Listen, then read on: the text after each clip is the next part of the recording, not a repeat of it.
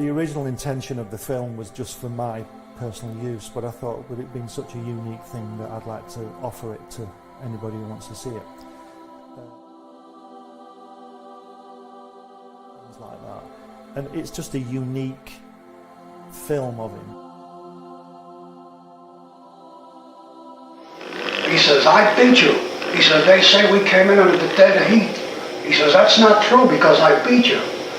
And the American said, well, he says, if you like to think so, he says, but I know the real story. He says, I know I clearly won that one. See?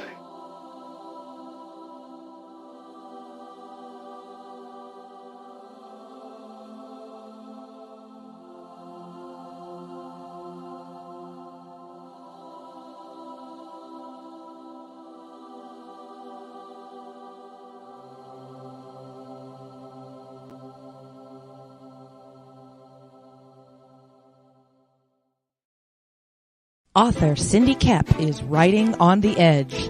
Books include Remnant in the Stars, The Loudest Actions, Lines of Succession,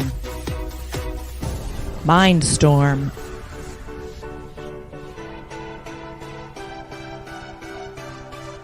Condemned Courier, the Yerushalayim series, and Animal Eye. Find author Cindy Kep at CKOEPP.com today.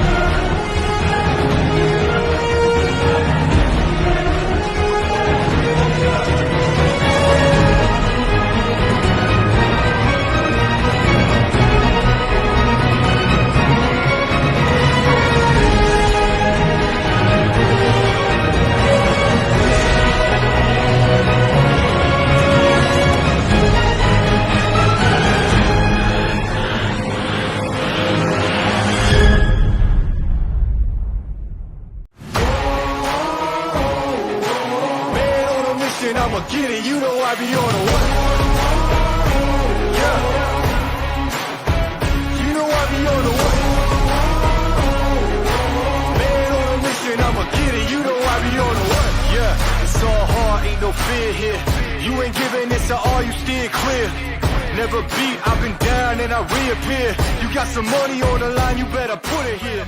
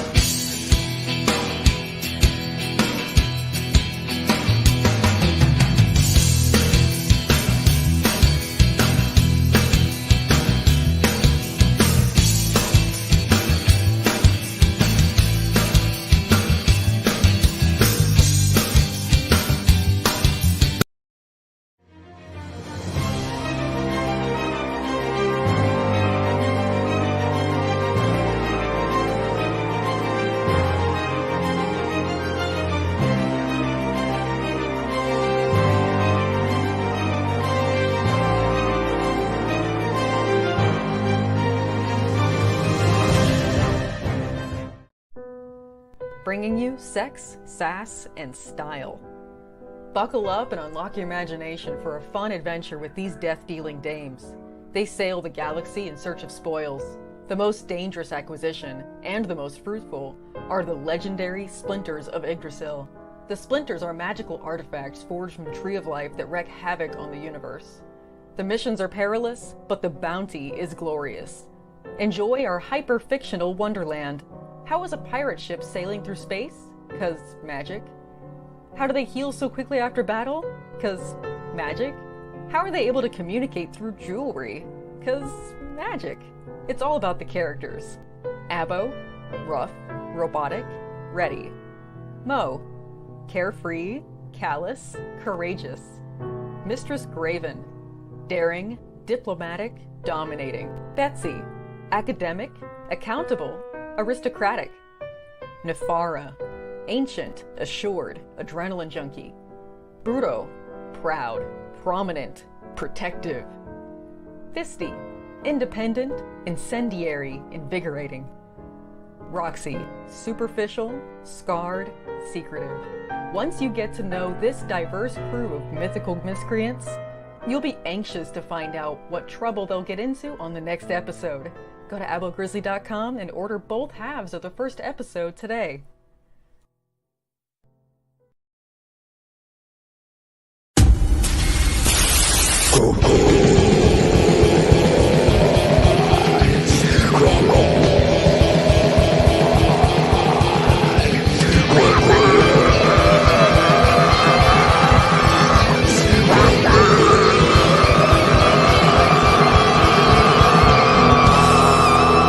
Come get some.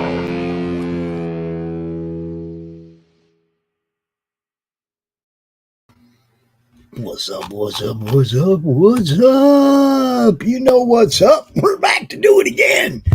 And as always, you guys know, he's here. He's back there. So just sit right down, relax, open your ears real wide and say, give it to me straight, doctor, I can take it.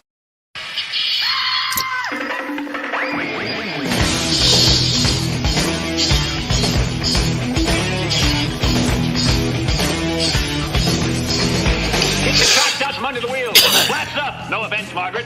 Contact. We're off. Rum, rum. Doctor, doctor, give me the news. I got a bad case of loving you.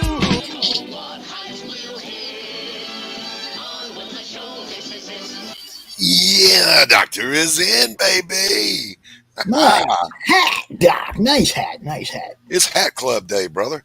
I know. And as always, it's Sunday morning. We're opening CRoM Con. Well, I guess it's Sunday afternoon where they're at, huh? We got Glenn. We got Texas Dave. Hi, Glenn. Between us, there's over 200 years of wisdom on this Shut panel. up, Doc. Shut up. 200 years of I think me wisdom. and Dave have got about 170 between us, haven't we, Dave? He starts the show with, "You're gonna be another year older next week." Hail Shadowhawk, Tanner, good stuff. Abel Grizz. What's up, everybody? Good to see everybody. Shadow. Shadowhawk. I seen Rex up over there. Yeah. Rex, what's going on, buddy? Good to see everyone this morning. All right, there. I used up all the energy I have. Now I've got to recharge for a couple of hours. Can I just show you something to kick this off?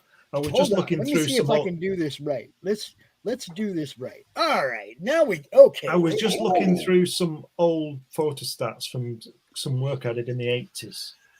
And I was just looking at this hand lettering and thinking, this isn't too bad. Oh, yeah, that looks great. Oh, that's good. That's back when you used to really draw? No, I'm kidding. Yeah, that's right. Yeah. That's the good old Ames lettering guide. And were you using a rapidograph or Croquill? It was a rapidograph. Okay, yeah. But yeah, I'm just amazed. It's got, I like lettering. It's pretty good, that. Yeah, that's great lettering. The art's not bad either, Brother Glenn. Yeah, I know, but that's just how it is. I just want to show you this. Nothing to do with comics. I just want to show you this. First American in space and man who walked on the moon. Alan Shepard. There you go. Signed it to me. And also Gene Cernan, the last man on the moon. Wow. Anyway, nothing to do with comics. I'll put those away. Didn't Gene Cernan just pass away? A few years ago now. Who was the one that most recently we lost somebody? I can't remember who it was. Probably Mike Collins, Apollo 11 command module pilot. Yes. All right. And also, it's Jack Kirby's birthday today. Yeah, I believe so. So get in touch with me, folks, and buy my book and DVD about my trips to see Jack Kirby, and there's a little film of him there. And I think you've all seen it by now. Yeah, that's right. Jack was a Virgo, yo. I'm the proud owner of the book and the DVD, and it is well worth the purchase, guys. Jack Kirby, the founder of the feast, the reason we're here. That's right. Yeah. I did not purchase it. Glenn was just nice and sent me one, but it's the only thing that I've watched. Only DVD I've watched since it arrived here. I was just going to say, I don't think I've watched another DVD. Still in the PlayStation. I'm pretty sure it's still in the PlayStation because I mean, seriously, I don't think I've watched it. Actually, put a DVD in the machine and played one in like 10 years. Wow! I'm a movie hound. I watched the Lady Death movie. I have a few DVDs every now and then. I'll pop them in just for fun. But the only one that I've seen since it got here was that one. It's the only one that I loaded, and like I said, I don't even think it's in the case. I think it's still in the PlayStation. So I'm waiting for the behind the scenes interview with Dave Houston.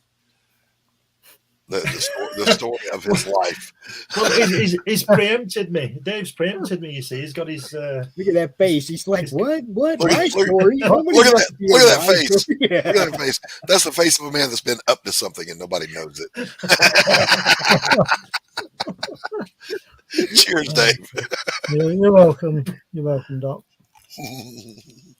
And don't forget, later in September, we've got this coming out. Man. At last. Yeah, I got the trailer you sent me, Glenn, the other day. Yeah. So I've got to get that together now and go through some more stress putting a crowdfunder together, which I don't really want to do, but I know, right? I don't really want to do anything at that time of life when I just want to sit and drink wine and just look at the world, I'm old enough. It's party time. Okay. What a great segue, because I told Pops backstage to remind me to tell you about my beer purchase yesterday. Right. So I'm not a real big beer guy. I don't care how good or bad it is. The foamy bread doesn't do it for me, right? But I'm an old man, and it's a good diuretic, and it brings blood pressure down. So I said, screw it. I'm going to go and get a 6-pack of beer because you can't buy singles. So I go to the store, and there's a 6-pack for sale, and it's only $5 compared to the $8 for what I normally get, which is the Michelob. And I thought, well, I'll just be frugal here. I'll save a couple. Didn't even look at it. Grabbed it. It was Bud Light. Grabbed it. Brought it home. Let me show you an empty bottle here. Look at the size of these bottles. Look at this little thing. I felt like I was going to break one of these holding it in my hand. Look how tiny. I ripped myself off, guys, is what I'm saying to you. Never send me shopping. Never send me shopping. Like you got to drink 3 of them to equal 1 regular beer. It was an unfortunate commercial mistake on my part. Keep sneezing. You allergic to Dave now? Yeah, I think so. Yeah. Yeah, that's a new one on me. Hail Hat Club. No, I was saying that Dave's preempted me, you see, with his life story because he does his little show with Rex now, and there's no point in me doing anything. He's blown me out the water. Of course there is. It's always good to see something in print. yeah. But you see, you should have thought of that when you threw me out with the bathwater. Yeah. Past Master Dan says. He says, you pay for the glass. You're right. I bought bottles. Yeah. There just happened to be some beer in it. Like a spoonful. I'm just going to say in my defense, I have invited Glenn down I've been trying to invite him back for about 3 or 4 years, but he hasn't got here yet. Well, we had this thing called COVID in between. And we did. Stuff like that. So, to be fair. We'll do something. Boris locked everybody in their towers. You guys should have just put like those space helmets over your head and still hung out. You know? I mean, nobody would have thought it was out of place for Glenn sitting over there with an astronaut helmet on. They'd have been like, yeah, Glenn, don't worry about it. What got me is I've got a lot of UK friends. I love them to death. And most of my UK friends are in the narrowboat community. They live on the canals. That is an extremely solitary lifestyle. You're putzing along at 3 miles an hour on these canals. Yeah. You're not. Why would they lock them in their marinas? Who are they going to contaminate? They don't see anybody. They park at night and sit on the side on the towpath and drink a beer or a gin and tonic, and they go to bed. Hey Doc, they had a thing here where we couldn't ride in a golf cart together at the course. We had to walk. We couldn't ride. We could ride to the golf course together. Together. But we could not ride in an open golf cart together on the golf course. Yeah. And not only that, but if you drove 20 miles south, you could. Yes. That's how fucking stupid it was. Well, we were fortunate now. I don't know if you guys remember, but long before DeSantis and what's his name in Texas caught heat for their states, Georgia was the first one to say, fuck it, we're open. Our governor just said, oh, the hell with all this. He refused for there to be proof of vaccination. You didn't need that for anything. And our sheriff here said, I will not enforce an unconstitutional order from anybody. This is a free country. Just use your common sense. And so we stayed open through the whole thing here. Yeah, but the problem with that, use your common sense, is that's not near enough people have any. It's one of those misnomer things, isn't it? There's no such thing as common sense. Now, having said that, here, what's the result? Well, the wife was vaccinated. She had to be for work. I retired, so I'm not. And plus, my doctor advised against it because of my reaction to a flu shot several times. So I didn't. She did. We both got it at the same time. It lasted the same amount of time. The symptoms were the same, and we both recovered at the same time. Yeah. That is not me giving a medical opinion. That is me relating a circumstance. Yep. Yeah, Governor Abbott in Texas. Yeah. The great state of Texas, Dave. Yeah. even though I'm not really from there, as you know. I've been to conventions. That southern accent throws me off, Dave. Yeah, I've been to conventions. I've been on Greyhound buses. I've been to everything. You know, no vaccination, no COVID, no big pharma for the last decade. I haven't weakened my immune system by using all the crap that comes over the counter. You know, but I did get Pops good though. You know, he showed me where's your icy hot Pops? Oh yeah, this is the only big pharma product that I use. All right, so screenshot that. Pops tells me backstage, man, my gut is killing me. I said, bro, some icy hot on it. That's the only thing I use, and that's for the hands, wrists, fingers. I gotta heat them up in the morning, man, or they just don't work right. Past Master Dan is a Texan, so he says, if you feel like Texas, you be Texas Dave. There you go. The first place I went to in the States was Houston, Texas. Yeah. On my way to Dallas. So you're honorary Texans. Why? Because I was on my way to Dallas. Okay. I have actually been to Dallas. You weren't on your way to Houston. That's all I wanted to know. That's not where you were going. Okay. What do you say, I've actually been to Dallas, so there you go. Did you go to Dealey Plaza? Did indeed, with my friend, yeah. What's up, Joe D? Joe D. Hi, Joe. What's up, Joe D? It's an interesting place, isn't it, Dave? It certainly is. Very small, isn't it? Yeah. and all those 80 people were wrong when they said that shot came from the front. Mm-hmm.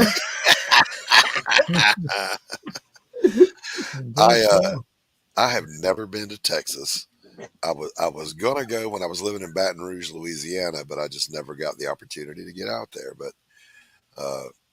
I think most Americans have decided that if things keep going like they're going, we're all going to just kind of retreat into Texas, and make a last stand there. One of the reasons I went there, there's a place in northeast Texas called Plano. You've probably heard of it. Yes. And they call it Plano.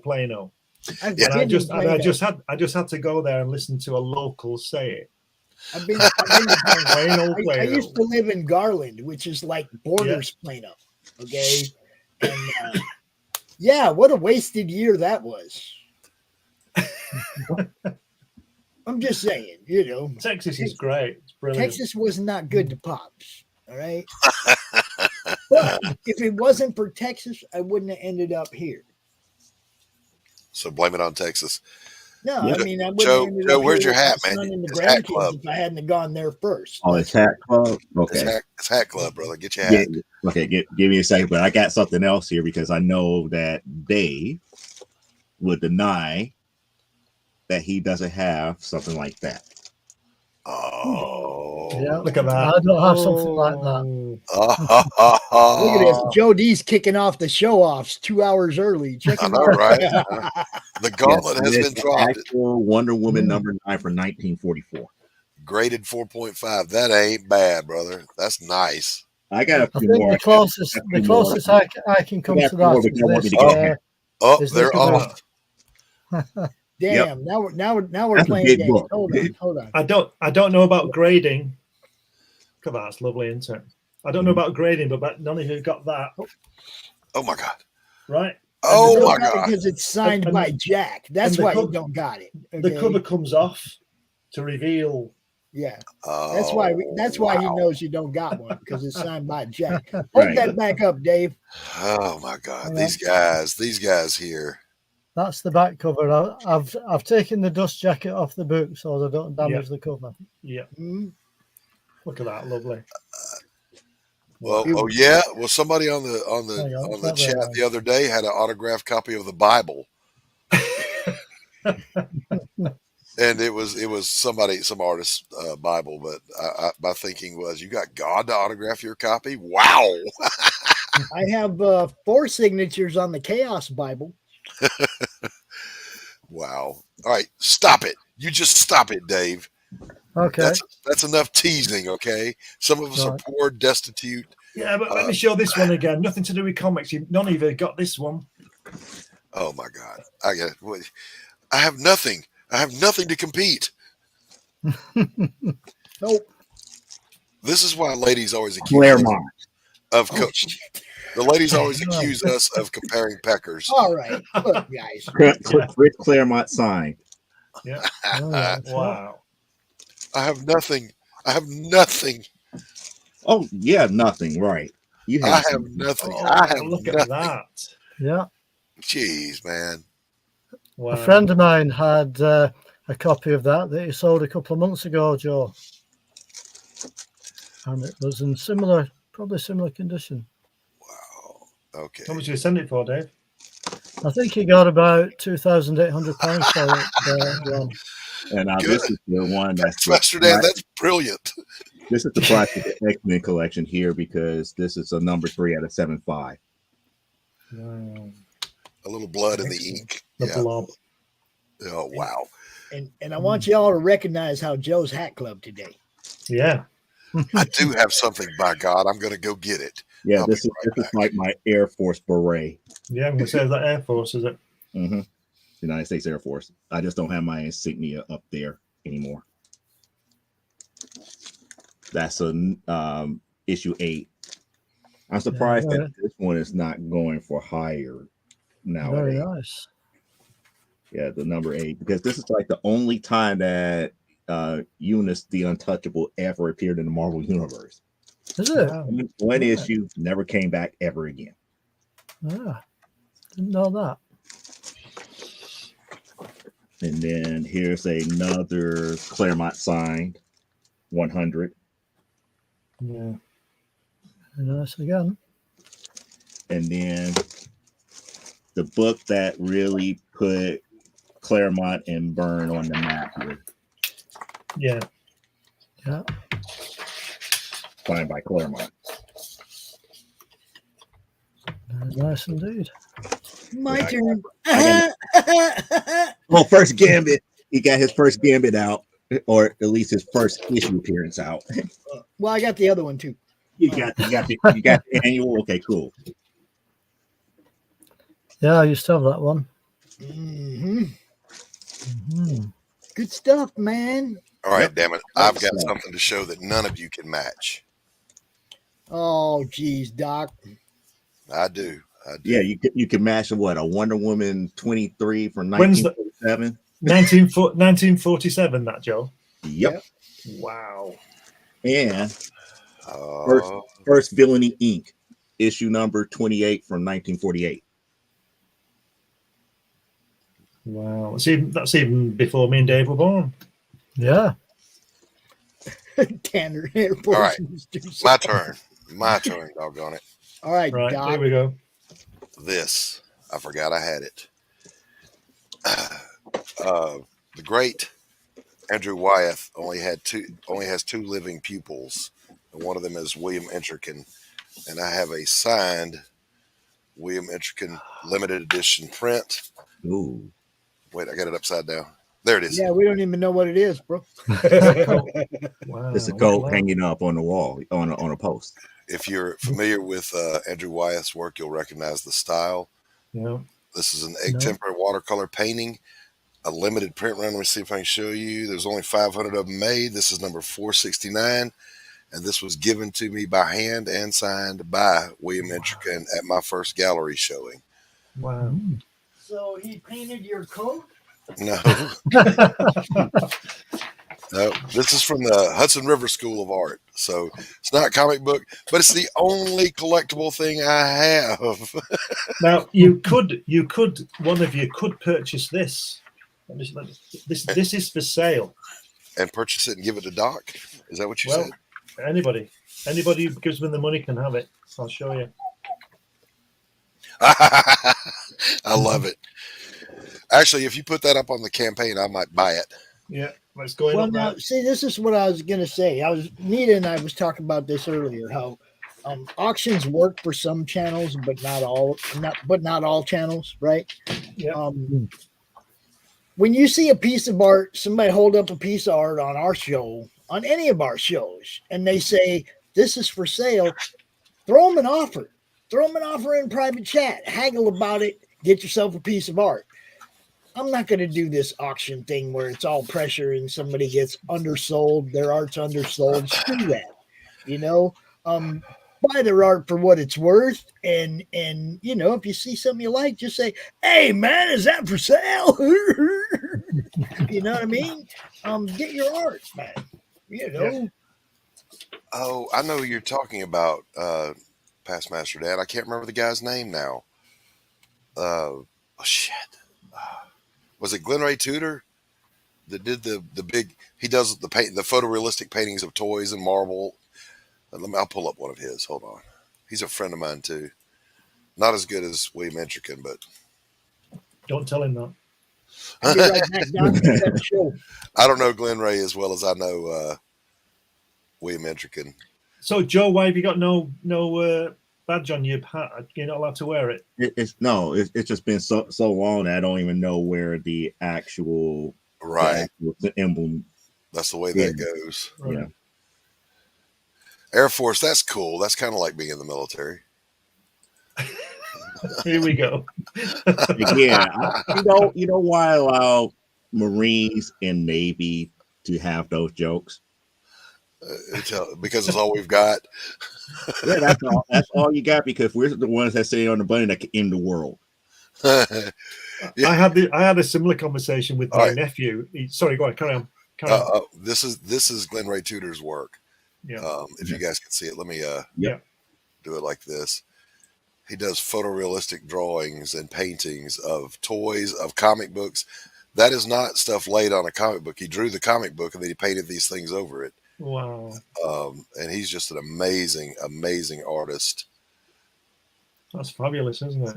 Mm-hmm. Look at that shadow there. The shadow, the colours in the shadow. Sorry. It's all right. It's okay. No, you can never tell that wasn't a real draw. That's it. Look at that, the way the on the letter in there. Yeah, right here. It's fabulous, isn't it? Yes, it is. Dude is super good and he knows it. His work sells for a fortune. Yeah. But you're wrong, Joe. The Navy can kill the world many times over more. How many times you need to kill it, though? You only need to kill it once. Called SSBNs, boomers, nuclear missile submarine. Listen, I had a conversation with my nephew a couple of years ago. He's a Royal Marine. He's been to Afghanistan and all over there, and he was going on about how wonderful Marines are, and I was teasing him by saying, "Well, you're not really an elite force because you're part of the Navy, really, aren't you, Marines?" I mean, right? So he didn't like that. So then he said about how they were so vital over in Afghanistan and all that. I said, "Look, how long were you in Afghanistan?" And he said, 4 months or something. I said, "Did you see action every day?" And he said, "No." I said, "When you saw action, were you flown in by a helicopter?" And he said, "Yes." I said, "Then you were taken out by a helicopter a couple of hours later?" And he said, "Yes." I said, "Well, your granddad, my dad, was a paratrooper on D-Day. And when he set foot on that ground in Normandy, he was there for a year." Yeah, nobody was coming back for him. So I was just being a bitch, you know. Listen, he was dropped off there, and he had to walk his way back home. Yeah. Swim across the channel. Was he part of Market Garden, Glenn, or was it D-Day itself? No, he missed that one. Okay, that was a different battalion. Yeah. That one. Listen, veterans of every nation and every branch of the we give each other shit. But it's just the way it is. It's just the way. But civilians aren't allowed to do it, are they, Joe? Nope. They start on us. All of us dogpile on them. Mm-hmm. So take that, Air Scout. Like I said, it's a brotherhood. It's like each branch has its own little brothers and big brothers and stuff like that. Because again, if it wasn't for the Army Air Corps, we would not have Air Force. Yeah. If it wasn't for the Navy, there wouldn't be a Marine Corps. Mm-hmm. Yeah. Yep.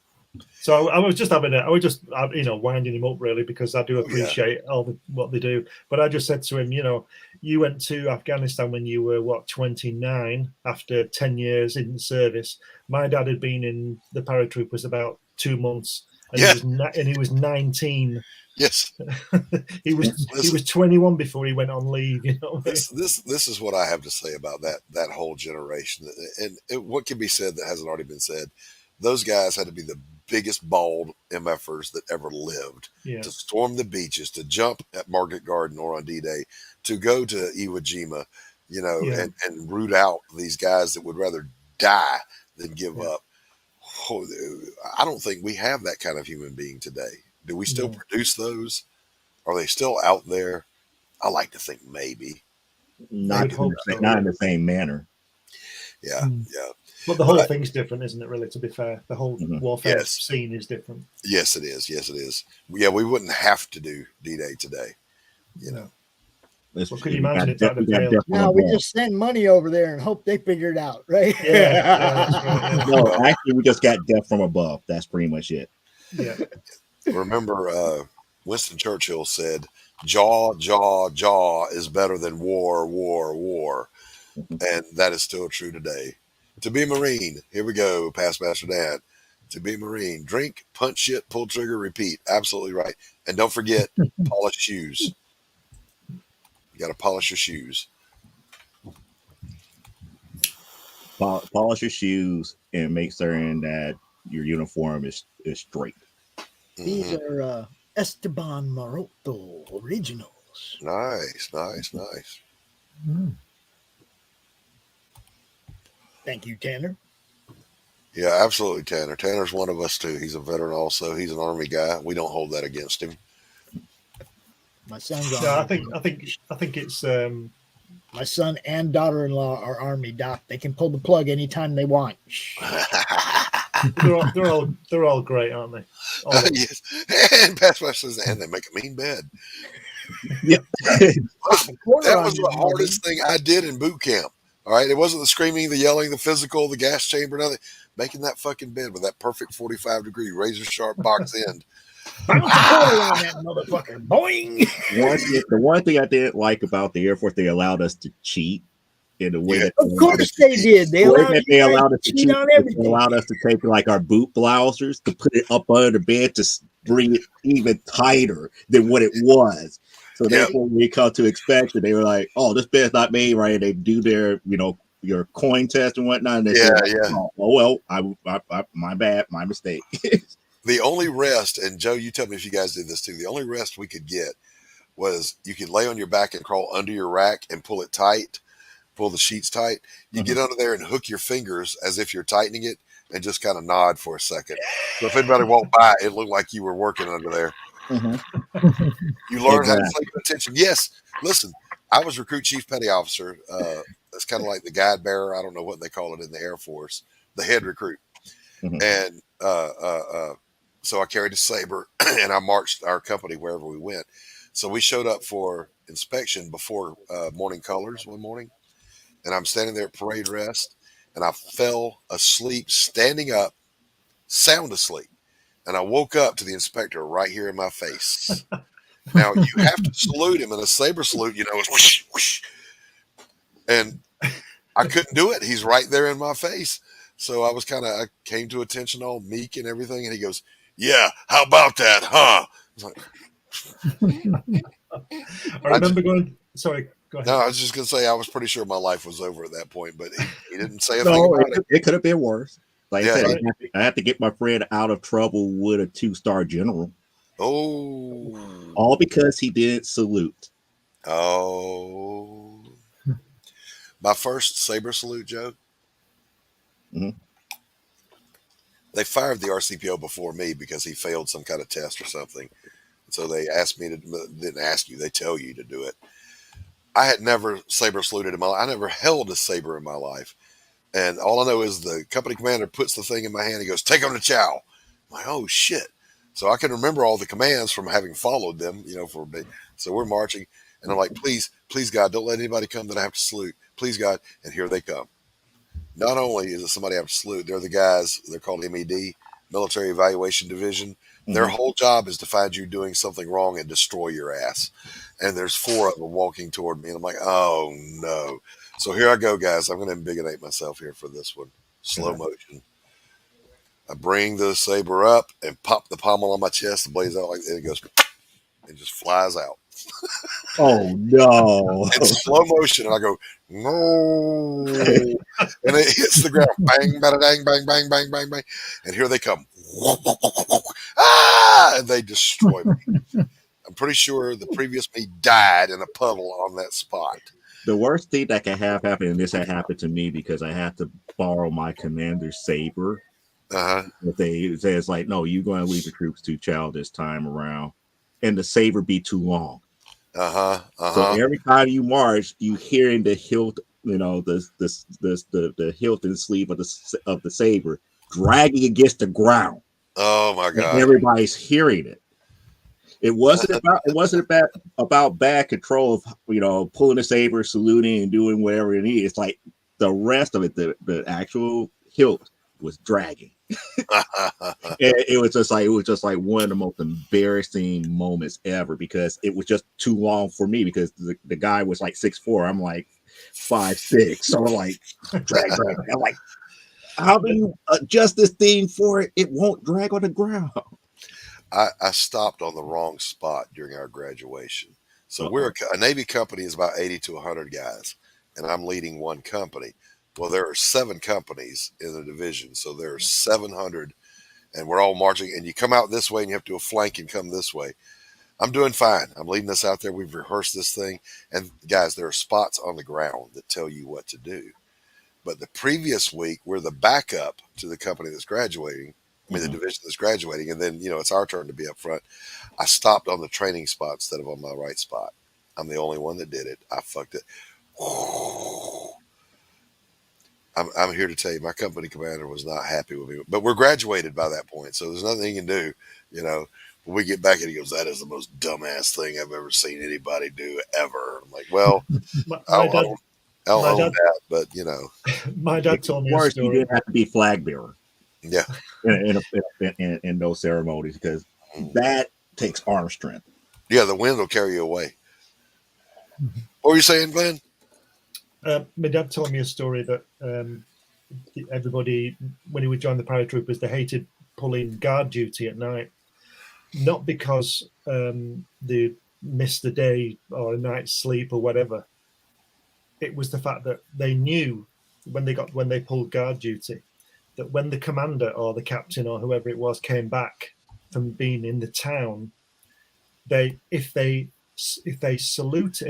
asked for ID, which they were supposed to do, they had to identify themselves. If they asked for ID, they were put on a charge.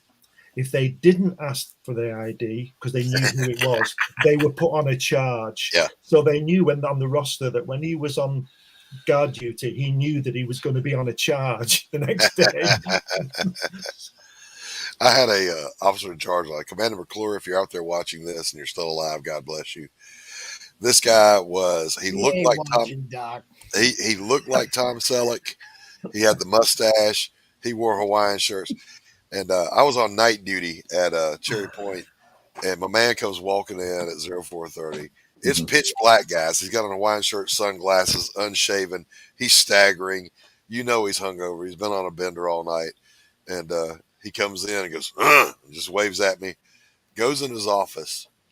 And I figure he's in there showering and getting himself together. And the phone rings on the quarterdeck, and he's like, "Blalock." "Yes, sir." "Fucking bring me some coffee, please." "All right, sir." So I take him some coffee, and he's in his uniform, and he's all squared away now.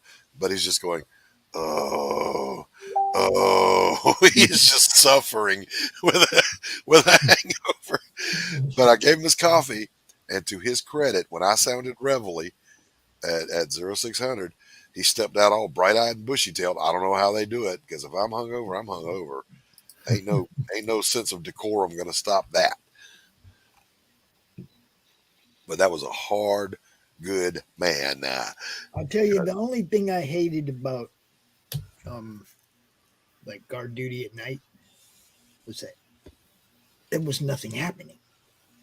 There was nothing to keep your attention and keep you alert and awake, right? Right. So me and my friend made a deal right at the beginning. If one of us pulled late night guard duty, the other one would stay up too. Mm-hmm. And we'd, whisper and bullshit and keep each other awake, right? That was what I didn't like. During the day, guard duty was fine. Man, there was shit happening. There was stuff to look at and be alert about. At night, crickets. That's all that's going on here is crickets, man. We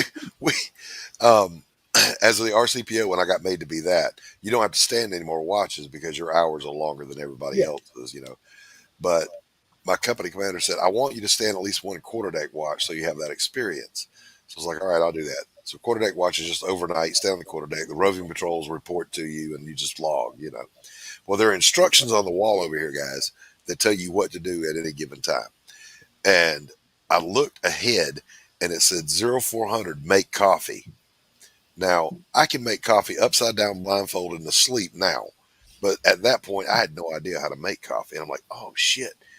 But I had already learned, don't come between a sailor and his morning coffee. I got to wake this dude up at 05 that's sleeping in there. And he's this horrible little Filipino guy that will take your lunch money and beat your ass. And I don't know how to make coffee. So the closer I'm getting to 4 o'clock in the morning, I'm starting to panic. Like I've looked at it a million times over the night and I don't know what to do. And finally, this one roving patrol comes in and the dude looks like he's 40 years old in boot camp. You know, I'm like, hey, man, do you know how to make coffee? And he goes, yeah. I said, oh, for the love of God, will you please set it up so all I got to do is push the button? And he goes, yeah, no problem. So he sets it up, and I was like, I can't believe that was the biggest anxiety attack I had in boot camp, was depriving this mean man of his coffee. So I learned. That's how I learned how to make coffee. And he was happy. Hey, as long as he didn't, you know, destroy me. Did he say this tastes like what this tastes like coffee like the other guy makes? I mean, he even did. This guy knew it. He put a pinch of salt in the grounds and everything. I'm like, oh. So it all good. That's enough military bullshit. And I'll tell sea stories all day long. Dave's bored with them. He doesn't want to hear them. I'm just enjoying the conversations. Know about the true brotherhood. That's the true brotherhood. Now you've all read my book here. Everybody here has read this book. I'll tell the story to the people listening about Jack and his dinghy thing.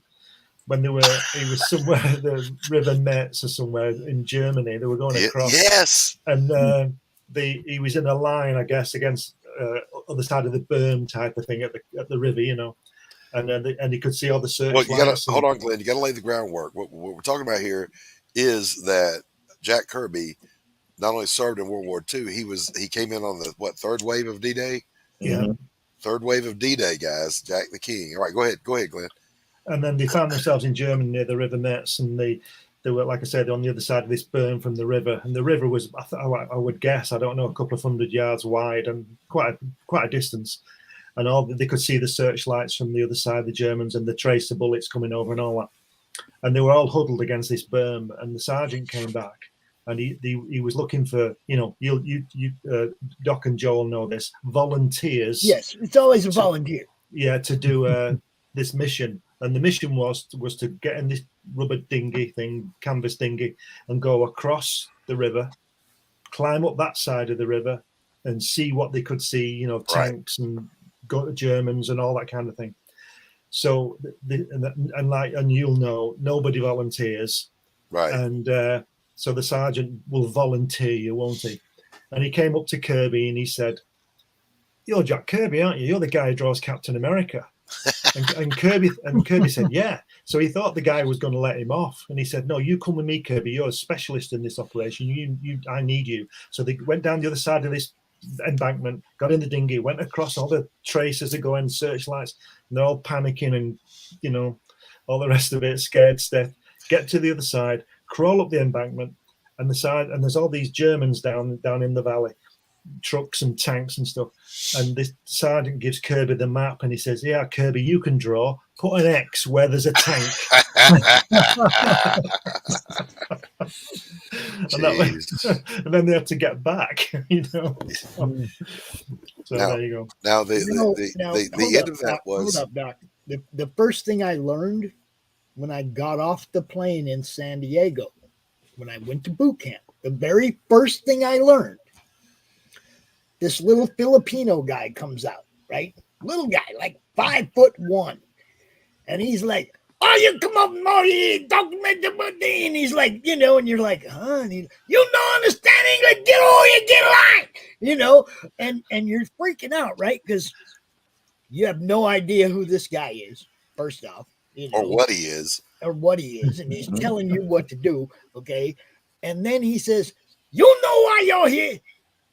And we're like, "Well, yeah, we joined the Navy." You never again volunteer yourself. And he That's was right. like, what? And he said, Navy stand for never again volunteer yourself. First thing I learned in the Navy. Okay. First thing I learned in the Navy was never to volunteer myself for anything. Look at me now. I didn't learn shit, did I? He's not kidding.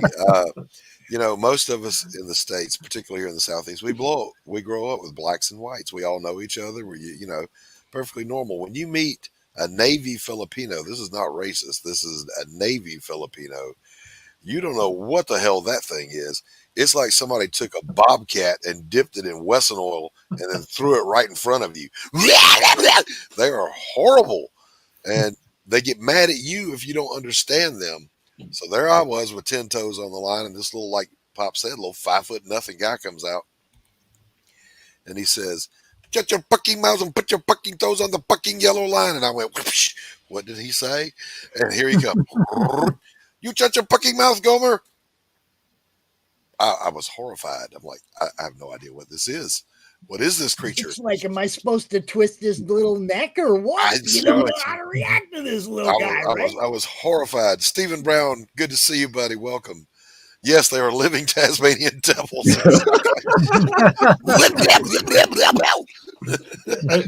Just to bring this back to comics, but still with the military aspect. Alfredo Alcala from the Philippines.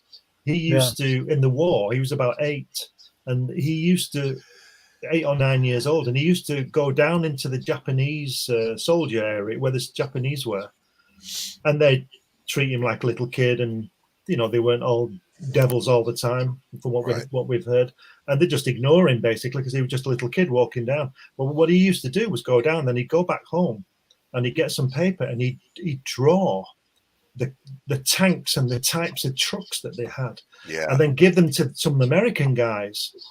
And not only did he say there were like 50 troops there with 2 tanks and a truck, they knew exactly what type of tank it was and what type of truck it was because he drew it. Wow. And then he'd go back down again. Could you imagine what they'd have done to him if they found out he was doing that? No shit. Wow. That's awesome. Now, you talking about Jack Kirby in the war. Jack was injured in the war and sent home. Yeah.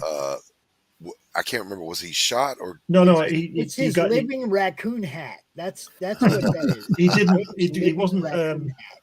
He wasn't shot. He had his legs were frozen at the bulge. Yeah. So Island balls, frostbite, and they weren't sure they were going to have to take his legs. Yeah. Could you imagine the horror? Well, I always think of it this way. He said to me that his legs were black. Mm-hmm. Right. That's how frozen out they were.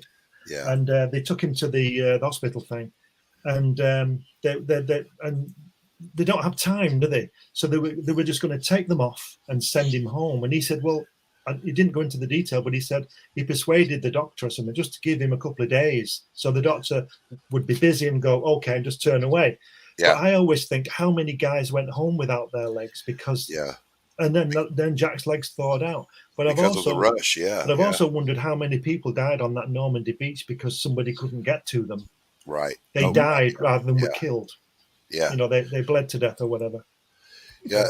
We're not sure that's actually a cat, past Master Dan. Yeah. It's an hat. It's an X-rated Dave. It's reputed to be a cat, but I think Dave's just got something mysterious going on in his crotch there. I'm just saying. There we go. Look at that thing. Look at that lion. The cat's head's as big as Dave's. I was going to say the cat's bigger than Dave. Oh dear. That's it. Right. So we got our normal thing going on today. We got the draw stream starting at 1:00. We got Rex and Dave going to do the show offs at 3:15ish, something like that. We got a few guests later on in the day and later on in the evening, and RJ's got a good panel for tonight to end the show. So yeah. Pops, good day to view. I'm just saying that you got the clip of RJ saying, "I forgot how to end this thing," and the jazz hands and all that. That was classic. Dude, that's my forever ending now. I was going to say, I don't know how you got that. I don't know how you thought to clip that or who clipped it, but God bless you. That is the funniest damn. This was the end of last month's CRoM Con. This is how it ended right here. How do you end this thing? How do you put the there was the brakes on this bus? I forgot. Jazz how to hands. Jazz hands. Have a good night.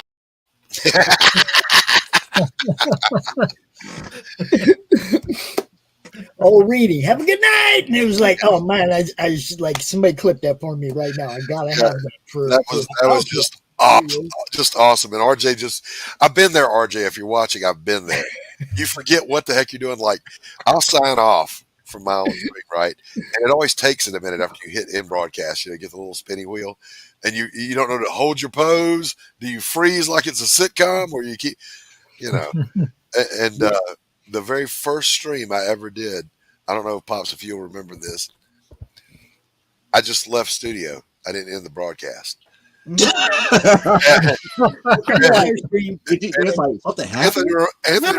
Anthony Romano calls me on the phone and he goes, "Dude, your stream is still up." I'm like, "What?"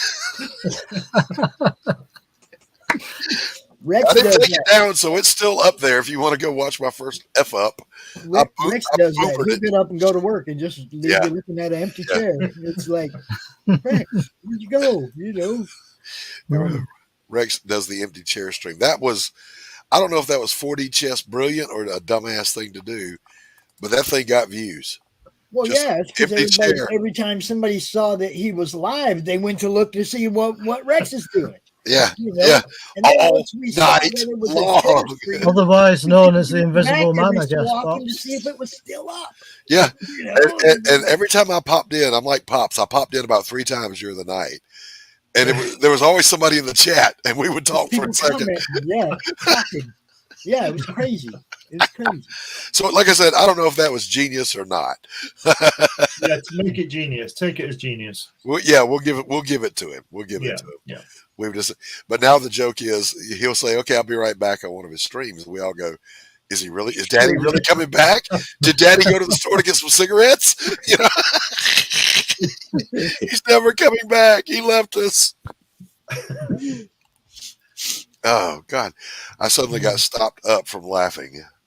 Blood pressure. All right. So our friend Bonzer, you guys know Bonzer. Oh yeah. Right? Yeah. He asked if during one of our upcoming draw streams that we would maybe get everybody to do somebody from his world. Something from his steampunk coloring book or whatever. Everybody do a version, their own version of one of his characters or whatever during one of our draw streams. So, maybe we'll set that up here in the future. In the future, I'm not prepared to do that today. No, not today. No, not today. No. It's too short a notice. I kind of got.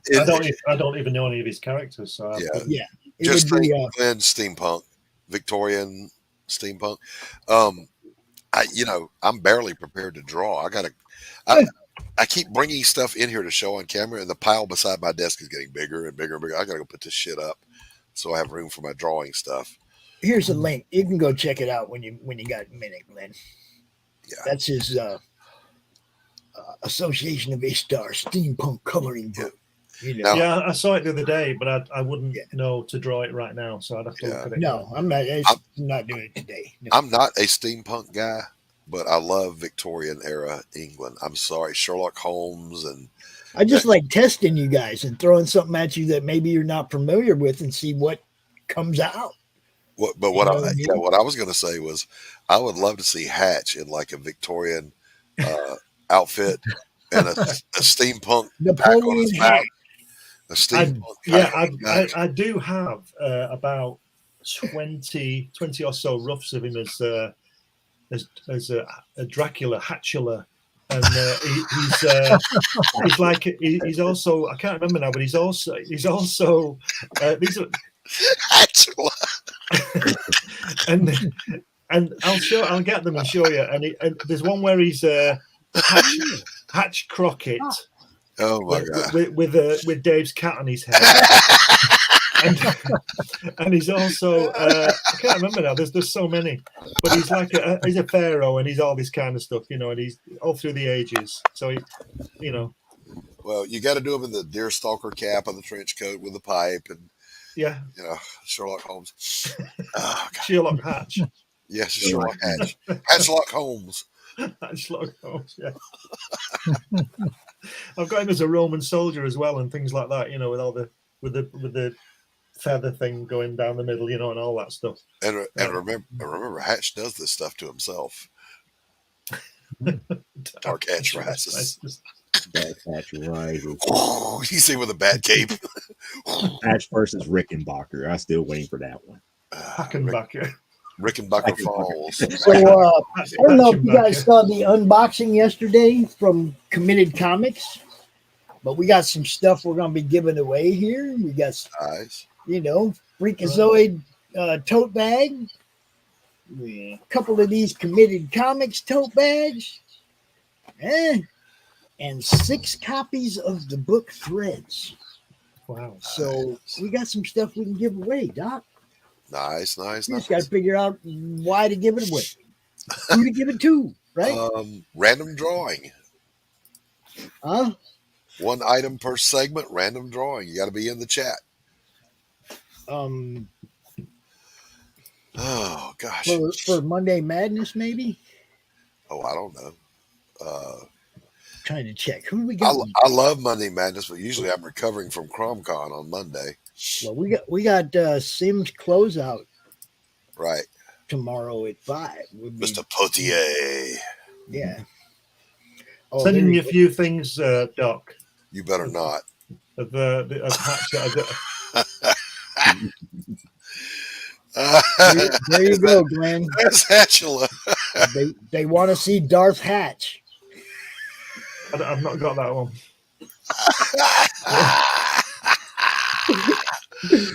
Put those up and show them them. I will. I have to open them all first or they won't scroll.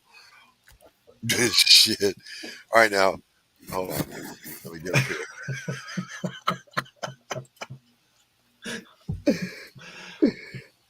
It won't scroll. I'll have to do them one at a time. All right. So here we go. In the unknown century. I'll start with this one. Let me. I've got too many tabs open, you guys. I'm telling you. I'll boomer it up. You wait and see. Here we go. Share screen. You guys got to know Hatch first of all, or it won't make sense to you. But don't forget, you guys watching. You got wrenches. Drop links. So there's Hatchula. Don't forget, these are just roughs. Yeah, just look. That's V for Vendetta guy. Oh yeah. Oh, what was his Guy name? Fawkes. Guy Fawkes. Guy Fawkes, yeah. Hatch Fawkes. Hatch Fawkes. And then we got, obviously, Napoleon Hatchapart. and the other one's Amish Hatch.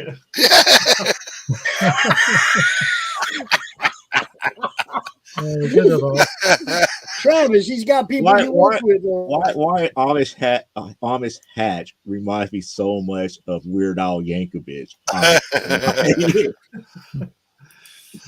get some more for you. One tab to rule them all, one tab to bind them, one tab to crash your computer, and in the darkness fry it. I'll be right back. I have got to go get some more coffee. You guys are killing me. That was so funny. I had to go tell my son about it. That was good. He works at an RV factory with a whole bunch of Amish people, so I had to go tell him about that. That's funny.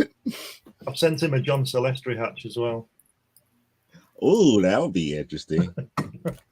But it was drawn before I knew who John Silvestri was, or at least before I'd seen him. So I think he's seen it. I'm not sure whether he's seen it.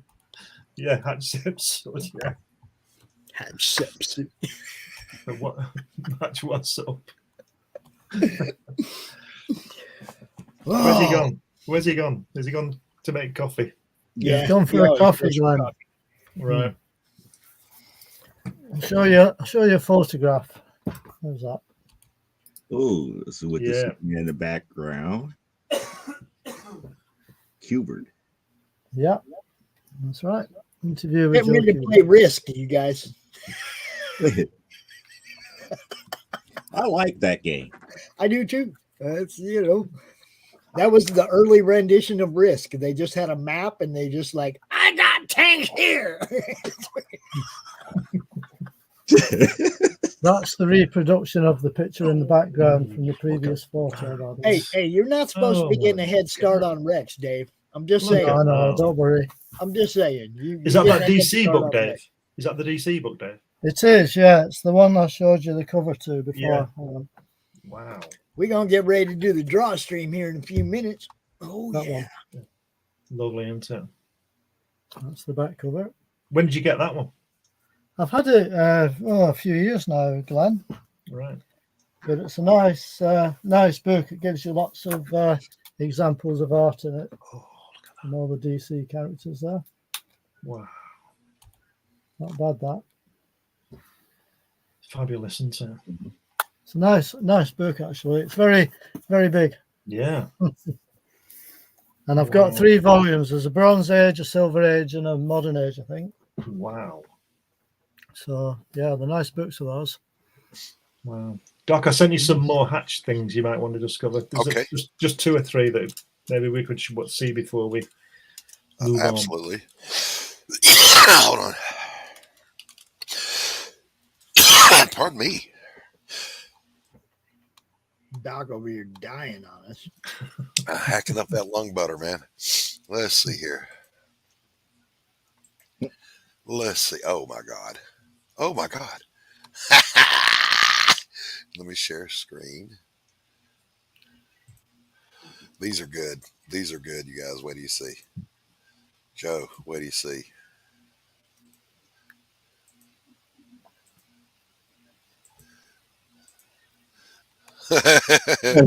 That's Hatch Crockett.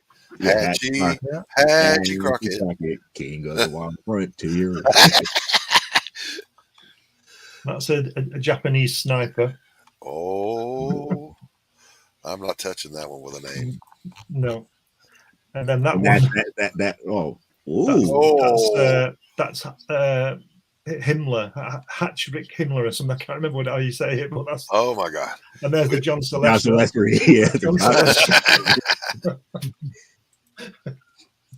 Well, you need a Winston Hatchill. Yeah. Stop sharing. There we go. It's Infinity and beyond. Yeah, it's Inception. Yeah, I need to see a Winston Hatchill. Oh, hang on. Or He's got one already. I'm not sure. Or George S. Hatchin. Standing there in front of the flag in that classic photo. Yeah. George S. Hatchin. Yes. I thought.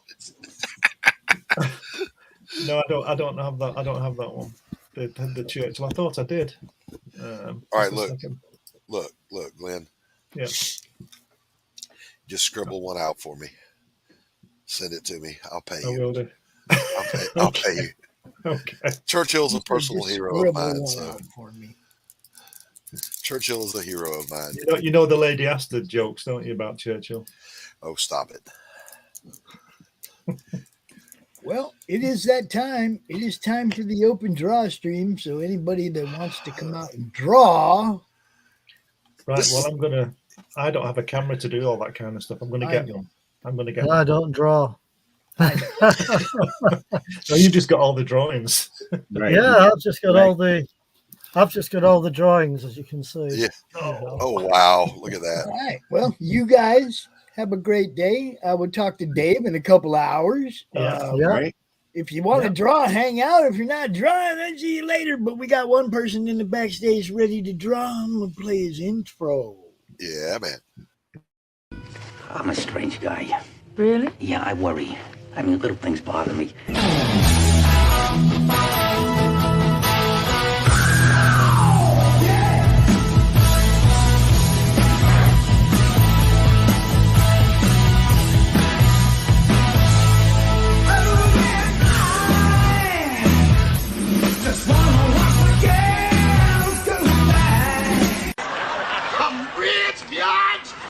And I see your Schwartz is as big as mine.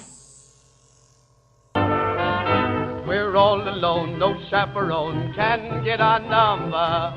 So world's in slumber. Let's misbehave. Do me a favor, please. Get out of here. Get out of here, man. Shit, I'm saying.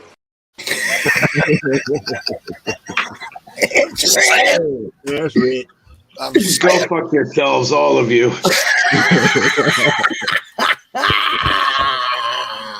All of you can eat a dick. Good morning. How are you? I don't even know what the fuck I'm going to draw at this point. Man. I don't either. I was just going to say, Rich, before you popped in, I was going to say it to Joe, too. We draw as our job. And Pops drags us out here and makes us do it for entertainment. That's like, hey, you're a welder, right? So come on. Hey, hold up. You said I do. It's Rich's show, not mine. Okay. It's on your fucking platform, though. So, but anyway, but go ahead. Continue, Doc. What point are you trying to make? So it's like, you know, my brother's a welder. Hey, man, come over here and just weld for me in my front yard. Just, okay. Just come over and weld. Or come over and dig a ditch for me, you ditch digger. He's cracking the whip on us artists, forcing free art out of us. I say we unionize. We go on strike. Joe, we should double our salaries. I ain't giving any of these motherfuckers any shit unless you pay me. I like drawing. Don't zero. I'm sorry. I'm not getting paid to draw these strings. It's bad enough that I got to do it on my own string from time to time. That's what I'm zero out of it. I get nothing. That's what I'm saying. Nothing. If we double what we're getting now, it's more nothing. That's why I still wonder. Nothing is nothing too, Doc. Keep it up. You're going to get a fucking Doc. No, don't cut my pay. Whatever you do. Now, everybody. All right, Dave. See you later, man. Okay, see you, Doc. See you, Rich. See you, Dave. Pops. See ya. See you in a bit. Don't you cut my pay, you old bastard.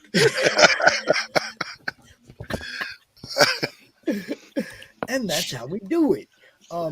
So yeah, Tanner, you know, all you guys that are usually hang out, Stephen B, art if people, you're get still in watching. Yeah. Get in here before I leave. Should I just put the link in the chat, Doc? What? Should I just put the link in the chat? He already started a pinup already. I would. Trying to figure out who it is. I don't know who the fuck it's going to be. I don't give a shit. I'm just drawing. Rich, I had a question for you that's a serious artist question. What's up? Does it have to be any special kind of blue line pencil No, that you use? no, it's just a regular soft lead. It's only going to come in HB anyway. I use a 0.7. No, like, can I use a light blue colored pencil and that will work? Yeah, that would be fine. As long as you have an underlying drawing that's not going to be picked up from any scan that you might have. You know, if you use a scanner, I mean, I don't really use a scanner anymore. I just take a picture on my phone and throw it into my Mac, and then I digitally ink it using Clip Studio Paint. But, you know, for me, it's a force of habit because sometimes I have trouble seeing grays. Right.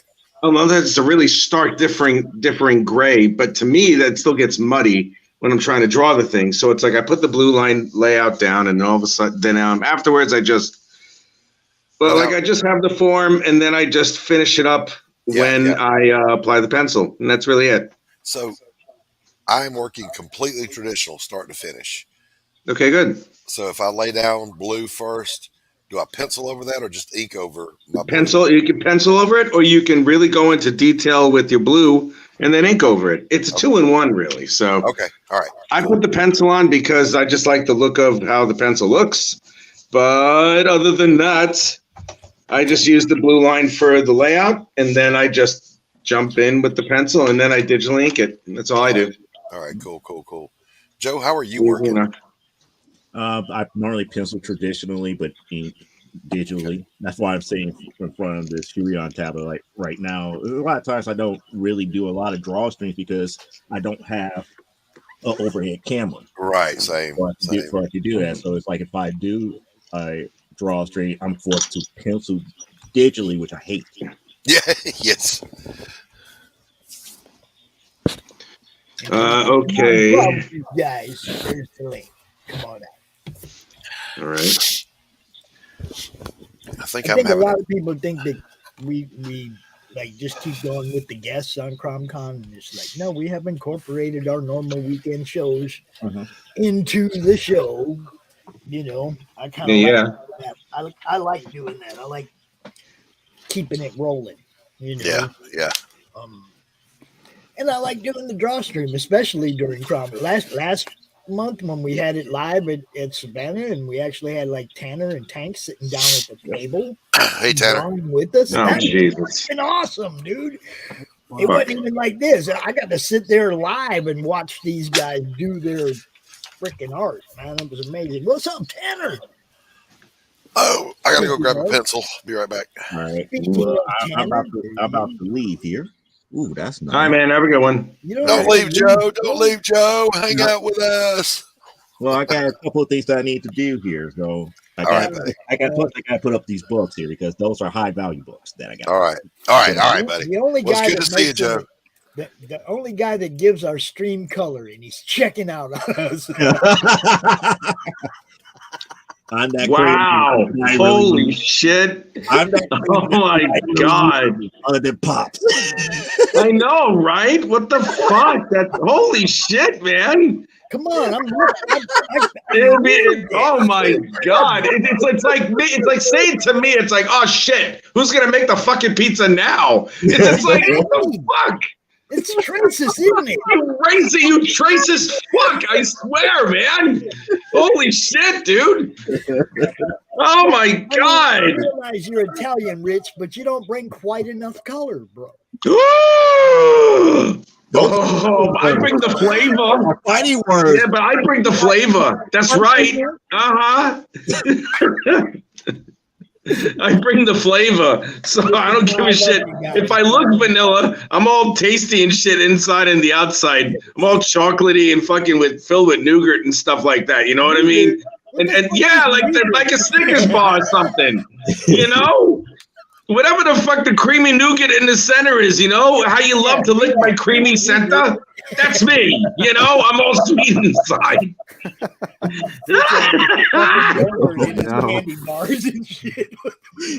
I'm drawing a vagina-faced woman right now. I don't know what the fuck I'm gonna do with it. I'm drawing vagina-faced woman. What? I don't know what the hell. I'm probably gonna have like a little beak come out or like a little thing up here or something like that. No, wait, I can't do that. That's just not like one of those channels and everything. Sorry. What? Are you Rich? Come on. What? I had a few fucking drinks before the live stream, man. Pre-gaming, that's what I'm talking about. Oh, I'm already fucking toasted. Screw this noise. I'm gonna do whatever the fuck I need to do. Hell yeah. Yeah. Is this for your project, Rich? No, of course not. I didn't think so. No, wait, no. This is like one of those Dick Tracy Rogues Gallery and shit. Like, you know, like have some of them are like deformed, like flat head, you know, flat top, whatever the fuck, and hammerhead. You know, his head looks like a hammer or something like that. This is, oh my god, this is pussy face. No. This is one of the flappers. This is CRoM Con, Rich. This ain't Tuesday morning brew, dude. Come on. All right, I'm sorry. This is reverse beak woman. That's what happened to her. This is reverse beak. This is wait, I'm gonna do it this way. Yeah, let me put her beak like this or something. Yeah. This is like beak bill woman. She's duck face. That's what she is. She's duck face. There, duck face. Rah, rah, rah. We will flock to your death. Ah. Hey, you spread them things out a little more and you got walrus woman. I know, right? Walrus woman. LA woman. LA woman.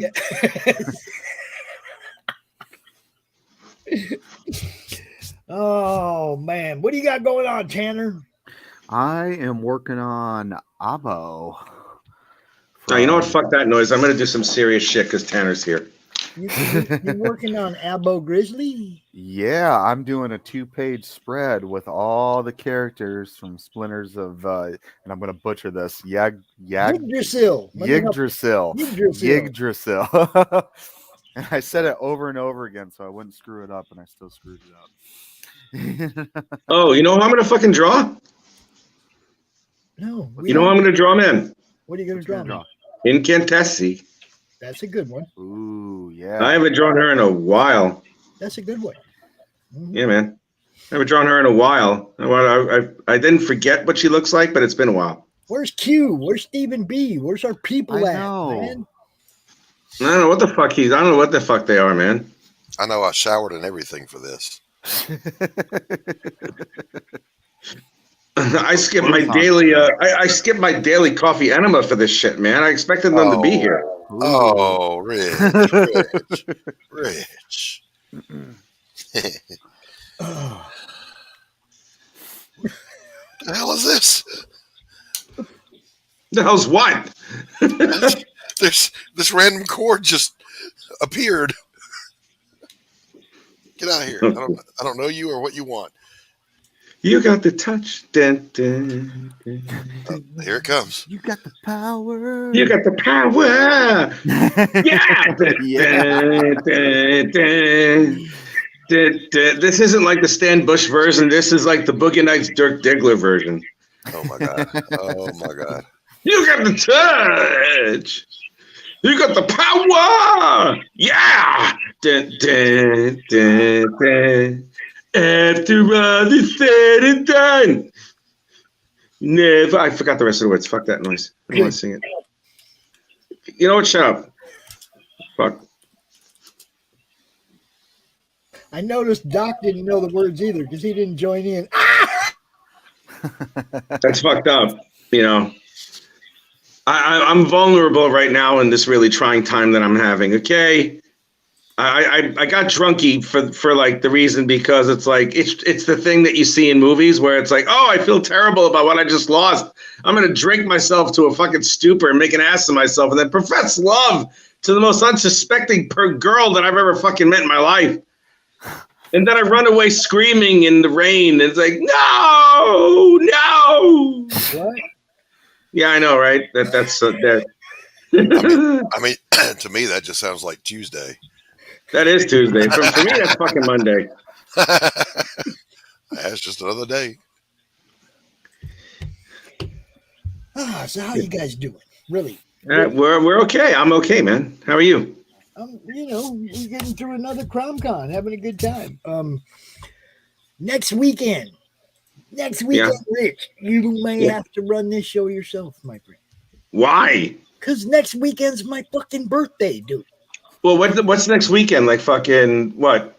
Monday? No, next weekend, like Sunday, this show. All right, so I'll just be here. I don't care. I'm just saying, you might have. All right, happy birthday. Who gives a shit? Drawstream yourself on Sunday because I may not. So hurtful. I know, right? So I know. I don't know what the fuck he's doing. I'm going to do whatever pops up next weekend, and I'm going to do for me next weekend, which I great. really do. I'm drawing Cassandra with bigger titties. Hey, everyone. Hey, Stephen B. Hey, hello, Stephen B. Good to see you, brother. We're doing our thing, man. If any of you guys know anybody that might want to join us, you can invite other people to come draw with us. We got room for like 5 more. Yeah, but I don't. Because I'll get out the way if we got people drawing. I mean, I think the problem is though that we don't really, want competition. We're egotistical artists who don't want other artists around us. Because they suck anyway, so they can eat it. I want the fans to see what everybody can do. I love the bullpen. Actually, it's always good to have competition because it always inspires you to be better. Yes, it was a joke, fellas. Come on, Steven. You are the neophyte among all of us older men. So be quiet and learn your place. Sit back in the corner where you belong. Do not speak unless spoken to, young one. Go ahead, Steven. We shall expel thee from our ranks. Sure. Just jab him in the thumb with that pen in your hand there. Just reach up and jab him in the thumb. There you go. You fuck. Ow, you fuck. What's the matter with you? Fucking, you thumb stabber. Now that's entertainment. That is entertainment. This is better than wrestling. This is better than Ric Flair at age 90 wrestling. Fuck that noise. God, did you see that last match he did? No, I didn't. Was it as tepid and as horrifying as I thought it would be? I think you can see it like on YouTube. Ric Flair's last match. It was. Oh no! Really? Yeah. Oh, Doc. Yes. Did you get my email? I haven't checked my email this morning, buddy, so maybe not. Wasn't he supposed to have his last match like about in fucking 2008 or something? He should have.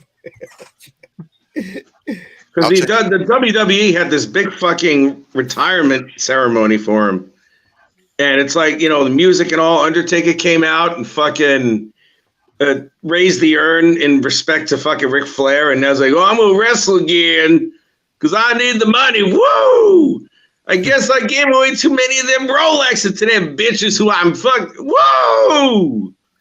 Yeah, he was a little off. Just a little. Just a little. You think he was just a little off? Yeah. Who he wrestled? Just a bit outside. I don't even remember. I'd have to go look again. He's a nice guy, though. I've met him. Oh, I'm certain he's a great guy. I didn't meet him, but I ran into him at a convention in New York, and he was signing autographs, and he looked up, and I was transfixed, and I was like, he gave me a wink, and I'm like, I feel like a chick now. I want to fuck him. I was like, holy shit, Ric Flair just winked at me. I'm like, I don't know how to feel about that. I'm like, do I have these like strange feelings now for Ric Flair every time I see him? Because that's weird, man. It was awesome though. He looked great back then. He looked great, 100 years ago. Do you ever get one of them emails that says something like, I want to have a word with you. Check this out. I have a business proposal. Please contact me at a different email address. Can't say that I have. You just emailed me from this email address. Why do I have to respond to that email address? Because it's a scam. Yeah, I know. How fucking stupid is that? And now, for your viewing entertainment, let us bring to you the Q Continuum. The master of all things, Q. What's up, Q? You never say that shit about me, man. It's like I show up and it's like, oh, it's Rich. We made an intro for you. Hey, Doc. Yeah, but that intro is not nearly as. I'm a strange guy. Really? Yeah, I worry. I mean, little things bother me. Yeah. Little things bother you.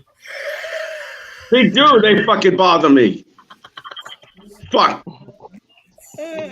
Stop laughing, Tanner. I wasn't laughing. That wasn't me. Yeah, he was. Oh, it wasn't? All right, good. Sorry, Tanner. Sir, that wasn't me, sir. I'm laughing now. How do I manage to join just as rich fangirls over Ric Flair?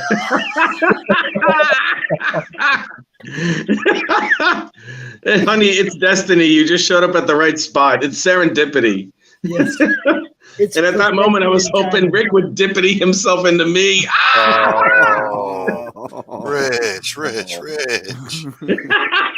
Did you say that while I was taking a drink of hot coffee, you bastard? That just happened.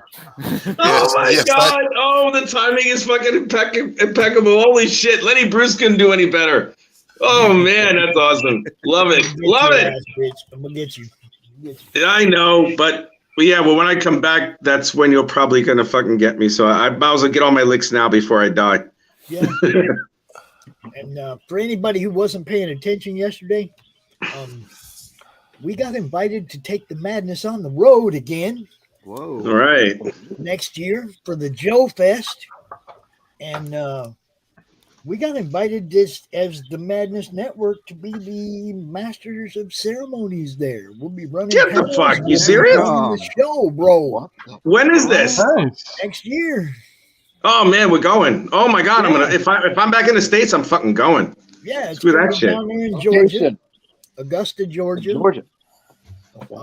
Jeremy and Jason taking over the Joe Fest, and they kind of asked me yesterday. I was jokingly, I was like, "Hey man, what about getting me a Madness table across from the celebs like I had in Savannah?" You know, I mean, that's what I was going for. And they're like, "Oh no, Pops, you're going to be up over there on a dais running the show, the whole show, not just my show." I was like, "Holy shit. Holy fuck, man. That's going to be so dope." Yeah. Oh my nuts. That's going to be fucking crazy, man. Dude, it is going to be crazy. And it's not just Pops. Okay. You guys got to understand. It's, the network. It's us. It's us, right? Dude.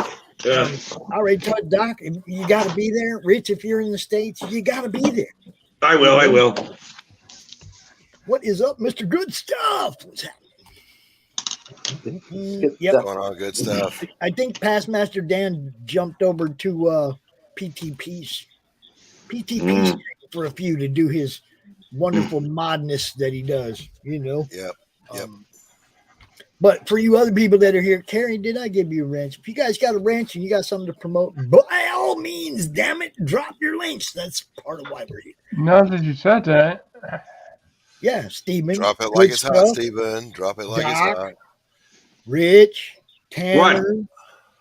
I can't drop any fucking links now, man. I'm too busy drawing. I'll drop yours.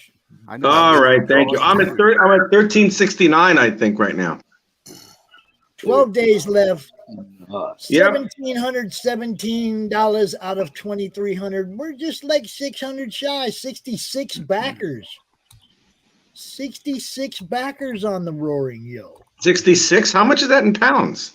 I don't have the pounds. Dude, you got the pounds. I got $600 light. You're like $600 away. We could 12 days. Oh shit! I think it went up.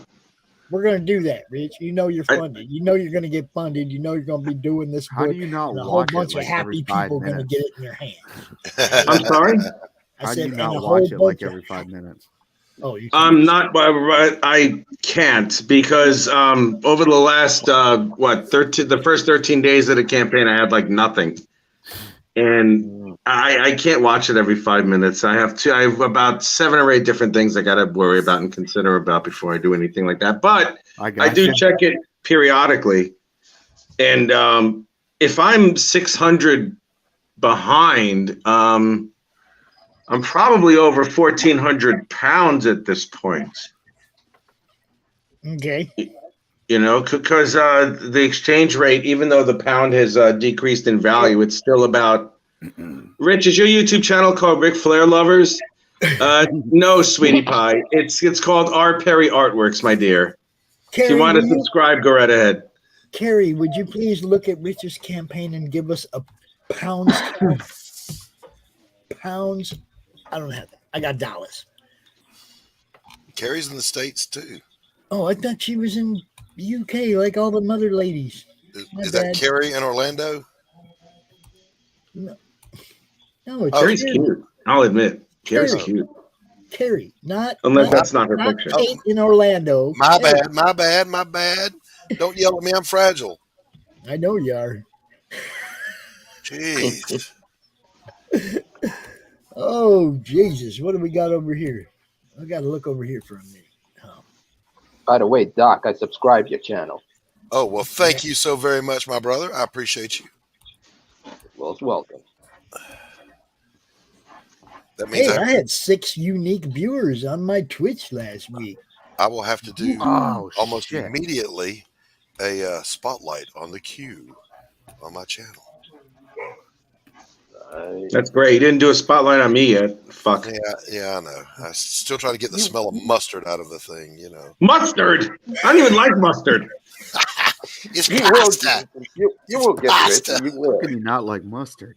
That's crazy. My icon is me, Rich. I know. Yeah, I thought she was in the UK. Would you please? Oh, you are in the UK. Okay, cool. Would you please look at his campaign and tell us where he's at in pounds, please, Carrie? That one up there. That Summertime girls. Well, maybe I'm just hoping I'm over 400. Good stuff. It is always good to see you, my brother. Carrie, I do apologize for misnationing you. All right, let's see how this looks, Pops. Let me embiggenate myself here. I don't have a mirror in here. I always check my work in a mirror, so I check it on a camera. Good stuff. We got Rich. We got Doc. We got Tanner. We got Tanner Hurley, Stephen B. And the Q Continuum joining us today, drawing right now. All right, so got to make her ass a little bit bigger and higher placed, and her More right ass. Yeah, and don't forget the hips. Her right eye is floating off into space, so let's fix that. Always check your work in the mirror, brothers. All the things you did wrong will come screaming at you. Oh, that for some reason that reminded me of a song from Simple Minds. All the things she said, she said. Here we go. Here we go. Dun, dun, dun, dun, dun, dun, dun. All right, all right. All right, all right, all right. All right, all right. Yeah, all right, all right. All right, all right, all right.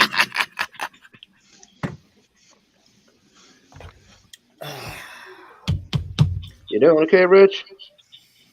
Yeah, I am. I'm doing good. Thank you. Cool. Better than it was last week. I'll be honest with you. That was some fun stuff. What There you happened go. last week?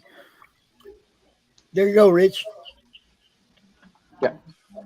Oh, thank you, Apex. Thank you. Oh, Apex. What's up, buddy? Good to see you this morning. Thank you, 67 Apex. backers. 67 backers. Yeah, the last time I looked, I had about 63. Just rolling right along, son. I told you, no worries with this one, man. Everybody. Well, I got to put up the reward thing. I have to put up. I have to start updating where I have all these specials and all that stuff. And on Tuesday, I'm gonna do. On Tuesday, I'm gonna do one of the. Fuck. What am I gonna do? I'm gonna do one of the Crash the Party commissions. Okay. All right. Yeah, I'm gonna do a Crash the Party commission live. Nice. Yeah, it's going to be awesome. And I'm trying to see if I could share it on a couple of cosplay channels as well as as well as a group where there's a group for flappers or something like that. There's a booty. The hip is better. More booty. No booty. A little bit. Thank you, Apex. If her booty gets any bigger, it'll sink ships. Good. Like I'm Titanic. not in the UK, sweetheart. He is. He ain't looking at it. I look at it. Well, Pops is in the UK. I'm in not in the UK. Pops is in the United States. I'm sorry. I'm in the UK. And I presently cannot get to He can't look at it, and I don't see I can't it look at it right now. All right, all right, all right, all right, all right, all right. I keep saying that. I'm so very sorry. That's all right. I gotta know. Am I the only artist that talks to themselves when they're alone? No, I talk to myself a lot when I'm alone. Trust me, I do. Good, good, good. If I didn't have myself to talk to, I wouldn't have nobody to talk to half the time. I know he's imagining us right now. We're not real. I said half the They're time. all figments of your imagination. Yes. Yeah, Yes. this is all in your head. Now look, Tanner's bringing Abo Grizzly to life over here. I don't care. It looks great. Dude, Thanks, it's brother. Abo. It's Joe's Thanks, man. comic. I know, and I'm saying to fucking Tanner Hurley that it looks great. He's a fantastic artist, so whatever. Huh? Huh? Matthew McConaughey on the panel. Huh? All right, all right, all right. Huh? It says $730, but that's not. That could be. Oh wow, 730. Yeah, we need to convert it. Ooh, I wonder what that's. The exchange rate is like a pound. It's like $1.18 or something. Maybe maybe less than that. Yes, good stuff gets it. I'm the only one that really understands me. All right, man. Whatever. Right. Some of my best conversations are with myself. I'm the only one that understands me. You know. I don't understand me at all. I have arguments with me all the damn time. I'm a bowl full of conflict, like cereal. Just add milk. Okay, so when you're fighting yourself, which one wins? Oh, I don't know. It's an ongoing battle. Fuck. I don't know what the hell I'm doing. Oh, that's great. I got to separate myself from my other self and figure out which one. I know, right? Before we really get mad at each other. Yeah, don't make me separate you two. He started Look at it. this kick-ass fucking alien I'm drawing. Started it there. Steven.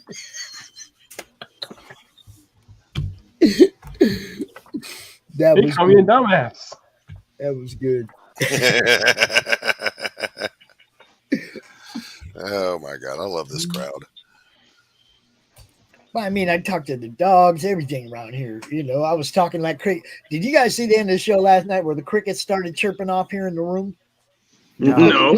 I missed it. I mean, it was loud enough where the people on the panel could hear it. Okay, Oh my gosh. it was that loud. Oh my god. So I went and got one of them, but I didn't know there was two. Okay, so I got one. I seen him like he was done, right? And then I come back in the room and there's another one. Only his ass was back there in the corner behind the bookcase and shit, right? Dude, it was horrible. Look, I'm talking about he was back there in the corner behind that bookcase. Okay, none of this stuff moves. It's all kind of like jammed in together, right? And even if you can get a piece out of it, there's no room to maneuver around and shit. Oh man, I was so pissed off, dude. That thing kept me awake. Kept me awake. Oh, Poor Pops. Poor Pops. real life bug problems, man. Real life bug problems. That there Where's was a cricket Spider-Man issue. when you need him, right? Oh, dude, it was horrible. It was. I mean, like I said, it was audible. Matt and Brian were like, "What the hell?" You could hear Apex, I hate to say that, but no one under the age of 70 is going to get that reference. But the Buddy Holly. And the crickets, yeah. I got it. I'm under 70, Rich. I got it. Okay. Oh, okay, all right. Well, you're a mutant. You got it. So, too. because I'm fucking. Whoa! Oh my God! That's awesome. There you go, Rich. Carrie, thank you. Carrie, thank you. Thank you so much. 1,472. That's awesome. Oh my God, thank you. Holy crap. That's so dope. The last I saw it was 1369. That was like an hour ago, man. 12 days left, y'all. This was man. And how many of those are the new not safe for work covers, Rich? Oh, I don't know. For all I know, probably like 30. Let me see. What'd you call that one? The Foxy Mamas. It's the new reward there. You should be able to pull it up if you decide to split the screen. I also have to put a price list on the original pages, on the ones that are available that I have available now so far. Okay, you got 5 backers on the Big Bite, the digital. All right. 17 on the Bee's Knees, the original cover. Yeah, I'm not surprised. 2 on the Foxy Moxie. Yeah, that's Dorothy. Let's see. 1 on the Foxy Mamas. 9 on the Foxy 3. 15 on the Ritz. Yep.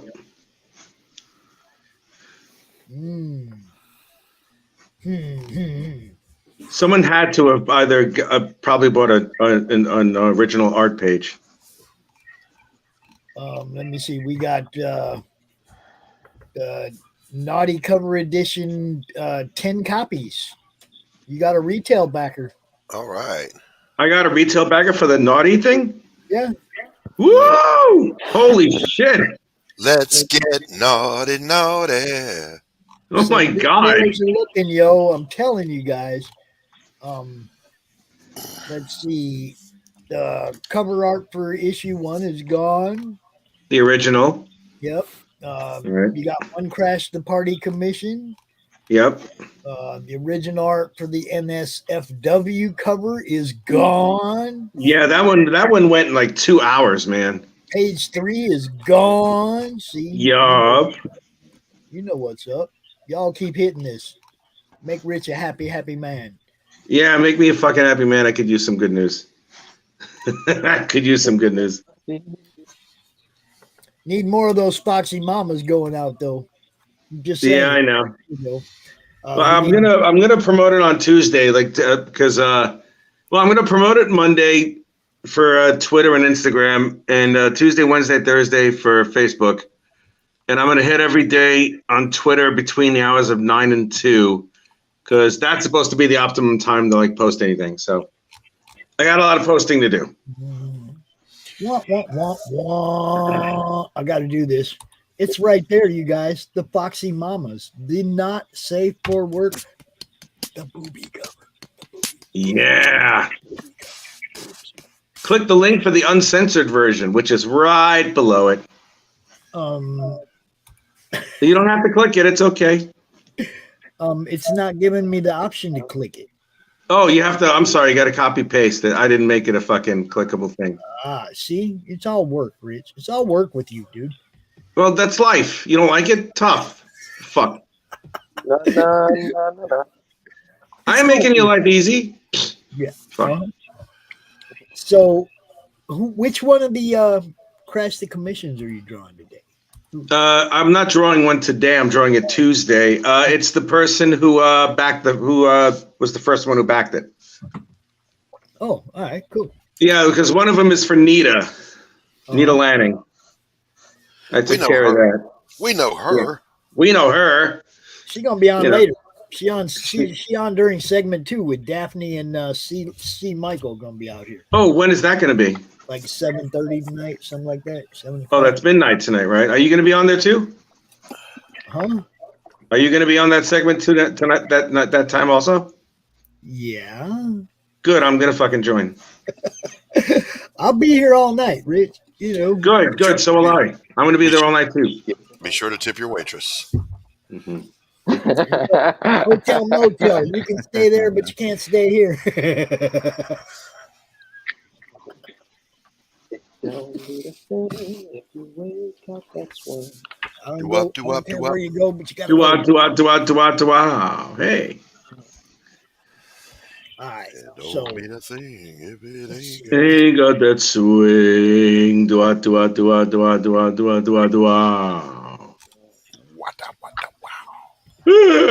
That's awesome. Oh man, that's fucking cool. 1472. That's great. Oh man, I was hoping for 1500 by the end of the week, and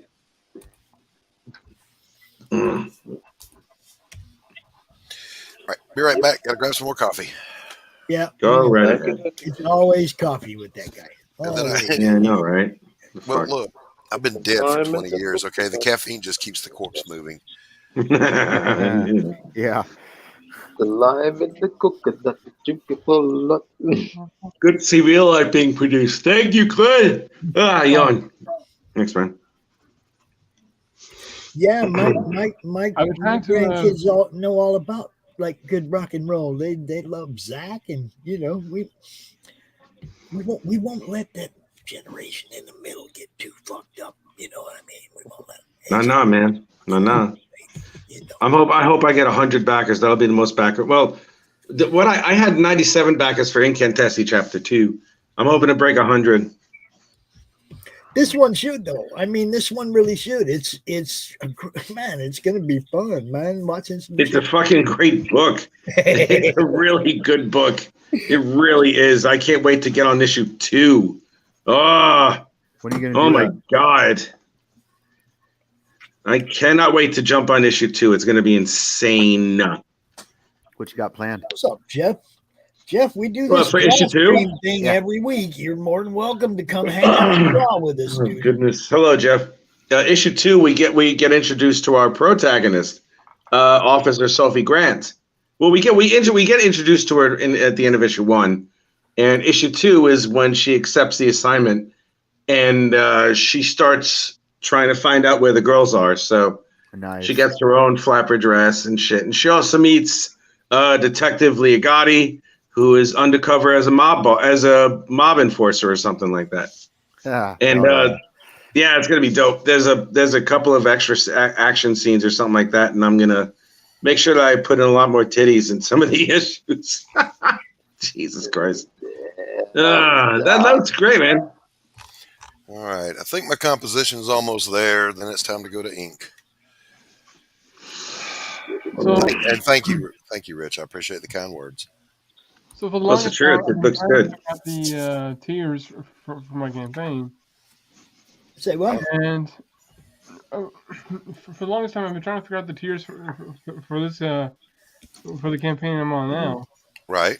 And I don't know why it took me so long, but I finally figured it out. Good man. But Stephen, I noticed, sir, I didn't get any feedback from you on my art. Okay, I was looking. He's too good for us, man. He's too good for us. Are you too good? Are you too good to he said he is. Feedback? That's what he told me last night. All right, give me a sec. I gotta fucking fix this. Give me a sec. Damn it, Stephen.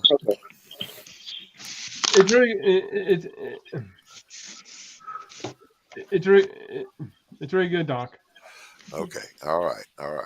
I'm gonna believe you this time. Don't believe him at all. He's a fucking liar, this guy. You better leave Stephen be alone. He'll kick your ass, Rich. He will kick my ass, but it's still worth it that I tell you the truth. He's younger than You want the truth? You can't handle the truth. He could probably whoop us all except for maybe Tanner, because Tanner's kind of young. So Tanner is he's like Magnum PI. He just doesn't fucking stop. That's him. Rich,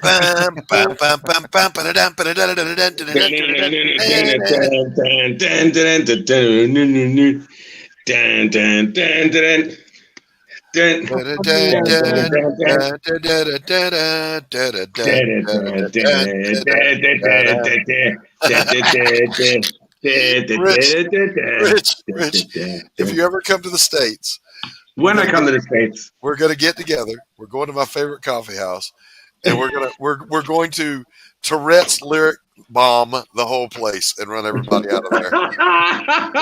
No, we got to go to a fucking coffee bar / karaoke bar and fucking sing the theme from A-Team. Check it. Yes. We'll start at the coffee house, then you go right across the street, and there's a great pub over there. So we'll head over there. First get geeked up on coffee and do it, then go over there and get drunk and do it over there.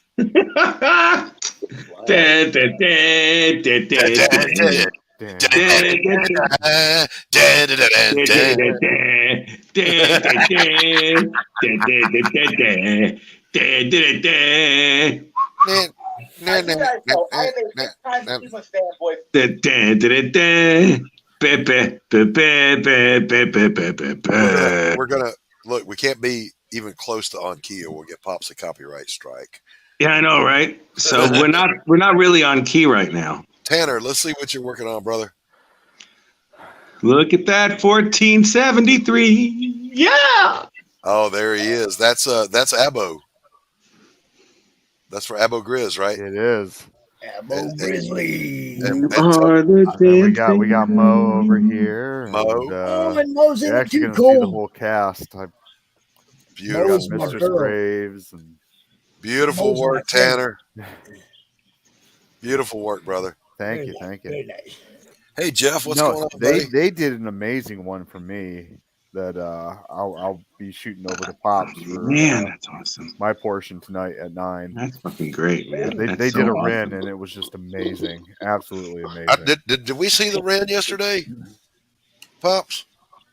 No, I think it didn't go through, or there was an issue. Okay, all right. Because I was talking with Mo during that whole thing. Okay, I was stuck at a birthday party. There you But go. I was watching you guys. There you go. Abo's watching you right now. Abo likes Abo, yo.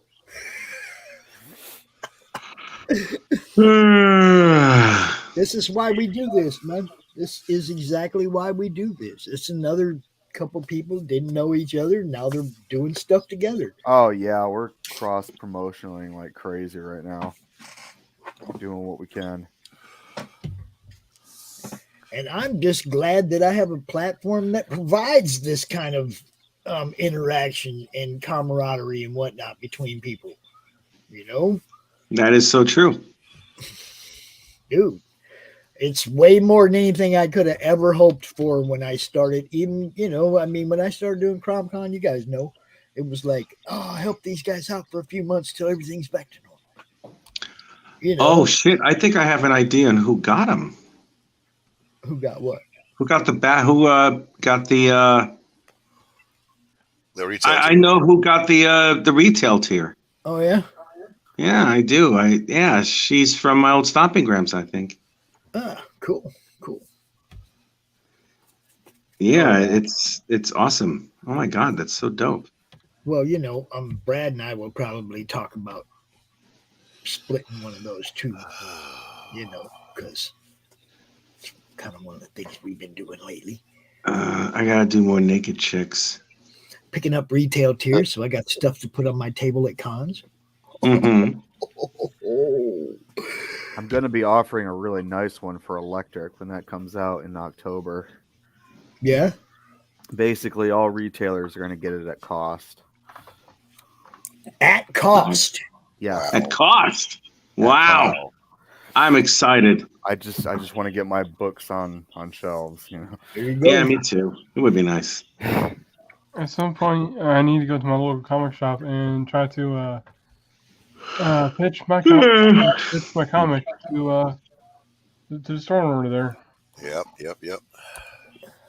It's a sorry dog that won't wag his own tail. Mm-hmm. True. Just saying. Ow! What? That hurt my ears. Oh, sorry, man. I'm sensitive. I keep telling you. I'm sorry. Apex, you're absolutely right. What's he right about? Check shelves. Even on Sunday. Even on Sunday. Jesus. There we go. Right there. Ta-da. Gotta fucking clap that. There you go. Nice. Yep. What I like about the sex selling thing that I have is that there's an actual story behind it. Wow. Oh my God.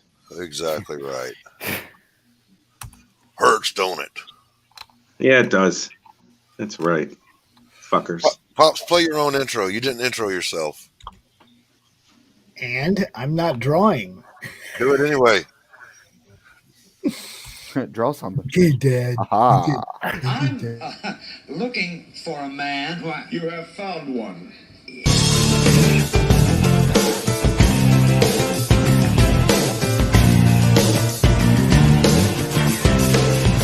Won't you get in trouble if the boss shows up? Oh no, is the boss here? Hey, wait, I'm the boss. Stick him up, please. Smoke, if you wish. Come on!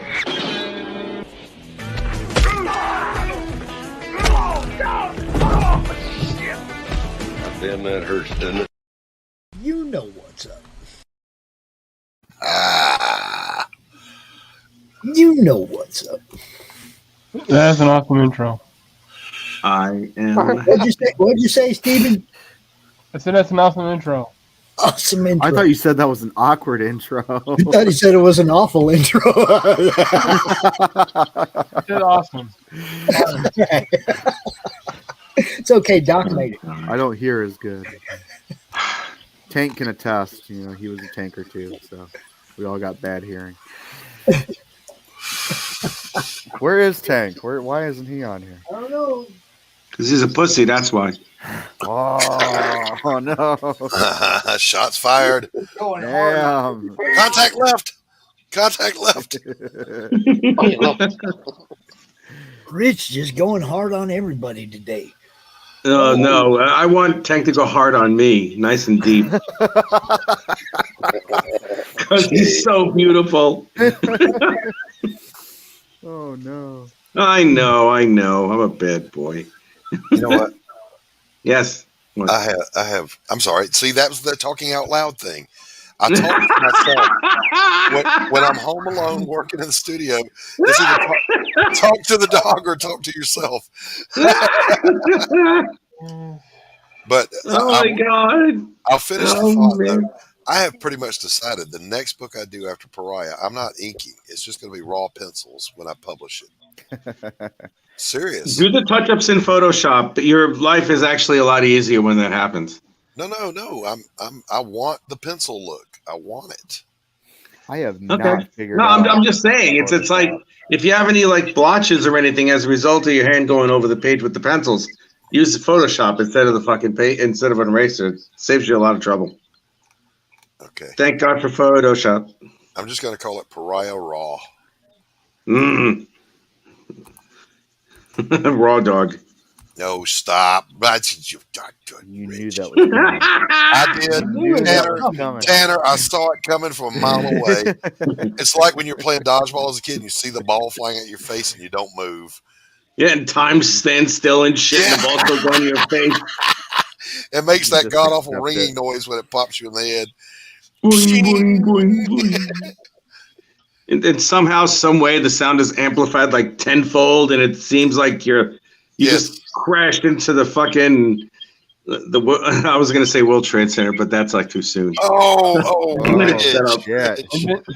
And then you get up all days and be like, dude, did I win?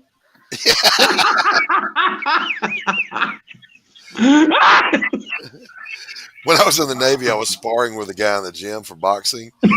Jesus Christ.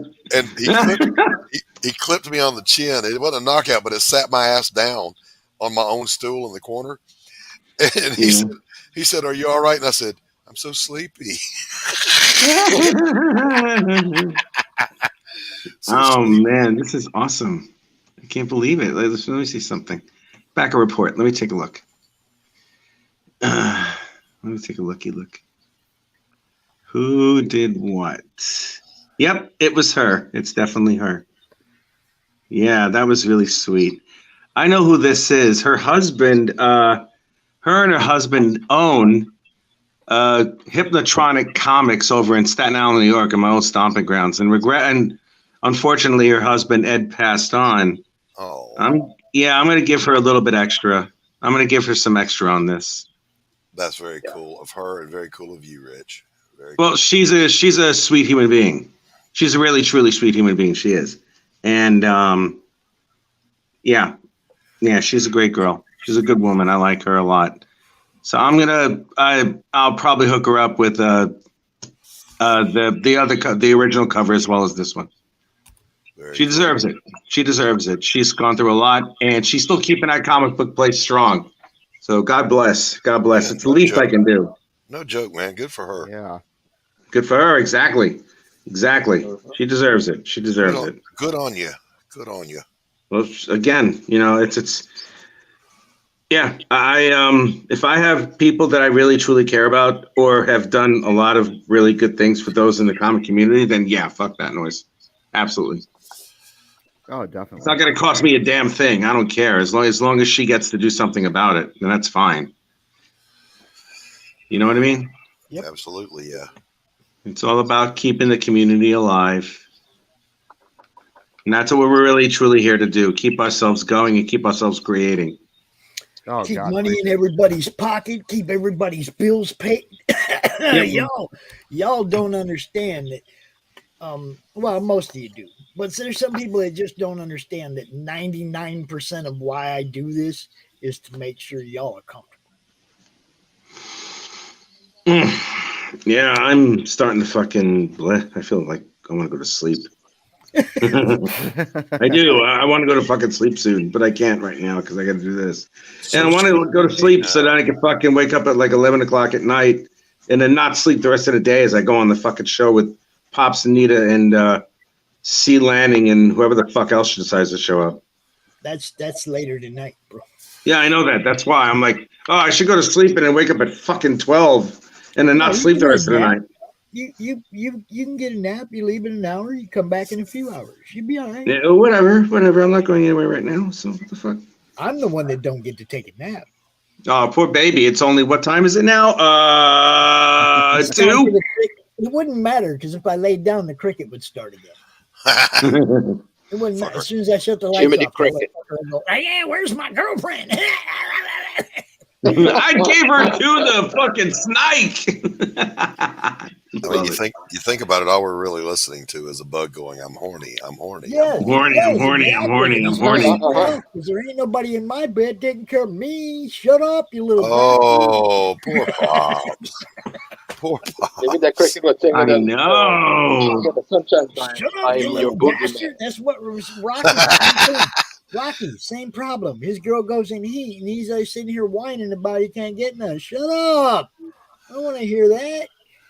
Ain't nobody else getting none either. Shut up! The cricket jumps up on Pop's bed and goes, I am your boogeyman.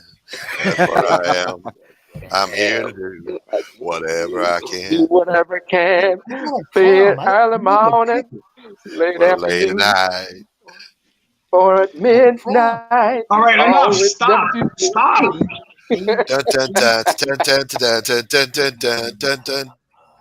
Boom, boom, boom. Let's go back to my room where we could do it all night and you can make me feel right. Oh. Jeez, you guys. I'm telling you, man, musical Tourette's is a thing. No, it's worse than that because it's like congenital or something. Y'all do it together. It's an airborne virus. I am your boogeyman. That's what I am.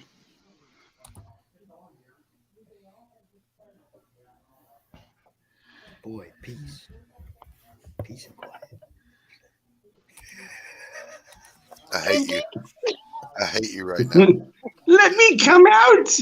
Let me out. Daddy, no, I'll be good. Daddy, no. Oh my God, guys, it's really weird. Yeah. Oh man, I can only imagine. All right, here we go. Let's get a look at this thing, Pops. Let's get a look at this thing. See how we're doing.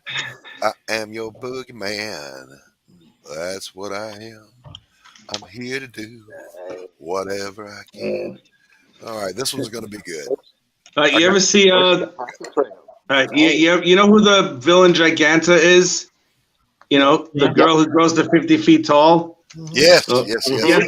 Guess what I'm going to do? Oh no! I'm going to take out the Steph Wilson stencil. That's the Steph Senior tool. That's the big one.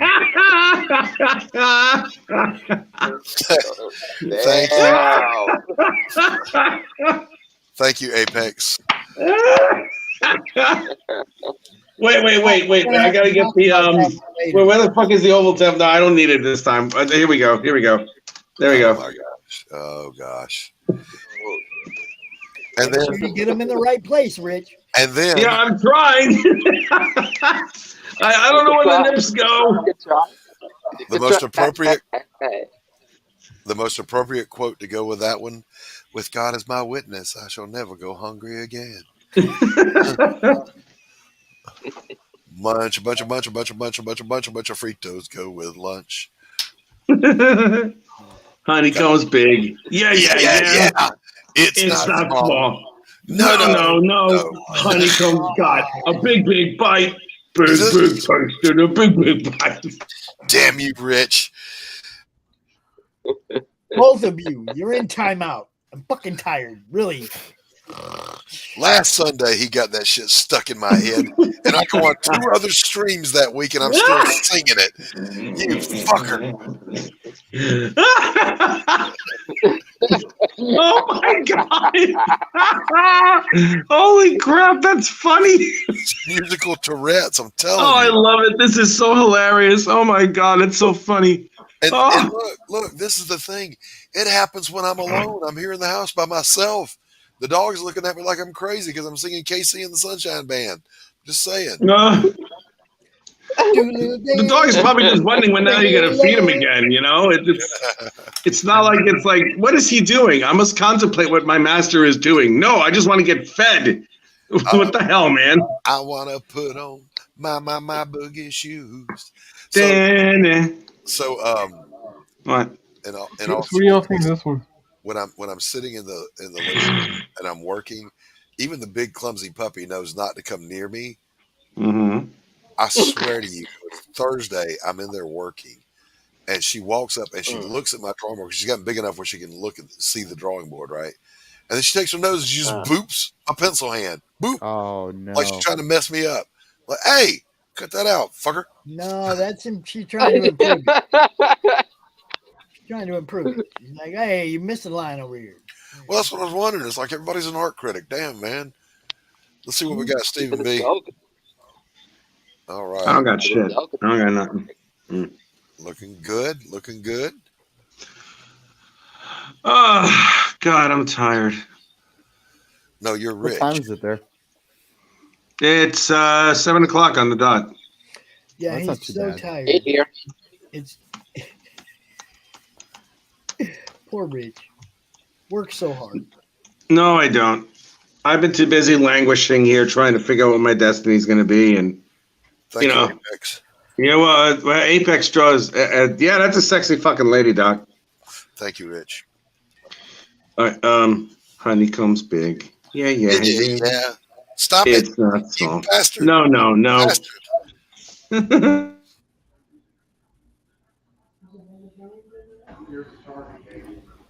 Don't mute me. He did it.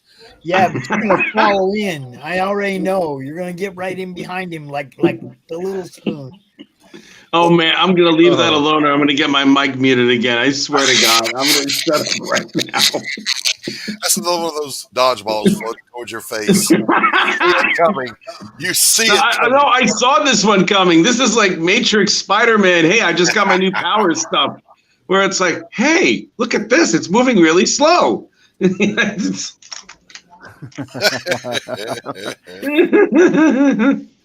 my God. Oh God, what am I gonna draw? What am I gonna draw? Now, when we were kids, we used to play kickball. You guys ever play kickball? Oh yeah. Yeah. All right, so wow, some of you kids actually played kickball. You remember? Keep up, that means I love you, Jeff Muth. You remember that you could be out if they threw that ball and hit you. See, right? he's fucking with everybody now, Rich. And it was my turn. I kicked. I rounded first, going for second. And this kid, everybody remember that kid in elementary school that already had a beard? All right. Oh yeah. Yeah, when he was like 9. Yeah, that one kid picked up the ball and he threw it to get me out, and it hit me in the shoulder, and I landed on the pitcher's mound. I'm like, son of a bitch!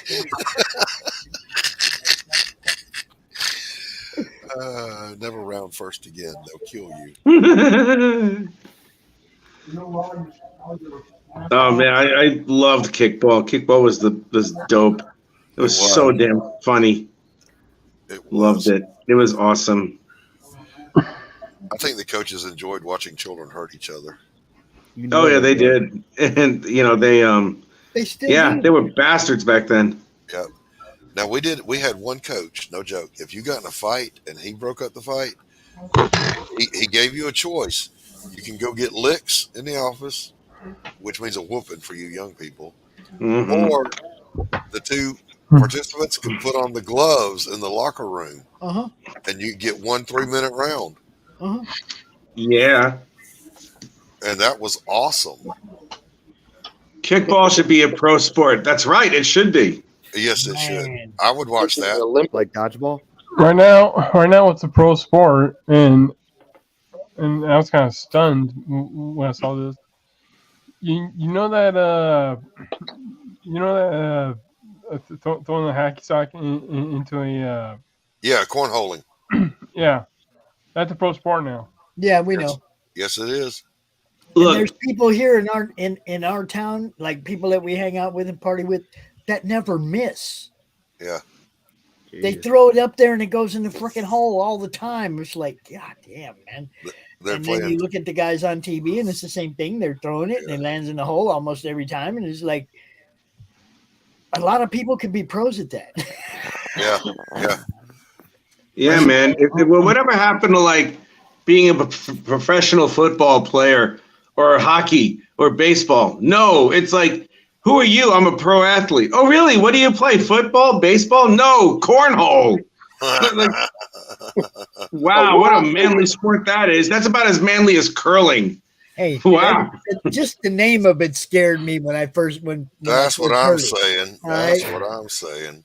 Just the name of it, I was like, why y'all playing a game called cornhole? I just got to know, because it doesn't sound Oh, my God. But the game like cornhole, you would. I'm sorry. I say it doesn't sound like the kind of game I want to participate in. Right.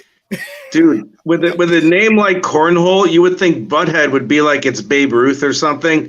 Right. I am cornholio. Oh my God, have you watched the new one? I need deep in my bunghole. That's Beavis. Is it Beavis? Yeah. I think Beavis invented that term. He beat from my bunghole. Bang, bang, Bunghole. bunghole. Bunghole. And every time where a butthead would be like, "Well, that's Beavis." I was just watching all the new episodes last night. I remember one episode of that show, and this really cracked me up. I think it was Beavis who accidentally cut one of his fingers off during wood shop. Yeah. And they were freaking out until they went to the nurse's office, and Beavis, or was it Butthead, gave him their finger, and one of them looked at each other and were like, "Hey, I gave her the finger." I give him a finger, baby. Yeah. God, man, I have no life because now I'm gonna look that up, and I'm gonna put some sort of like really dirty connotation to it because that's just me. Because I'm disgusting like that, you know. So I'm like, all right, let's see what I can do to make it filthy. Oh, rich.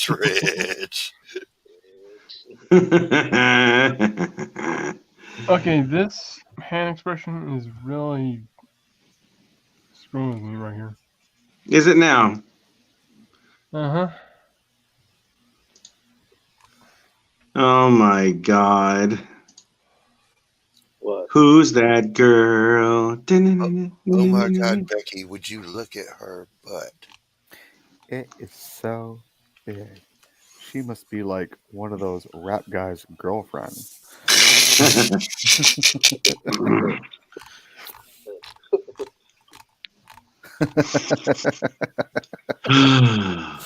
All right.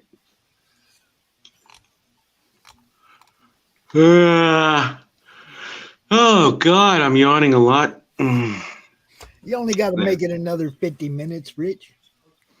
What? Quiet, man. I know. Just stop bothering me. Happy birthday, Jack Kirby. Happy birthday, Jack. Oh, happy birthday, Jack Kirby. I was on Rob Liefeld's I didn't know today was his birthday. You were? Yeah. What did he say? That Jack would have been 105, I think. Wow, he can add. That's great. Oh my God. Oh, Rich. And just because Jack Kirby's Jack Kirby.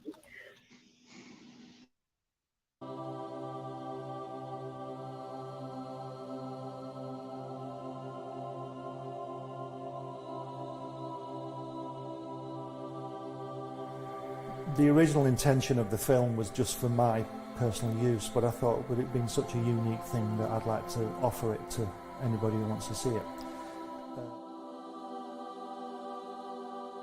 Things like that. And it's just a unique film of him. He says, I beat you. He says, they say we came in under the dead heat. He says, that's not true because I beat you.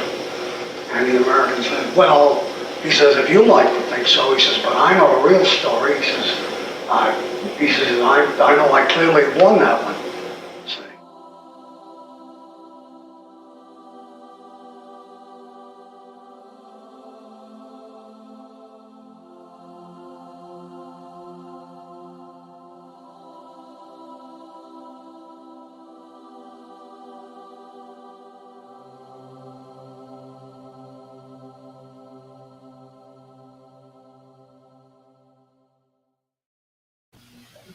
Now, we don't have an intro for this guy, but... Oh, God. Hi, Tank. What's up, brother? It's because I need no intro. Hail, all you magnificent bastards. Hello, you sexy fuck. Oh, my God. What's up, Big Spoon? It is I your said something really nasty about you earlier. It's your friendly neighborhood force multiplier. Should I get the oils out? Yes. No, wait. Wendy. Yes, Lisa. Is the water warm enough? Yes, Lisa. Shall we begin? Yes, Lisa. It. That's from the Prince movie soundtrack. How do you not know that? Oh my God, you're like lame.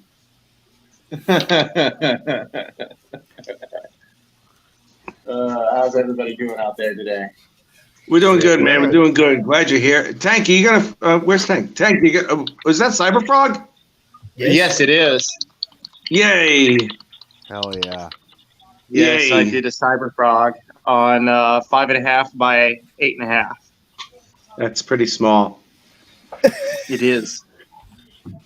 I'm sorry, man.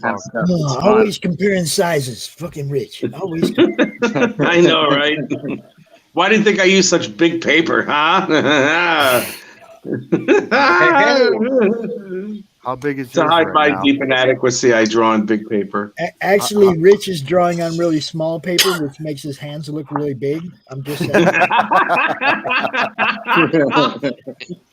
Yeah, it's like the page is actually only 2 inches big, round. You know, it's like really tiny, like my hands. Oh Trumpian God, in scale.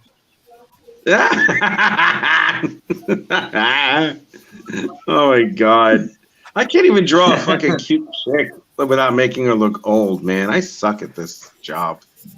I suck drawing. Hey, as Frazetta got older, so did his women too. I'm drawing big titties on little women's. I was talking to Chris last night. We were talking about, trying to figure out a way for all of us to be able to get the shows together, and the RV thing. It's becoming more than just talk. We're actually starting to look into getting one, and having one to get us all to a good show safely with all of our stuff intact and get home. I'll tell you what. Too. Dude, if you get an RV for like a cross-country CRoM Con, you bet your ass I'm going to be on that fucking RV with you. We're just talking about it, It's like we can get a one that's affordable, or maybe even get sponsored by an RV company and get a coach built for us or something. Oh, but that would we be need dope. to think bigger. We need to think bigger, and that's what we're starting to do, especially after yesterday, because we're going to be doing bigger things. We need bigger and better stuff. Tank, I'm going to need a really good tech guy. Somebody All right. Somebody I can count on, Not me. I suck. Dude, I gotta draw something else. this could turn into really good things. We got to we got to start planning deeper than just the next show. You know what I mean? Mm-hmm. Apex, I'll be on that RB too. Got a hand cramp. Interested in selling printed products such as wall art. All right, I heard that. Who's watching YouTube? I was. Wait, I what lowered now? it. So It's not focusing. Damn. Okay. That's going to have to be a stopping point, man. I got a cramp in my hand. Everybody's got an excuse. Yeah, whatever, dude. I'm old. I have osteoarthritis. My hands hurt. Everybody's got an excuse. I miss my paintbrushes. Hey, Doc, you can just drag them over here like this and give them the big screen. See how that works? Yeah, I see how that works. Yeah. Just drag them over there. Look, I already told you I'm sensitive. Stop yelling at me. See? Stop yelling, Daddy. I'm sorry. Daddy, dude, that is so fucking weird. What's her number, Doc? Her number is 86753. Oh, shit.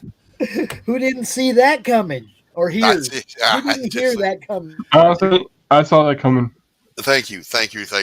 I'll be here all week. Be sure to tip your waitress. Hey, Rich left. He left us. That's Rich. Yeah. He did Tank. Yes. Honeycomb's big. Yeah. It's not small. No. Oh no. Oh, Rex. Don't make me have to slap you again. It's embarrassing for both of us. You got a bruise on your face. Now I have to explain shit to people.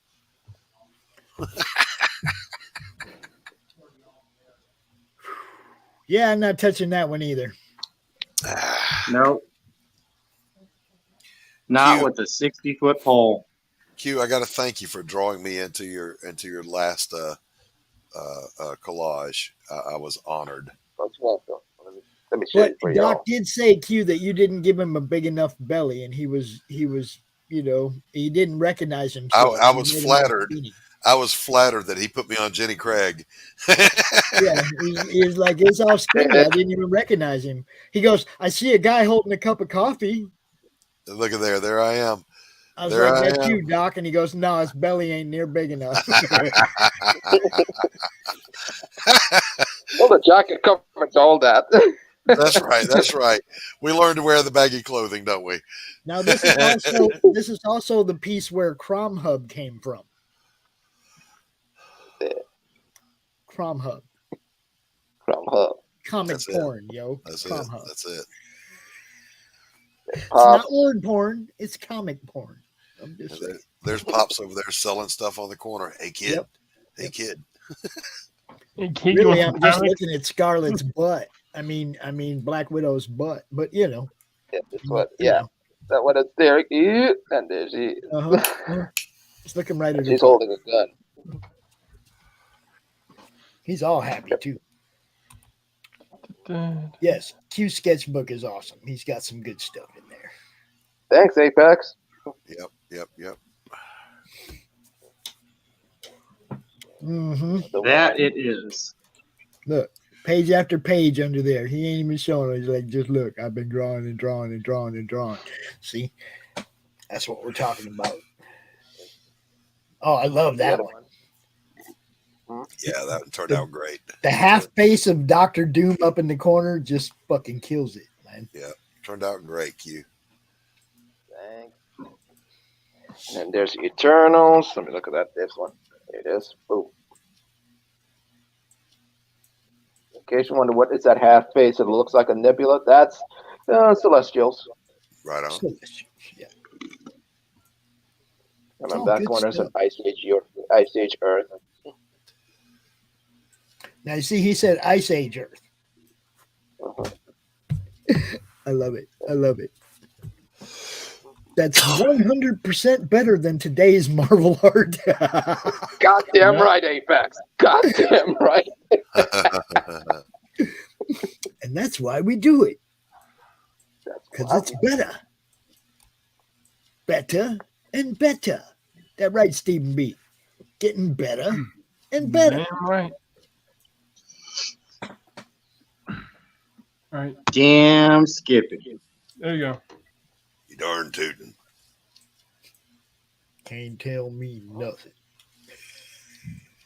We know that. The boss is here. This character is Zoe. Not Zoe Saldana, right? Huh? Not Zoe Saldana, right? No. Looking good, Stephen B.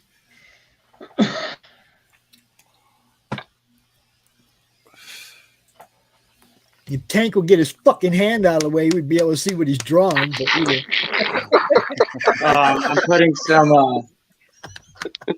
putting some bordering on the card. Stop creeping on me. Yo, man, I'm just trying to draw. Is What that I'm so doing. wrong? All I wanted was a sandwich. Is that so wrong? All I wanted was a Pepsi. Why wouldn't she get me a Pepsi? Did you do any good in the auction last night, Tank? I sold the what do you call it? The Skeletor piece. All right. Nice. Oh, you sold the Skeletor? Yep, I did. I sold the Skeletor. We're gonna do this again Friday night for anything you got left, but it's not gonna be like an auction. You know what I mean? It's gonna be like everybody's gonna come out, show the stuff they have for sale, and if somebody wants it, they can get you in a fucking private message, and y'all can haggle about a price. You know, I ain't doing that auction thing where somebody gets undersold because the only bid was the starting bid. I don't want you. I dig it. Well, that's the risk of the auctions, you know. Yeah, I don't like that though. I'm just gonna say we're everybody just show off their art and say I got this for sale. I got this for sale. Make me an offer in my DMs, and then you guys can figure out shipping and all that between you, right? It ain't everybody else ain't got to be involved in all that. You guys can figure out the price and the shipping and everything, And when it's gone, you just tell everybody, "Oh, that one's gone. We still got these."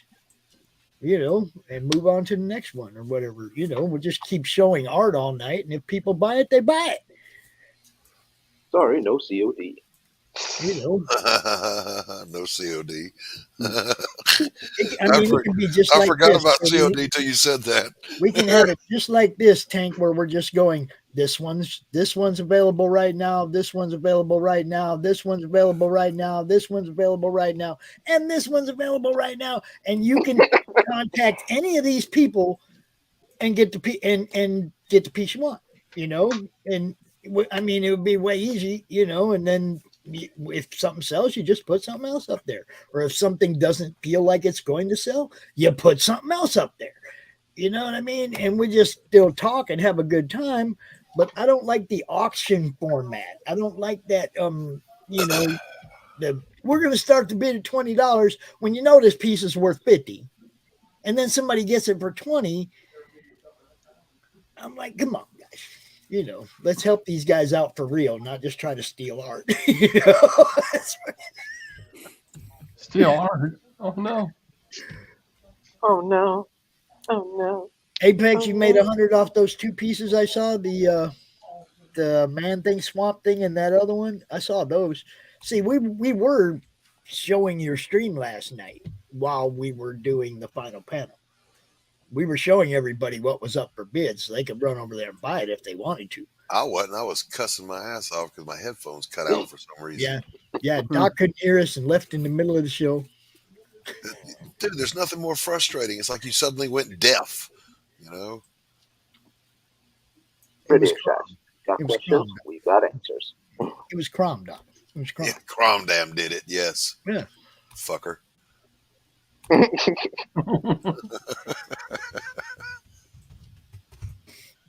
Rich fell asleep. Rich was eaten by wildebeests.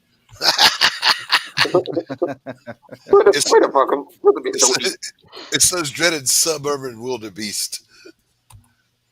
Well, times are tough in Africa. Wildebeest got to get their nourishment from somewhere. They're no longer obligate omnivore. They're no longer obligate herbivores. They'll try anything, even McDonald's.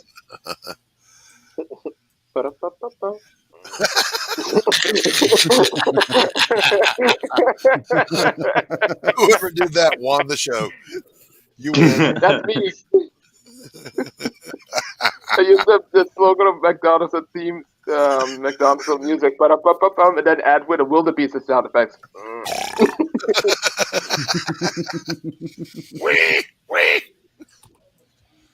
Yeah, this is why I'm here. This is why I'm here. Glad we can be of service to you, America and the world. Oh my gosh, I'm getting hungry, man. It's getting time to throw some food down the neck. We just talked about McDonald's and now you're hungry? Dude, my appetite's suppressed for the next week. I know, man. They don't help me at all. Dude, I'm so hungry I would eat McDonald's. Oh, that's pretty bad. McDonald's right there. I can see Doc just walking by, scooping it up in one hand and tossing it down. Yeah, I ain't gonna lie. I tore up a Big Mac the other day. Come on with it, brother. The first part of recovery is admitting you got a problem. This is my problem with McDonald's is I can't buy McDonald's and eat it on the road or eat it at the restaurant because it goes right through me. Oh yeah. I have to wait till I get home, eat it because I know I'm gonna spend the next 20 minutes in the other room. Just eat it on the toilet. Cut out the middleman. Well, yeah, but you don't want to do that either. I don't know about people who eat on the toilet. I don't know about that. Just say if you're gonna be If you ever see your old lady taking in there for a while, pack the toilet, you need to reevaluate. I'm just saying. Look, if you're gonna be in there for a minute, just pack a lunch and do it right. I'm just saying. I don't even take comic books in there, dude. No fecal matter on the comic books. Okay. All right. Okay. All right. Ooh, this went south. Yeah, but fecal matter on McDonald's might actually make it better. Oh, Jesus.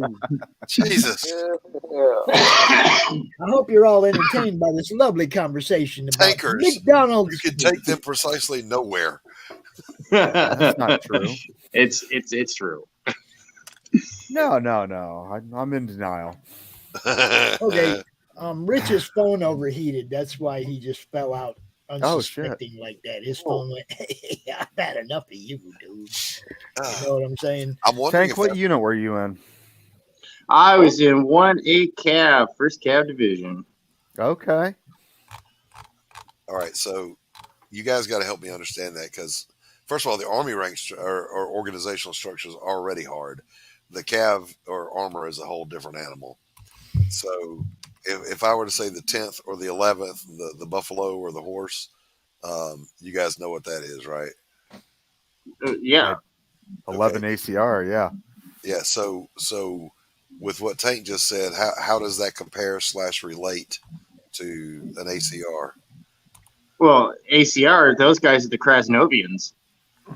The 11th, yeah, but I'm talking about like the 10th, the Buffalo guys or... No, Buffalo soldiers, 10th Cav, they were down the street from us. So was Gary Owen, 7th Cav, and all their, you got what I'm asking, battalions and regiments and stuff. You said you were what? So if I were to break it out in actual nomenclature terminology, I was in the 1st Battalion, 8th Cavalry Regiment, 2nd Brigade Combat Team, 1st Cavalry Division, 3 Corps. Okay, so you're the 1st. That's what, the big red one? No. It was 1st Cavalry Division. No. First Cavalry Division. That's the horse on the Norman shield. That's hold on. I got it right here on my hat. There we go. That's Black Horse, isn't it? No, that's 1st Cav, baby. Okay, all right, 1st Cav. All right, got you. So now the 24th Mech, where do they fall in that? And the reason I ask is because we kicked their ass in a war game. Well, mechanized went away. Oh, they totally did away with all mechanized and put them back in the infantry. Yeah. So they're what, motorized instead of mechanized? No, they did away with them completely. They made them light. Yeah, they got rid of the terminology. Oh, just like Air Cav, they got rid. It was a flash in the pan. It was a fad.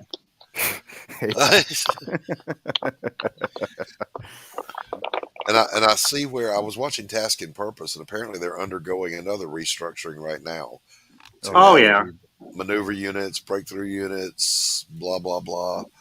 Well, they change the names all the time, but everything stays the same. So it was it was funny when they pulled out of Iraq, and they were telling the news, oh, everyone's out of Iraq, and they're like, there's no combat units. We went from a armor brigade combat unit to a assistant advisory brigade. Yes. They're like, everyone's out of Iraq. We're like, what the fuck? We're still here. They did the same thing to me. I was in 2nd Mardiv, but they made us. Okay. What is it? S4? Which one's the training? Is it S1, S2, S3, S4? S3. Yeah, S3 training. Oh, because you are supporting the infantry school at Lejeune, you are now part of a training unit. I'm like, really? How'd that happen? I didn't get any orders to transfer anywhere.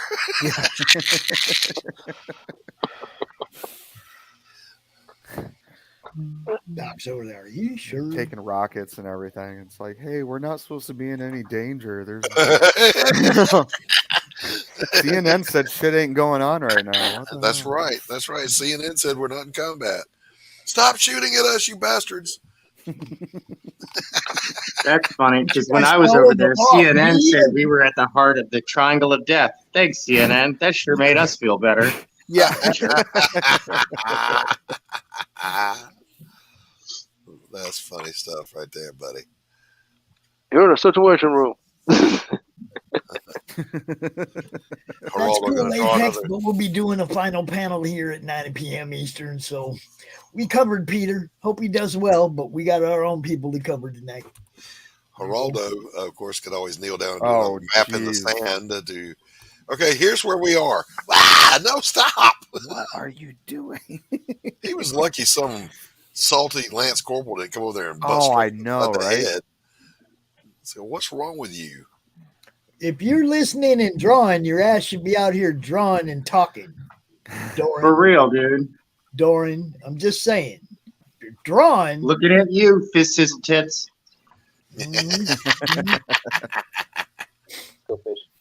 Now, Doran is the one that drew Joe on the cover of a comic book, so, you know. Y'all know Joe. Let's see if we can actually see any of that detail. Oh, hold on, Tank. Let me put you up there, buddy. Nice. Very nice. Yeah, okay. It's kind of coming into focus. Rock on, Tank Ferret. So, yeah, I'm going to do that all the way around. But I got to take a brief potty break. And I let that little indent in the corner so I can sign it. There you go. Yeah, keep it small.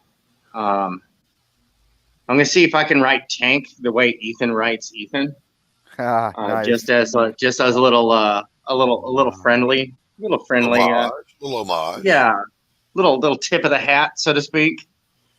Yeah, I still got to go back over this with like a 0.2 millimeter and doll up some of this line weight because 0.1 millimeter all the way through. I like to use a lot of tiny pens. Right. Which is why, like, a lot of people don't realize, like, dude, I draw on like 9x12 for my comic pages, like a manga artist does. Damn. But that's because I'm using like really tiny pens, and I want to get in there and like get that detail nice and super tiny, and I don't want to have to be thinking at all while I'm drawing. Tank has a tiny pen confirmed. That's right, tiny pen confirmed. Tiny pen. Confirmed. Oh, classic. I'll be back. All right, buddy. All right, I think I'm almost done with the pencils. I just need to figure out how to fix that hand. Get somebody to model it for you and take a picture with your cell phone.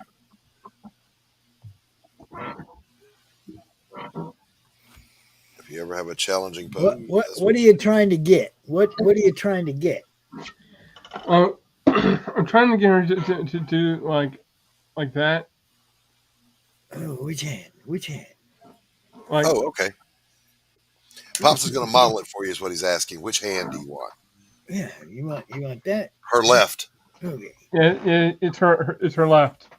Her left. All right. So let's see. What can we do? Pops is going to be a hand model. Here we go. I don't know how you want it. Think Scarlet Witch. Have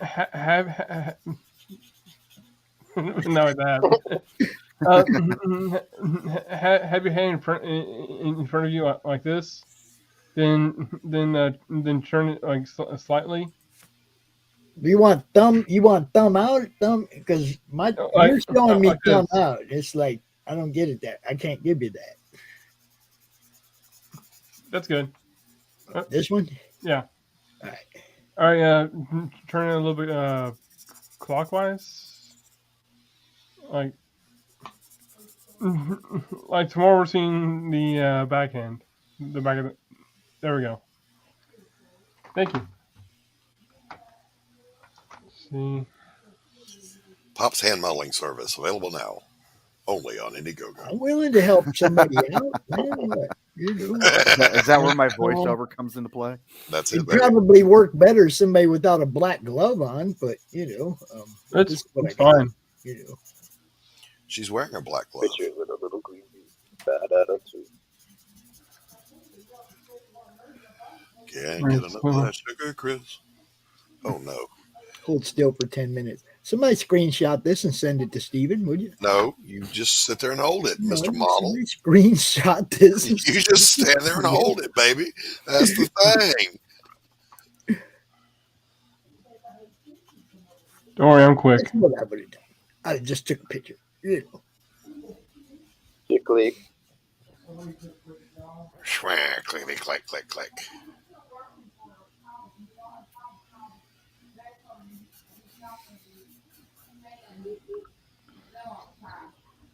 That's given my all right. all.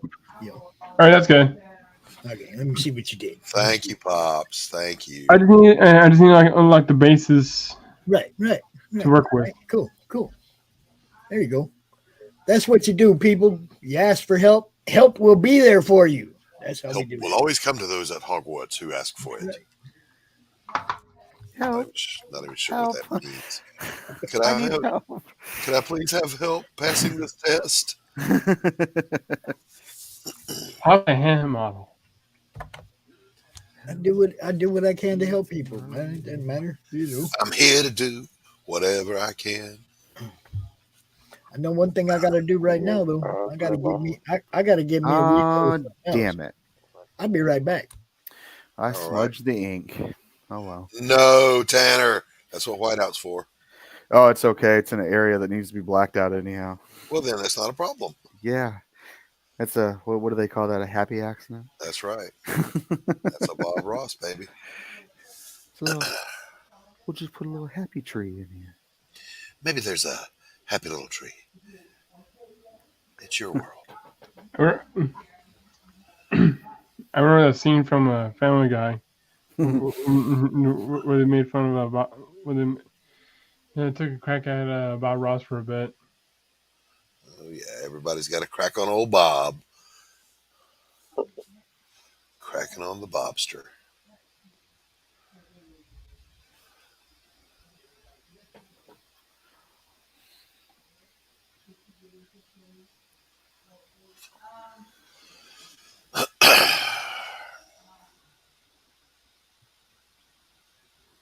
Somebody say something. Damn. I went back to drawing. The hand cramp stopped. So all that'll come out now is random music lyrics. I'm sorry, it's all I've got. I'm gaining muscle for posing. Don't stop believing.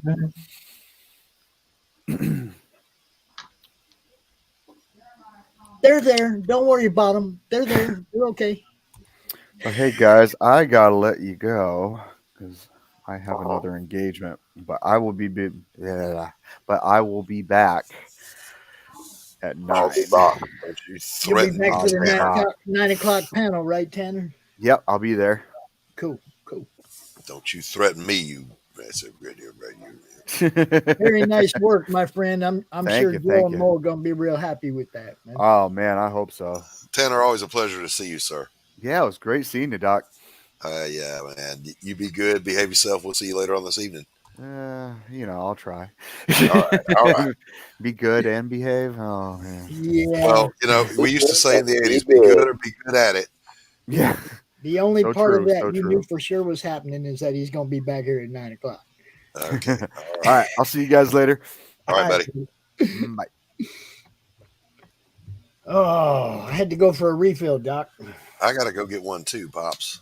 I wasn't talking about that kind of refill. I know what you were talking about. I know you. I didn't have to see you to know what you were talking about. Let's see how this is looking. All right, Pops, what do you think? I do want to talk to you about this in the backstage afterwards. About this? About that, yeah. Okay. Just a very, very small minor something you might want to look at from my point of view. We'll see. But afterwards, later, we'll talk about it. Is she offensive? No. Huh. No. I just see something that, it's an age thing. You and I get it. Other people might not in this generation. So, Okay. All right. Right on. You know what I'm saying. Honeycombs, Sometimes the youngsters just don't understand. Big taste and a big bite. God damn it, Doc. I'm sorry. You don't understand. I'm in a house full of kids. I'm so I very get enough sorry. of that. I'm so very sorry. I get enough of that. The theme songs and. Just Are you ready, kids? I can't hear you. He's not singing that one annoying song that I hear every time. Well, I don't hear it that much anymore, but still, it gets in your head. Don't even remind him which one. Don't even, Because it'll come Tourette's popping right out of my mouth. Tell me anyway, Stephen. Tell me. I'm not singing it. I'm not saying it, but I will type it in the private chat. Okay. Okay. Doc, do not read the private chat. Oh, I'm sitting here eagerly waiting for it to pop up. You're waiting for it. Okay, see, I don't even know that one, so it's all good. That's all good. Oh man, that's the worst. God. I guess. And it didn't matter. You just said it. Now it's there, dude. I mean, even my grandkids are past that age, so I'm good.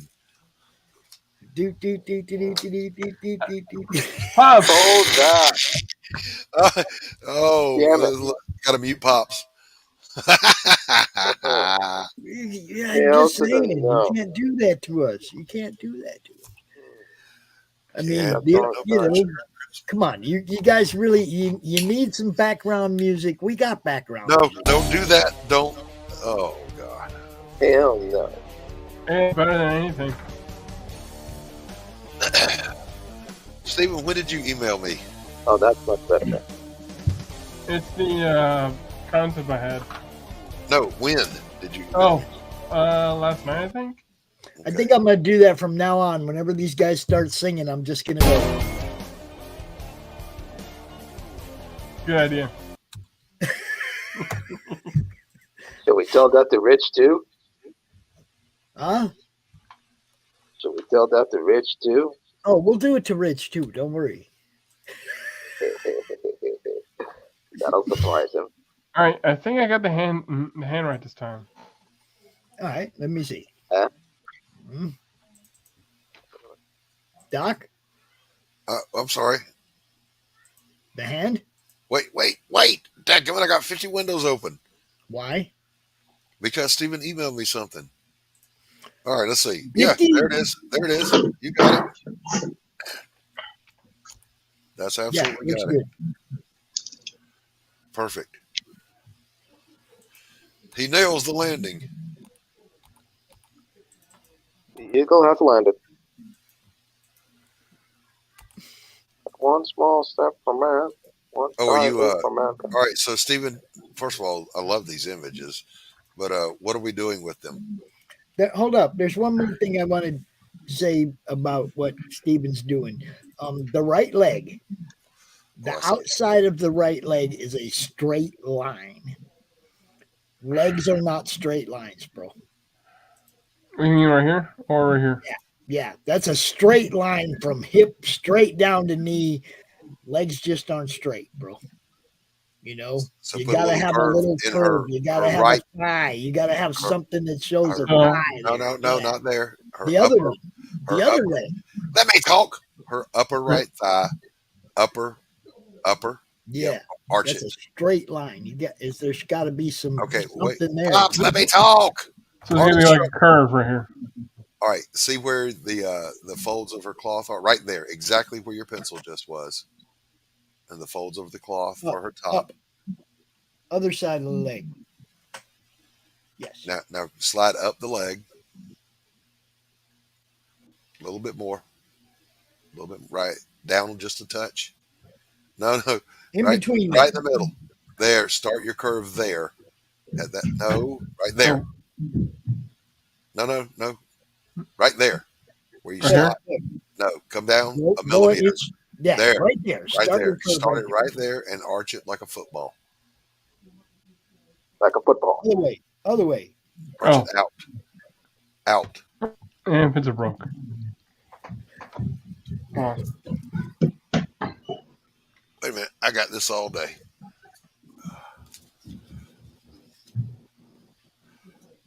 Stephen, watch. Yes, Apex. Some all right. Yes, Doran. Some do, but his is like a Western manga style, and we're trying to take the sharpness off of it, and so it's got just a little more of the Western look to it. So the leg is like that. Yeah. Stephen? All right. This is what we want.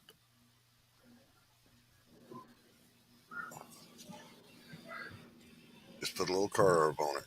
Give it a little bit of thigh muscle, a little depth. Right here. And you want a curve. Curve out. The whole leg. All the way down to the thigh, knee. Not, All not the way just down. the hip. All the way down to the knee. Yeah. Big old arc. Big arc. Big there arc. you go. Now you're getting it. Yeah. I was trying to figure out what you all were saying. See, you got to give it just a little bit of a curve there. It can't the straight line just like only super skinny people have straight legs. Like Pops. Pops was secretly channeling his angst over his own skinny legs. Shit, ain't nothing wrong with my legs, bro.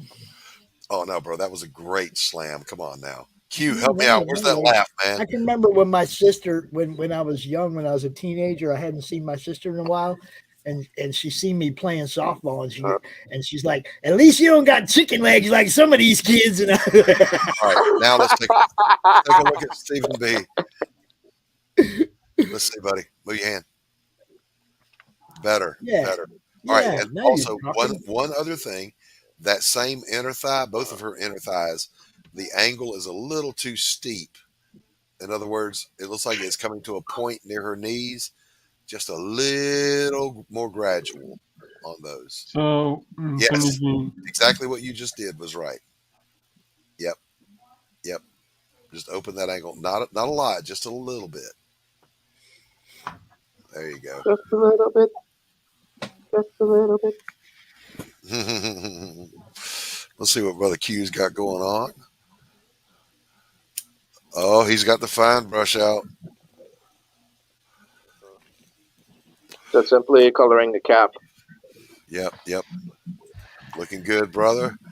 Brother Tank. Thank you. Yo. Move your dick beater. There you go.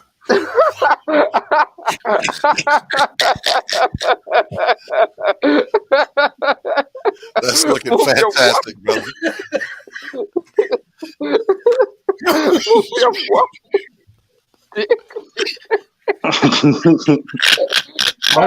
Never heard that before.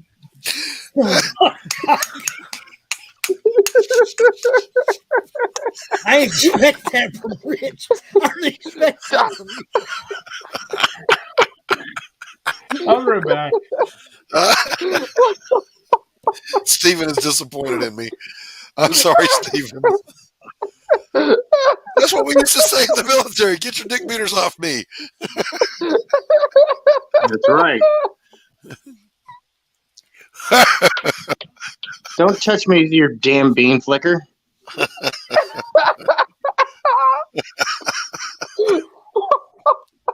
That was just Doc, I'm dying. I don't know what to say. I hope Rich appreciates that I dove on that grenade for him. I did that just for him.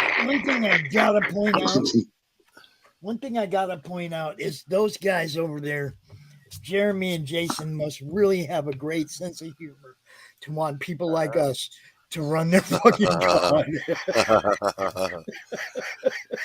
Yes, Glenn, you do. But Glenn, by the way, sir, I sit here without a camera to do that, and I just draw and then hold it up. So you should be doing that with us. Yeah. Come join us. Come to the dark side. We have cookies. Ooh, and bacon. Yeah, but they're oatmeal cookies. Fuck it. It's still Do cooking. British people eat bacon? I'm sure this has already made its way around the internet, but I got something I got to show here. Let me see. Where is Oh it? no, here we go. Doc's about to go off script again. It's just no. It's lovely. It's lovely.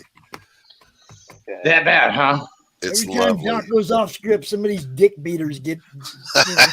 You just shut up.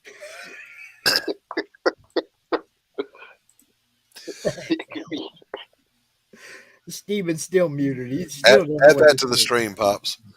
What? Add mine to the stream. Oh, you can't even add things to the stream? Why? I only have one monitor.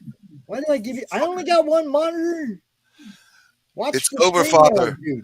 Don't you Watch say the it. stream. I have the high ground. Come here, you little shit.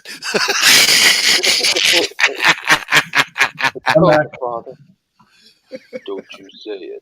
I have to come here, you little shit.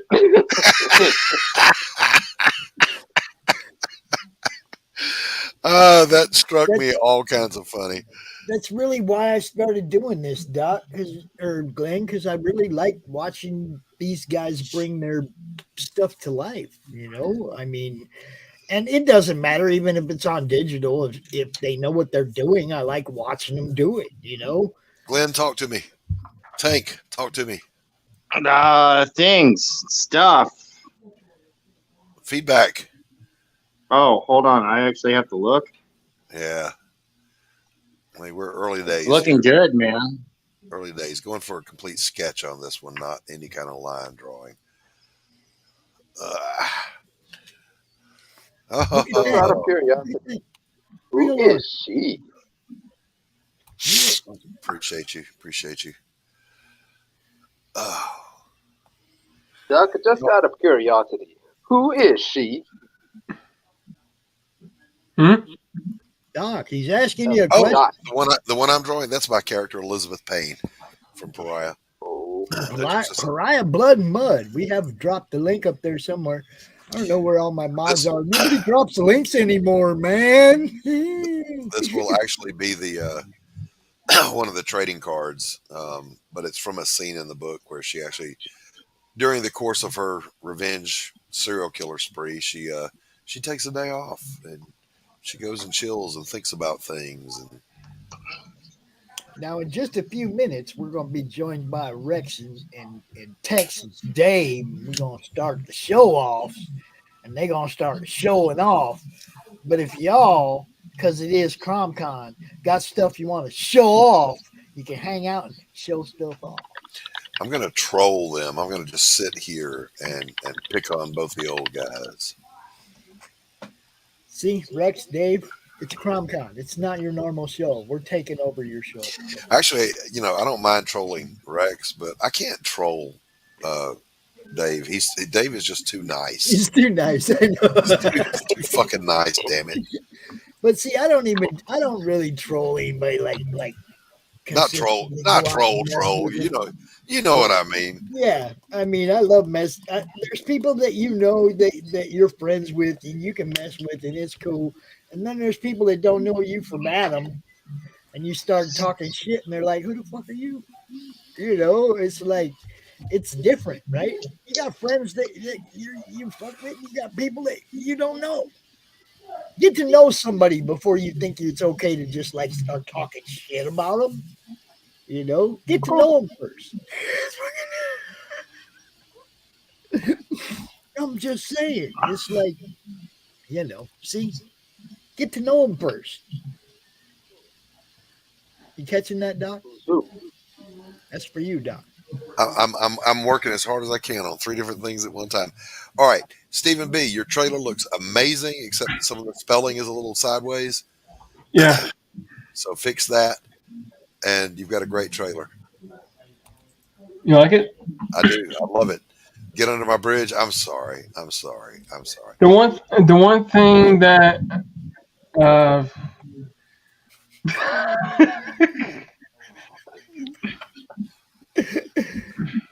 sent you the link in Twitter, Rex.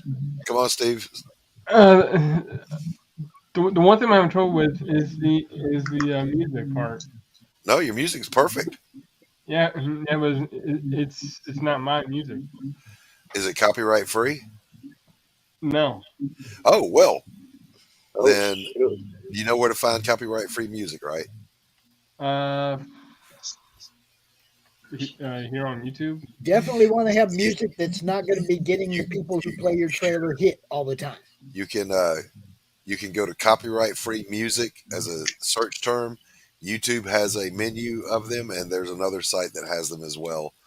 And some of them will say, just pay attention, that some of them will say free with attribution. So you have to give credit in the video for where the music comes from. Some of them don't say that, so you don't have to worry about it. But brother, if I still had a recording studio, I would record you some music and send it to you, but I don't. And my son barely gets me the stuff I go record up there to me. Okay. So just use it. So just use that trailer, and just use the copyright-free music on here on YouTube. Yes, and then fix your spelling. And by the way, anytime you're doing advertising that's print, it's either all caps or capitalize every letter, or every first letter of every word. Okay. It's an old commercial art thing. It's like the title of a book. Yes. Like, look in the chat. I'm going to type.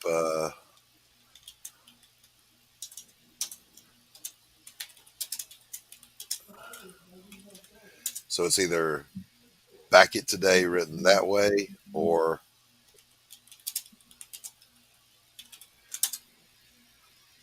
like that. I think I'm gonna do all caps. Okay, all right.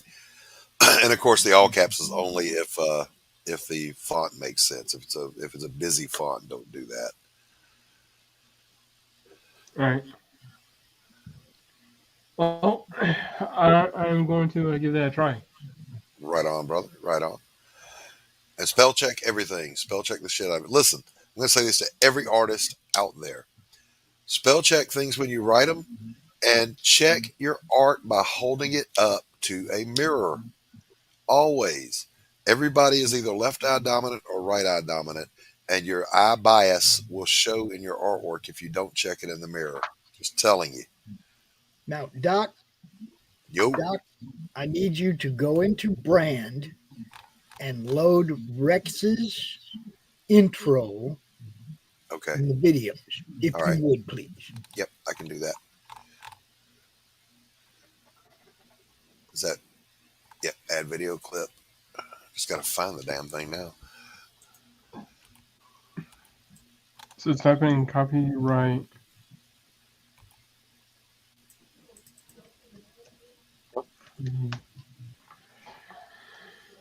Oh shit, I don't remember which one it is.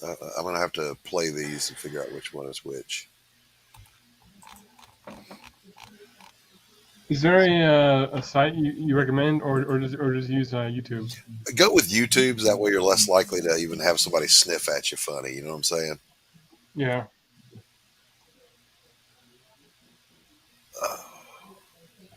My desktop on my computer is a mess. Just saying. All right, I'm actually I'm gonna put the camera down low so you can see Zoe here. If you haven't figured out what she is right now, she's a witch, and she's in the story of Crypts and Legends. Right on. All right, you got to hold on a second. I'm doing not 4, but 3 different things at one time. We have people arting. That's what we have here on the Madness Open Drawstream, is people arting. And damn, they're good at it. Fucking tank. I wish I could draw like this. Motherfuckers. All right, I'm going to mute myself. I'll be right back. Okay, buddy. Fucking Tank, Rich, Doc, you guys like belt shit out, and I just sit here and I'm working. No, I'm saying the way you guys draw. The way you guys draw. I sit here and I grumble to myself because I can't do that shit. You know.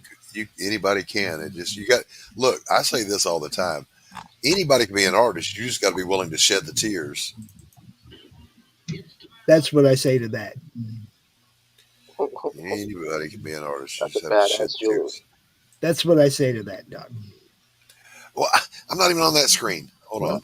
No, wait. There you go. That's what I say.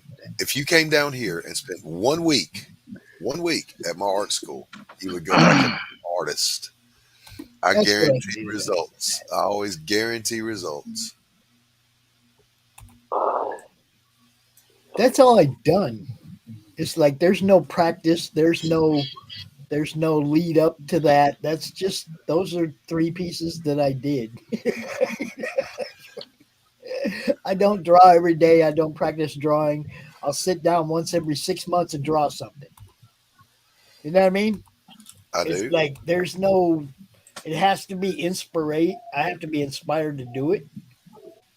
You know, like Cheyenne, when he asked me to draw that Ace Frehley, it was 3 or 4 months later when I got inspired to actually do the drawing.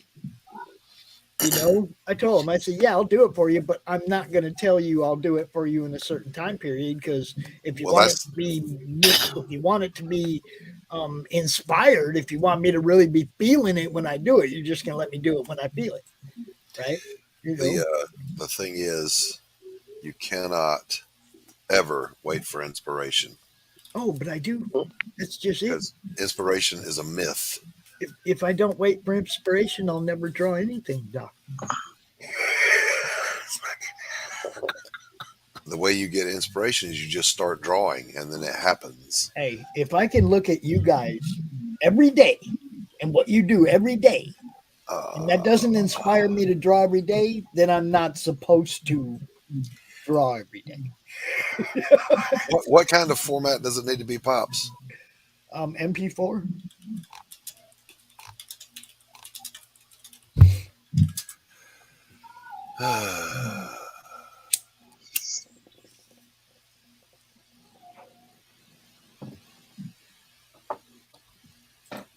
You know, I probably should have actually pulled up the Cyberfog logo and recreated that.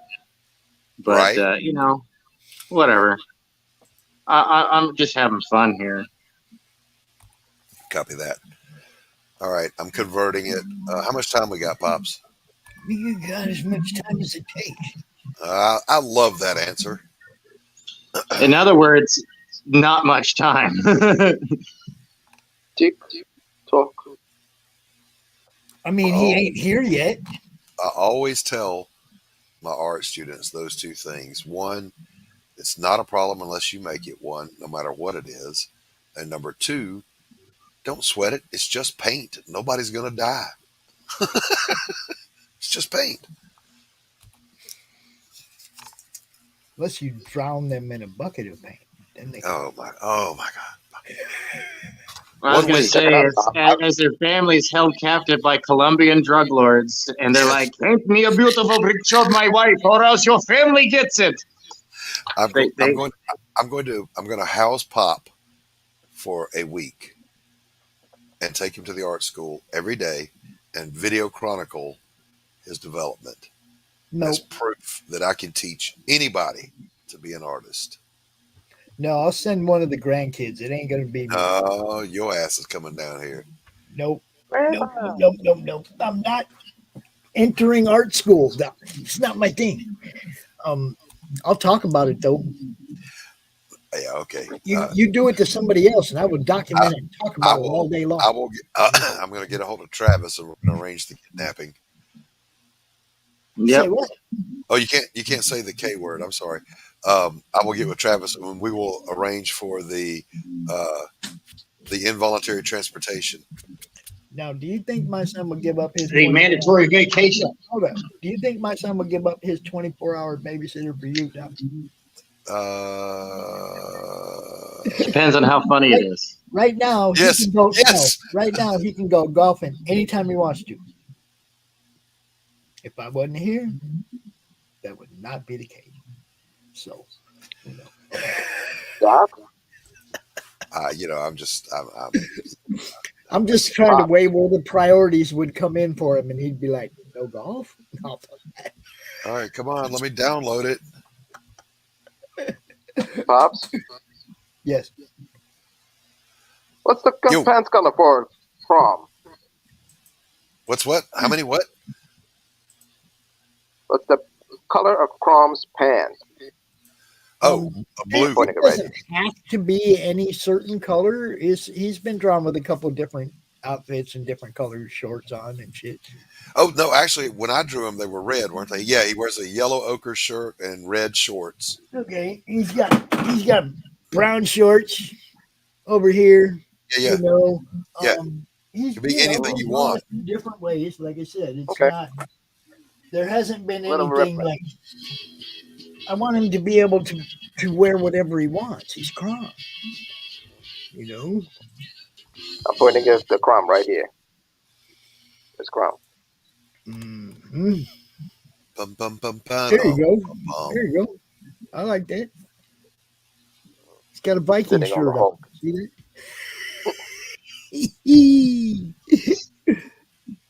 Got some red. Put some red on it.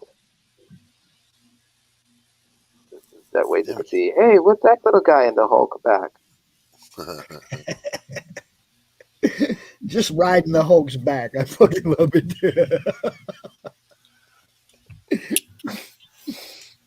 Those green guys got to stick And together. does he wear shoes or doesn't have to wear shoes?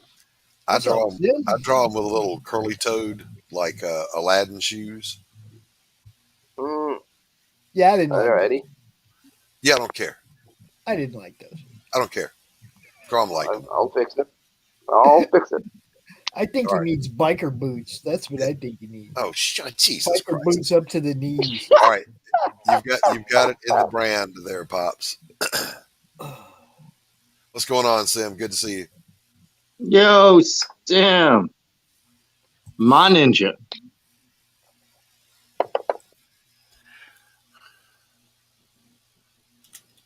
Okay. Curve a little bit here.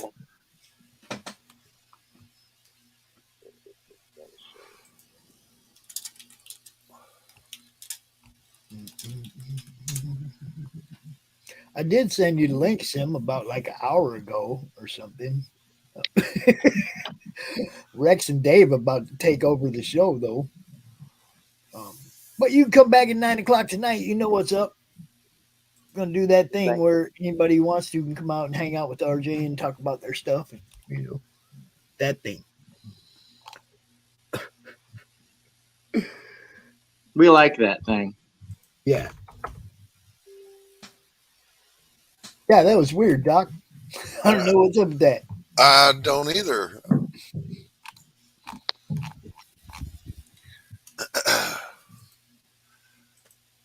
The internet is a mysterious place. That's all I got to Yes, say. it is.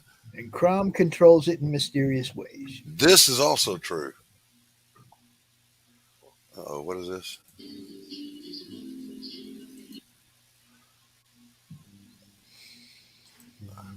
Did you get it loaded, Doc?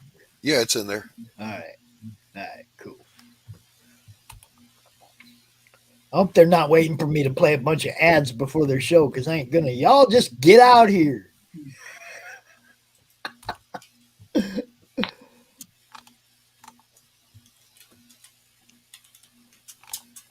Man, don't you hate it when you get a weird invite from somebody named William Lewis and you go look at the profile and all the pictures are of a girl? Alrighty then. Doc? Pass on that one. Just saying. Yes. Who called me? Standbot. Me. Yes. You. Who? It's me, Q. What's up, Q? Question: what do you think of the? Yeah. What's up? What do you think of the Hulk's neck? I like it. The thicker, the better. Anything needs? Yeah. Is it okay? No need to. Bigger, but No, it looks good. The cleft in his back muscles, his upper upper traps. Yeah, there you go. You're in the right place. You got it. You got it, brother. So no need to some folds and whatsoever. No need some folds. Draw the big blocky Hulk. That's what I like anyway. Doc says that because he's big and blocky. It's a flyby cover for you, pops, right there. Jesus. We having fun. I gotta go find some food. My blood sugar is getting low. It's 3:11. It's 3:11. Can I get Well, Jimmy yeah, John? if Rex and Gabe ever get out here, I'd be able to go get me something to eat too. Damn. I know, right? I'm starving. I'm starving here.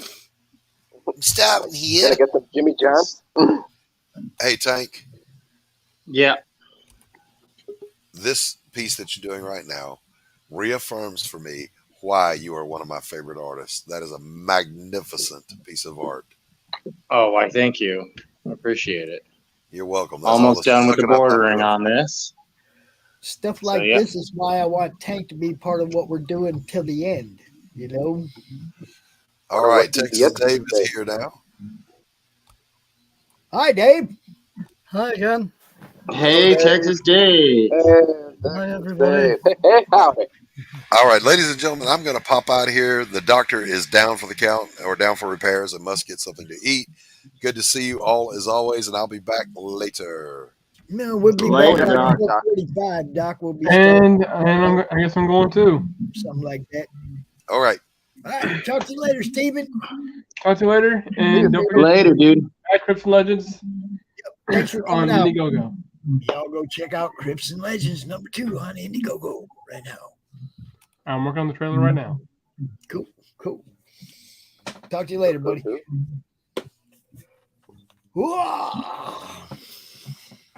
So whenever Rex shows up, then we will carry on with the next segment of CRoM Con, being the show-offs with Glenn. Or I mean, Glenn. Rex and Dave. Rex and Dave. Yeah, hopefully he'll be here shortly because he just sent me a message about 10 minutes ago. Yeah, he was in the chat too. We Oh, know right. he's out there. He's just hiding. Probably. You know. So what's that How you're you drawing, doing, Dave? Did you go have lunch? Go have Sorry? dinner? Are you good now? Oh yes, I'm back to my fighting strength now. All right, cool. Yeah. You got to get some nutrition in you to hold them big ass books up for an hour. And a half. Well, that's it. It can be quite tiring, as you know. The Hulk is getting paint. Very nice. See, those little green guys got to stick together. You know. Yeah. You know. Yeah, that's right. Green Lives Matter. Put it in your Twitter, like you said to. It's also up here in the chat like 15 times. Rex. He's probably got a bit confused, Pops. I know. He gets rattled like that. I know. It happens when you get older, you know. I know. Are you ready? Here we go. The Madness Comic Network and comic-related madness proudly presents The Show-Offs, featuring Rex the Devil Flyer and Texas Dave Husel. Tune in to our content on Comic Talk with Pops Van Zandt on YouTube.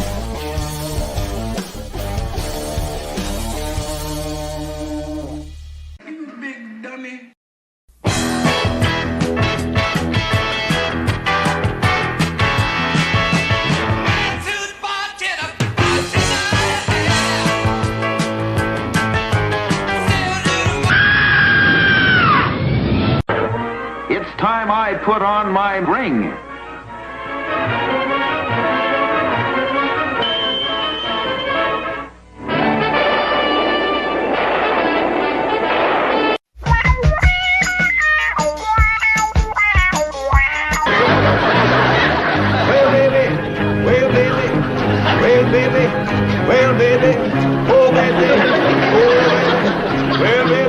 I can't do it.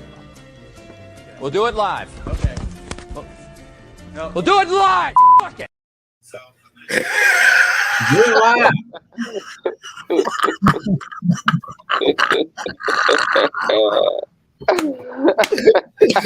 Fuck, that's hilarious. That's a great intro. I love it. I love it. I love it. Yeah, it kind of slows up there toward the, when Jake Clampett comes on. But hey. Evening, Rex.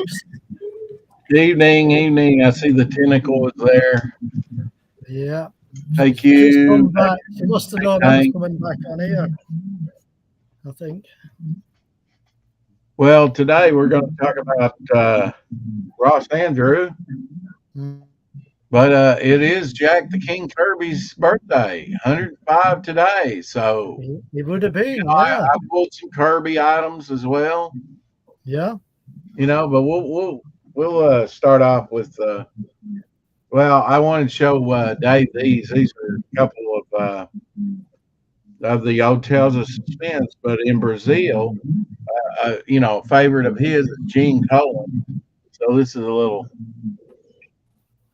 Brazilian production artwork from back in the day out of Brazil, done by Gene Colan.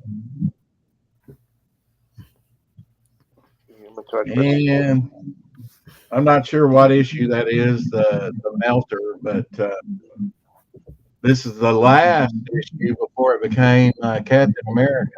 I do know that. Iconic Colan cover there with Iron Man.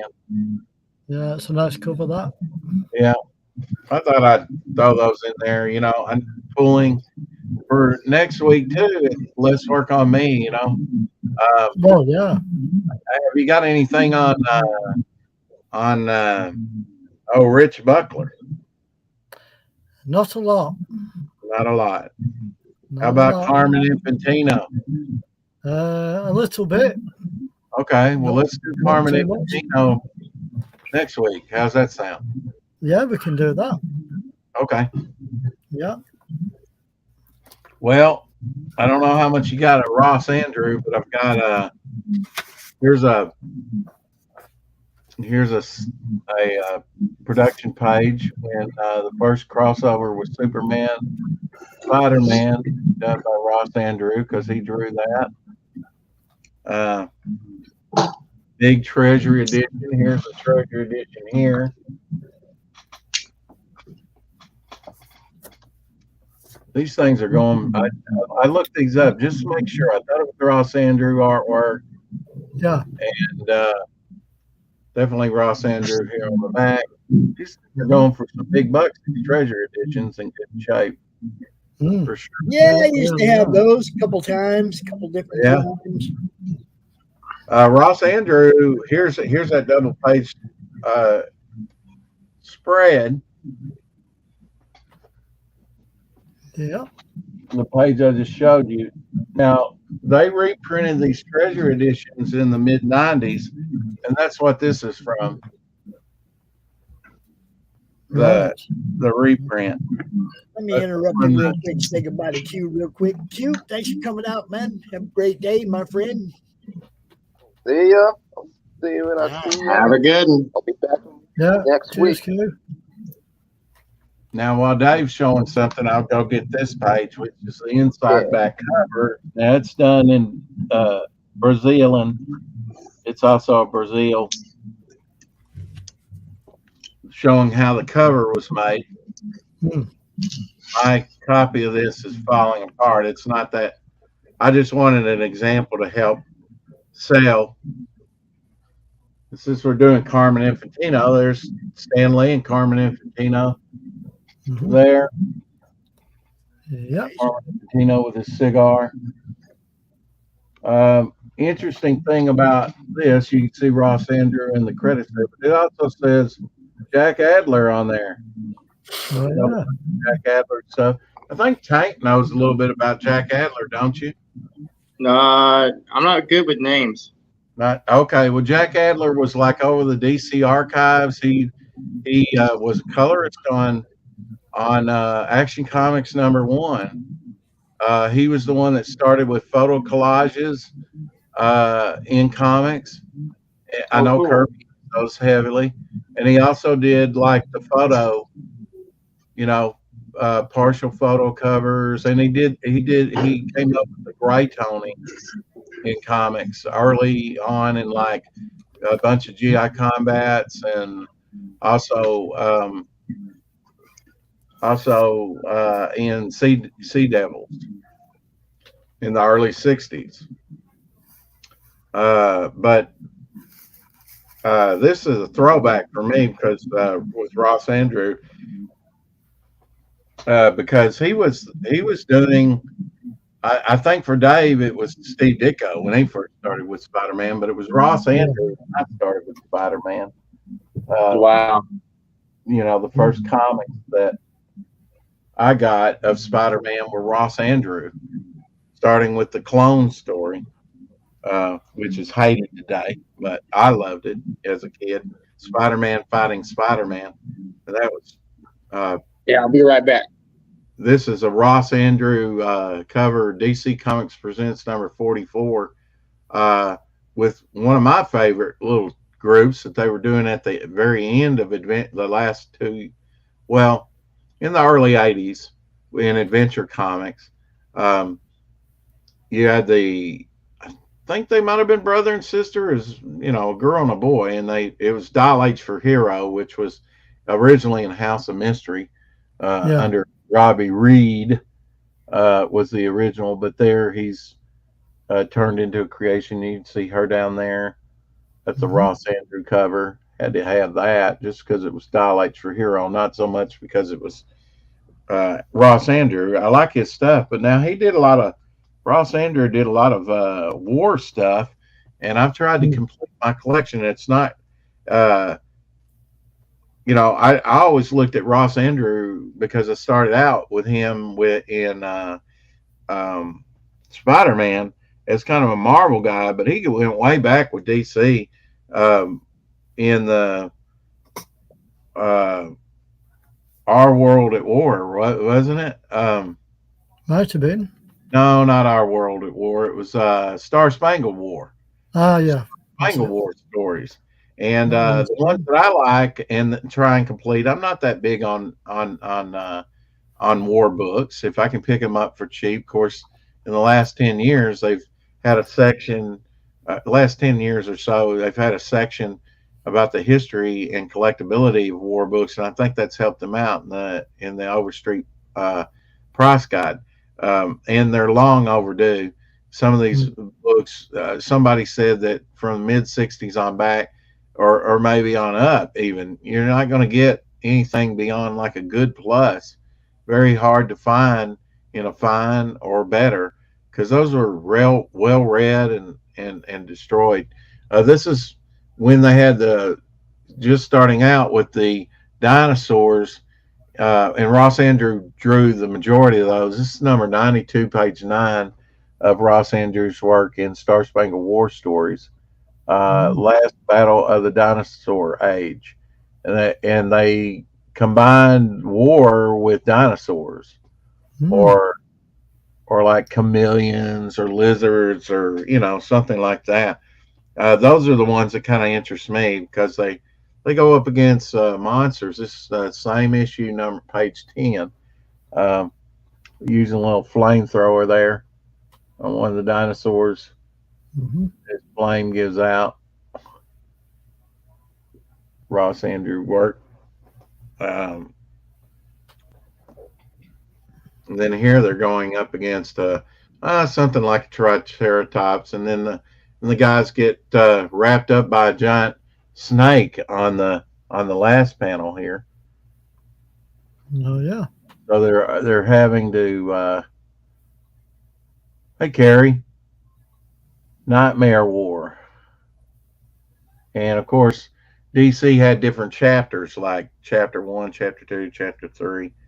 That often reiterate the title and stuff on those pages. This is kind of going up against one of those giant chameleon. This Star Spangled War Stories 106, page 8. It also has they throw some grenades and get away from the lizard, but then they land on another giant armored dinosaur in the last panel. And just, I mean, to see it in black and white like this, You know, you see the darks and the lights, and it's just really interesting. I mean, look at the blades of grass and things like that. The jungle overshooting. It's almost like a stained glass window, or like breaking the panel up. You know, like shattered glass. It's, you know, an interesting technique that Ross Andrew used in some of these. Here they're going up against giant pterodactyls in their plane. This is 109, page 2. And his faces were very distinctive, Ross Andrew. And he goes way back. I've got some reprint comics of his stuff, his earlier stuff from the early 60s. I guess he goes back at least to the 50s, Ross Andrew. Yeah, I was thinking that. Here they're going up against another type of chameleon. You never knew what they were going to do. This is Star Spangled War Stories 111, page 8. And they had, this was the original Suicide Squad. You know, we think of Harley Quinn and Deadshot and other characters like that as the Suicide Squad, but these couple of servicemen were the original DC Suicide Squad, and they all went up against these dinosaurs. A lot of fun. Here you have another pterodactyl like one with catching on fire. This is the last page where they wind up, and he's kind of recuperating in the bed from the battle and whatnot. And it says at the bottom, more staggering tales from the war that time forgot. That was the title, The War That Time Forgot. In every issue of Star Spangled, watch for it. And they also had, like this, in a couple of stories, they had this reoccurring little pterodactyl that kind of befriended them. And here he's tapping on the top of the GI's helmet.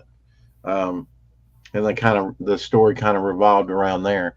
But plane on fire and kind of crashing. And then the little pterodactyl kind of comes and greets them after they land.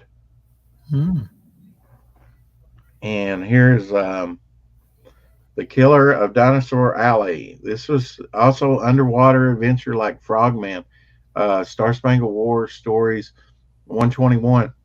And also toward the end of the run on Star Spangled War Stories, Gene Colan drew a few issues. So very, very interesting. You know, a lot of Gene Colan is primarily Marvel. You got Carrie over here talking to you in the chat. I noticed that. Your magazine is at Chicago Distribution Center. Okay.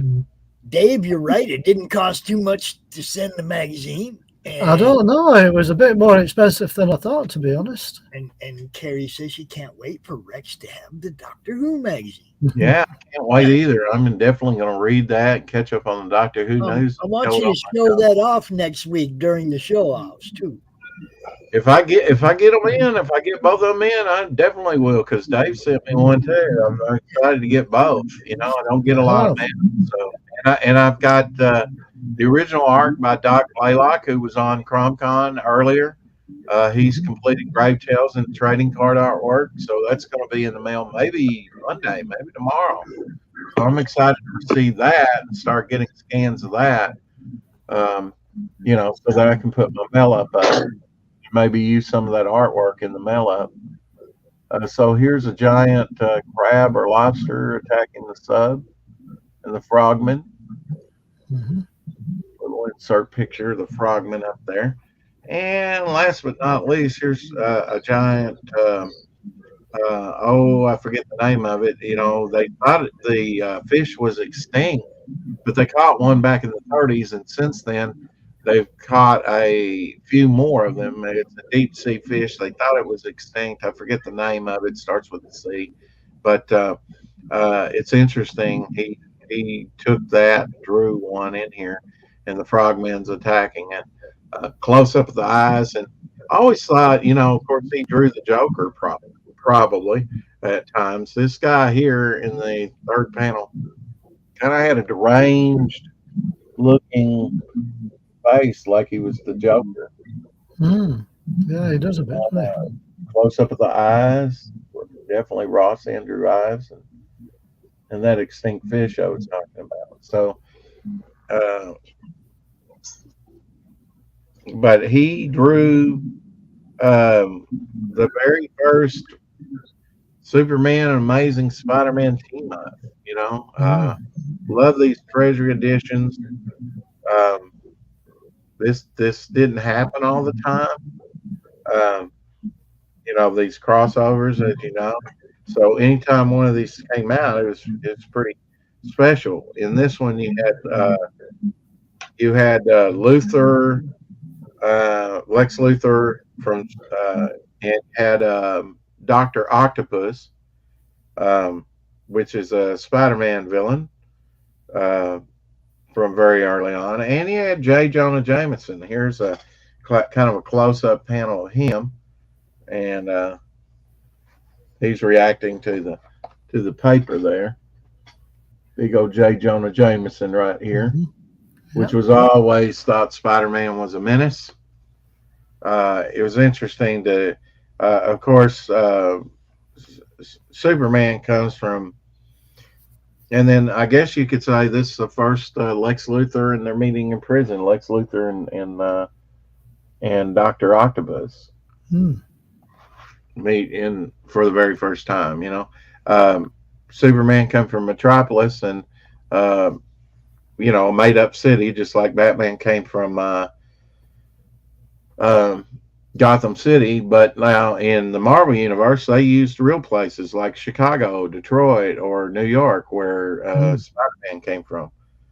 So here they make a jailbreak, and Dr. Octopus is Luthor's riding Dr. Octopus to get out, make the jailbreak, prison break.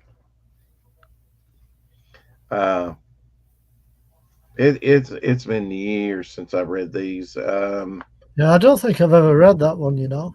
Oh, really? Well, the greatest superhero team up of all time. And then, I'm going to have to read that one, Rex. Huh? I'm going to have to read that one now. Yeah, chapter 1, the Duel of the Titans, and that's where they meet.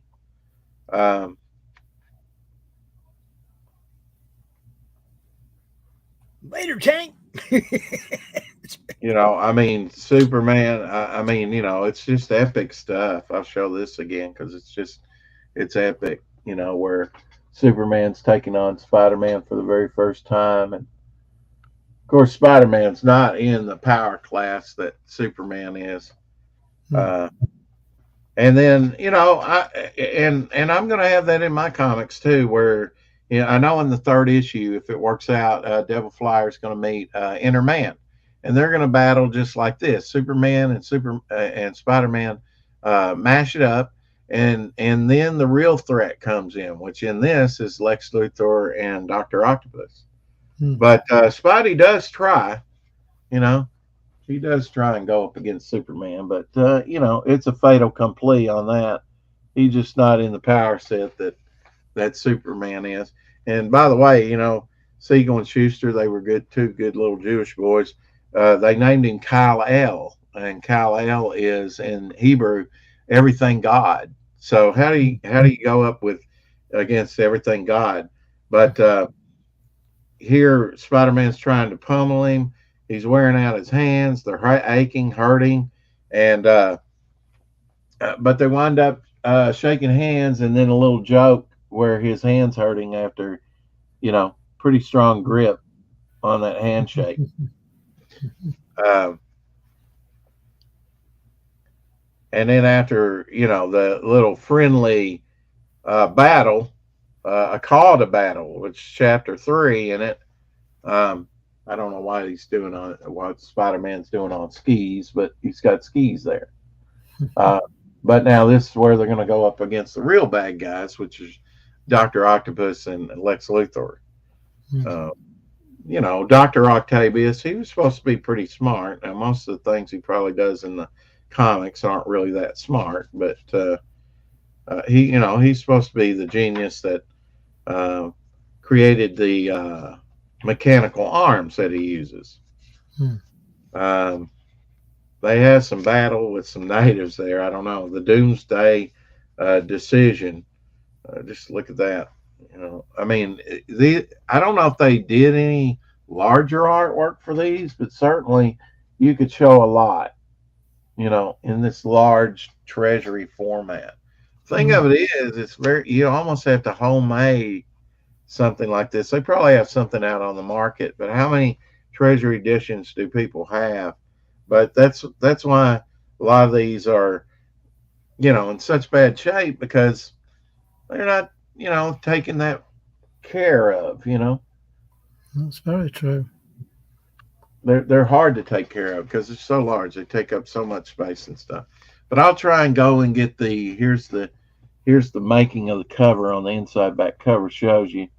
And I have the Brazilian in there, acetate. Let's see. I think Neil Adams had the Ross Andrew took it from there. Let's see.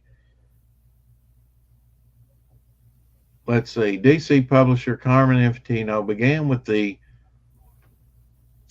ideal confrontation between Soups and Spotty, but neither hero is fully shown. A background was needed, and with these super doers, the skyscrapers in New York seemed a natural background, but the angle wasn't right. Superman dominated the picture. Carmen switched. So Carmen Infantino sort of laid it out, and then Ross Andrew did it. Ross Andrew took it from there, creating the finished pencils with Dick Gargiano ink, and produced a cover worthy of the story inside a true milestone in comics history. Yeah, the first time that Spider-Man met Superman. And of course, Ross Andrew, mine's detached cover here, so it's did the back,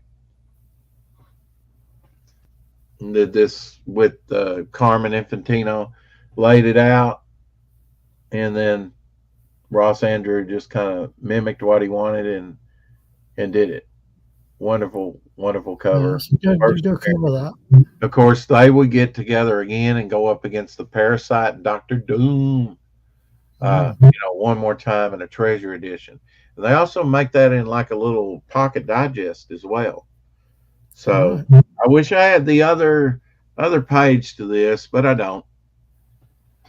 When heroes clash, it would be great to have Superman right there, and frame these together. But all these that I've shown you are up for sale on eBay. And like I said, I did pull some stuff of Rich Buckler and Carmen Infantino and Kirby. So I'll pull my Kirby stuff here, and we'll show that a bit later. Just making sure here. Okay. And we'll cover Carmen Infantino more in depth next week. But I've got some Kirby goodness here. Whenever Dave takes over. Yeah.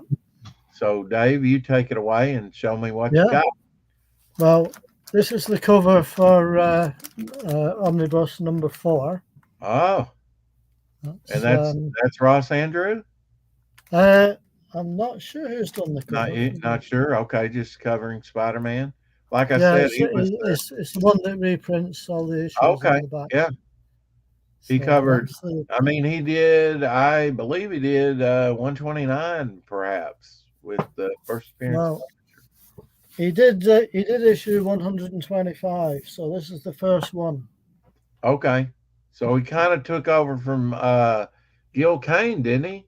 I think he did. Yeah. So that's. Does it have any Gil Kane in there prior to that one? I'll have a look and see. There might be. Can you tell styles, Dave, when you look at the artist? Can you kind of look at him and go, yeah, that's Gil Kane? I can. Is that Gil Kane there? It is. Okay, so he kind of took over for Gil Kane, didn't he? That was the issue before. Okay, so that's Gil Kane. He kind of took over for Gil Kane. Yeah. Who had been doing it a while. I know he did like maybe the 100th issue on up. Yeah, Man Wolf. Gotta love that. Now, I think Gil Kane continued to do some of the covers, but the insides were Ross Andrew. Yeah. Kangaroo. Kangaroo, that's probably his first appearance there. I think that's John Romita Sr. that did that. No, that was his second appearance, Rex, of the Kangaroo. Oh, second appearance? Okay. Yeah. I know the Gibbon was in there. Oh, yeah, you can tell. I can tell. Like, that's a Ross Andrew. I just the way he drew Spidey in certain ways. Even, and like I say, the mask, any mask figure like Spider-Man, it's very hard because to tell who did the artwork unless their body type, the way they do their body and poses and stuff is distinctive, like Gene Colan or Gil Kane. Because I rely on the face. How it seems like every artist draws a face somewhat distinctive. Now, see, from that knee there, I would say that that's probably a Gil Kane cover. I think you might be right.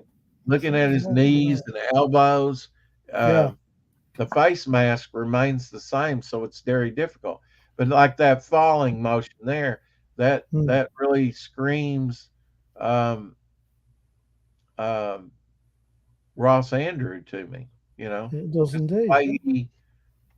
He the angles he used and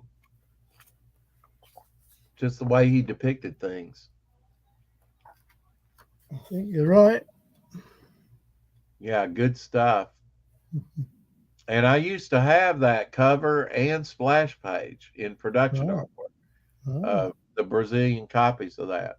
I sold the splash page for about $180, and then the cover for $300. But the person said it was a fake. They said they destroyed it, and they got their money back. Right. There's a classic Ross Andrew splash page, but with a Gil Kane cover, where Dr. Octavius tried to marry Aunt May. That's right. My uncle, my enemy. Now, I have about 500 to 600 issues of the first Spider-Man, Amazing Spider-Man, on disc. Dave, they came out with some on disc where you can read and print out the pages and stuff.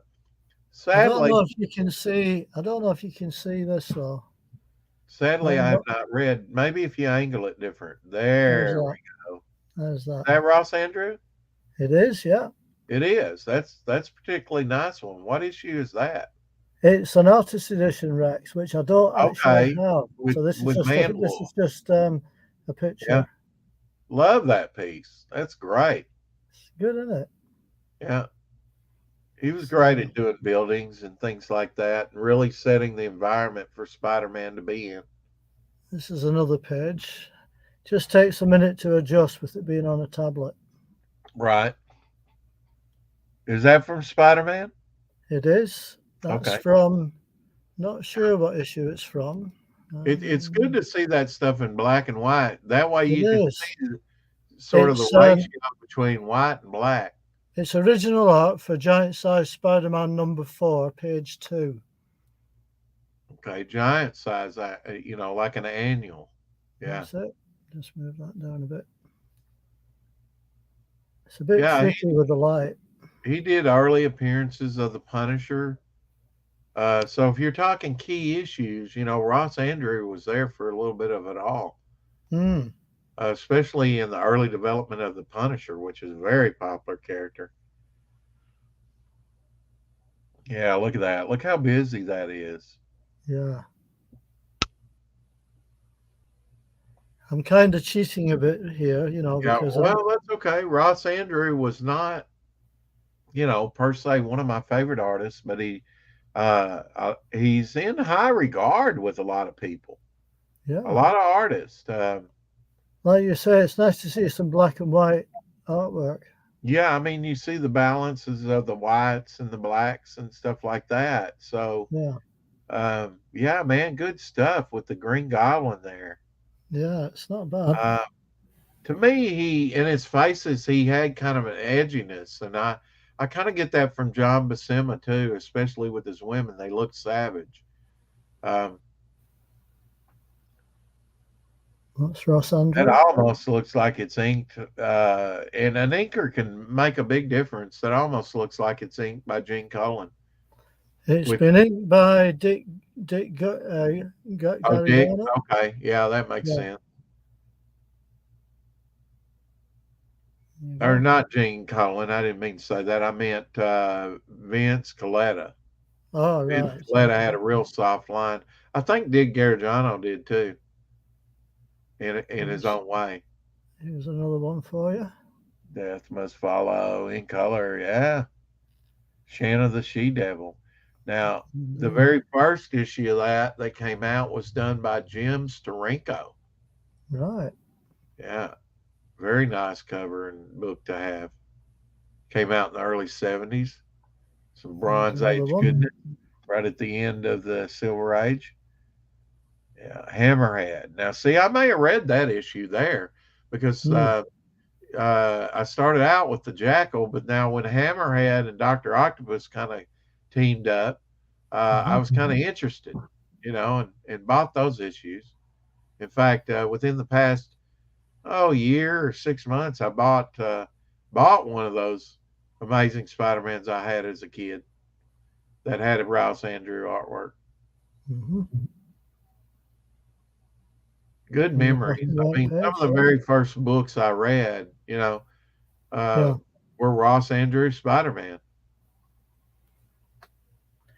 At least it's a lot easier to hold this tablet than it is a big book. Did you have time to pull any Kirby items? Oh yes, I've got some. His birthday. Stuff. Kirby's very easy because he was so prolific, but so was Ross Andrew. He drew a lot of different stuff. Yeah, there's the Jackal in that last panel at the bottom. Look at that. Yep. Jackal doesn't get a lot of love, but I've actually in there. I've got a little Marvel Legends Build-A-Figure of the Jackal. Seeing he was I think it's a Build-A-Figure.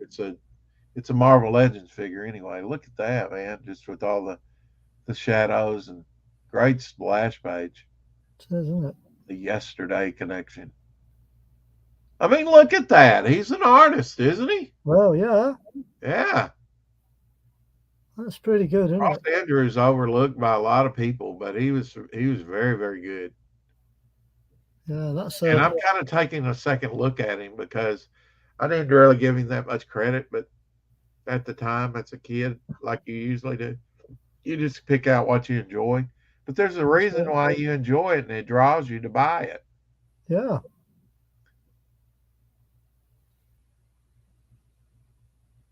Look at that battle scene. It just starts at the upper left-hand corner and leads you down to does like an S shape, isn't it? Yeah, just leads you through the page. Certainly does. Good storytelling. There's another one for you. Once it tunes in. Definitely. Look at that multi. That was another thing with Spidey. He would do multi shots of him in movement. And leaping there, he's going up against the tarantula. And he's got stingers on his boots. He would kick you. A little James Bond homage there, huh? Yeah, just a bit. Absolutely, like Tank Ferret says, smash that like button and hit that bell to receive all notifications. Yeah, Superman. Yeah, he did a lot of Superman. He did. Yeah.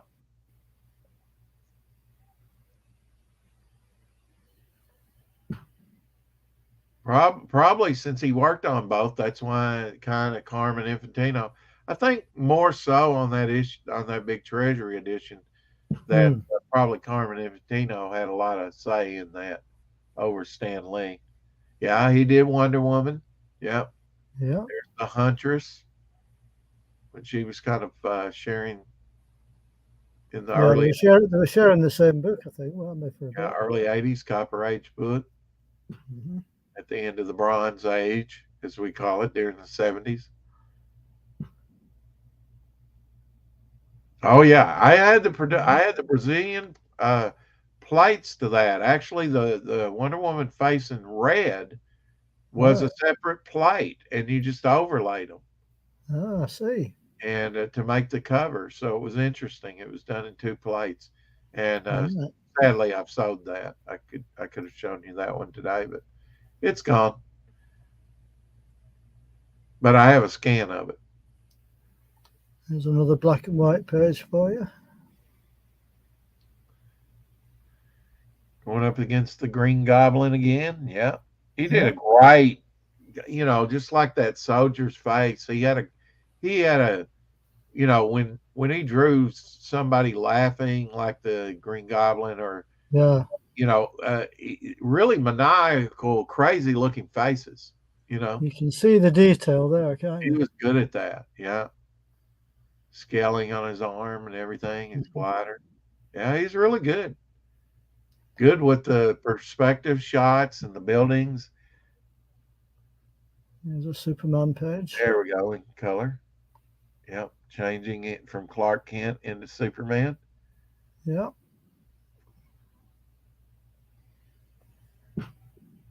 Awesome stuff.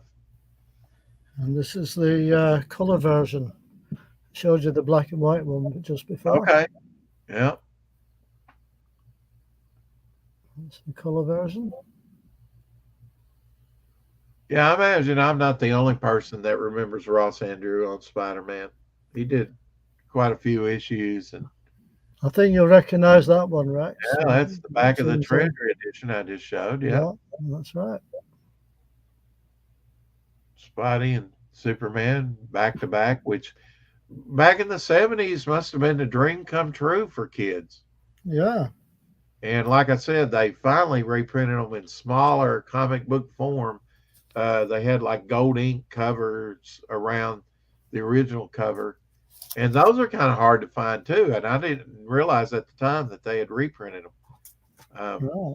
I've actually went back and collected some of those, or the ones that they came out with. Right, Rex, your turn again. My turn again. Oh, yeah. I'm out, man. Oh, I got some stuff. Are you sure? We're gonna have to make a shift, though. I showed you all my Ross Andrews stuff. So yeah, well, I have pretty much now. Kirby stuff on his birthday. He would have been 105 today, Dave. He certainly would. Yeah, a loss to the world in like '94, I believe. Mm-hmm. Jack Kirby was born in August 28th, 1917, and died February 6th, which is like the day my father died, I think. Not the year, but the day. 1994. Right. So he would have been 105 today. I remember when DC Comics a few years ago were celebrating on the covers 100 years of Jack Kirby, and it's already been 5 years. I know. Here's an early Journey into Mystery, number 90 cover, where Thor is going against the Carbon Copy Man. I remember that story. Do you? I do. Did you collect? I didn't collect them, but I got the chance to reread them. To read them when they were reprinted in the British.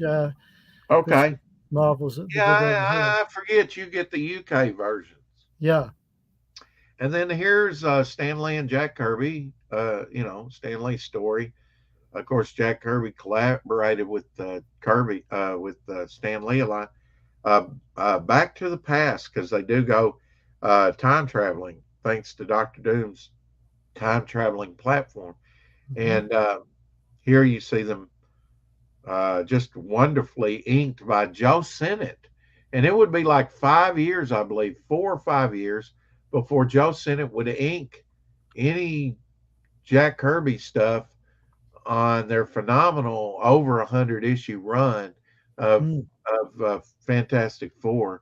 But this was the one exception, and it was the first appearance of Dr. Doom.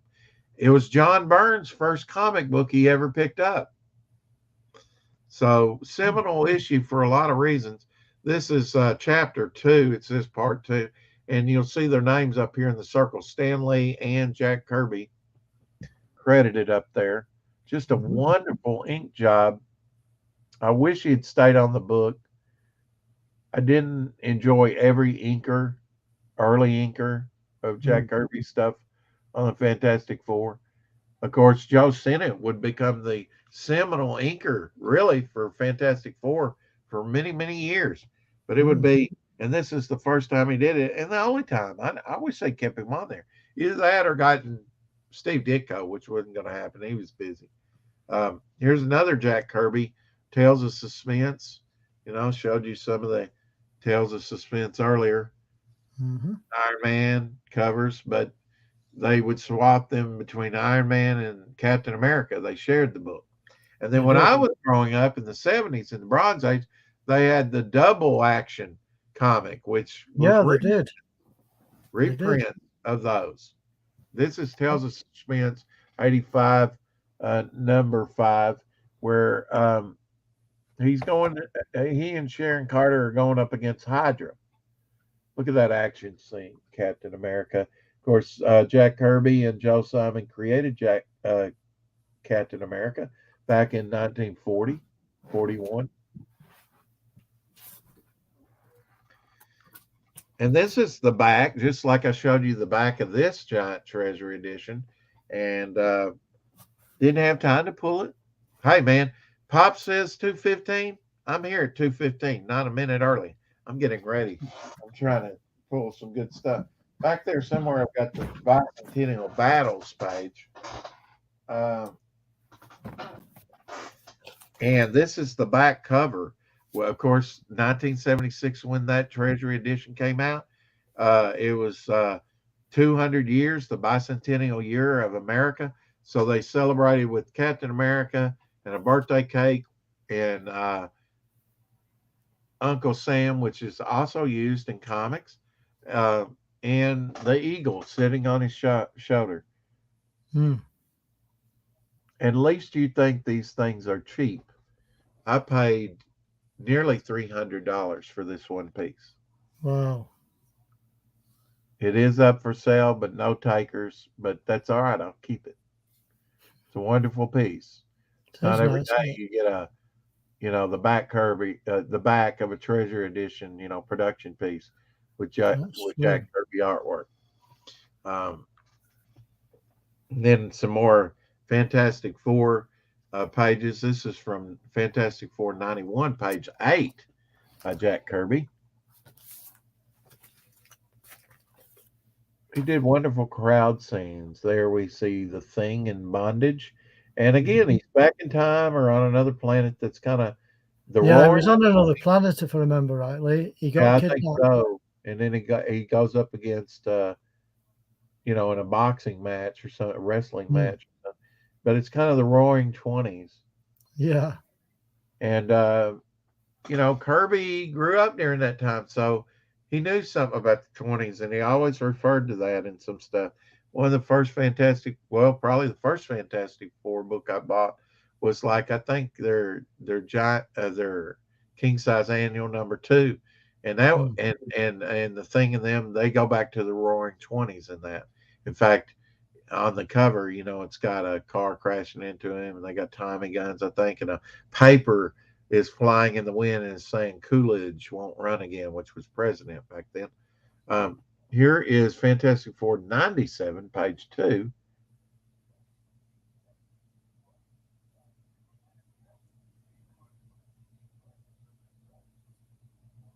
No mistaking Kirby. No, there isn't. Going way back in Fantastic Four history, this is Fantastic Four number 8, page 11. I gave a little over about $51 for this, a penny shy. Yeah. And there's a splash page. And then again up there in the corner, you see Stan Lee and Jack Kirby. Kirby would put that in there, The Lady and the Monster, part 3. So this would open up chapter 3 where he's throwing, I believe that's the Human Torch, right? Looks like it. Human Torch or Reed Richards. Yeah, it's Human Torch. Because they were always getting into it. And last but not least, we forget that Jack Kirby did the Howling Commandos. You know, Sergeant Fury and his Howling Commandos #3, which would have been the Silver Age, early 60s, page 10. Again, look at the foliage and how they break that up and everything.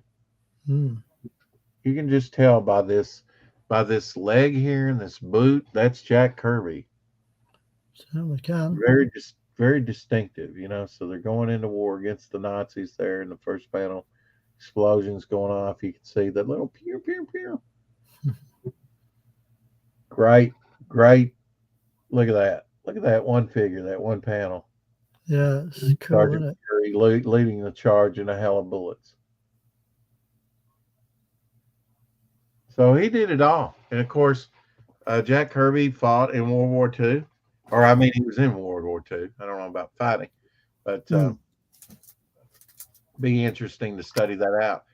But what do you got on Jack Kirby? What were you able to pull at a moment's notice? Well, I have this.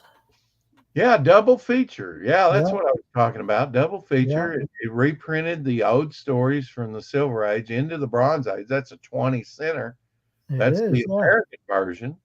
It is. I didn't get #2. I think my cousin, first time I'd ever seen that, I think my cousin bought one.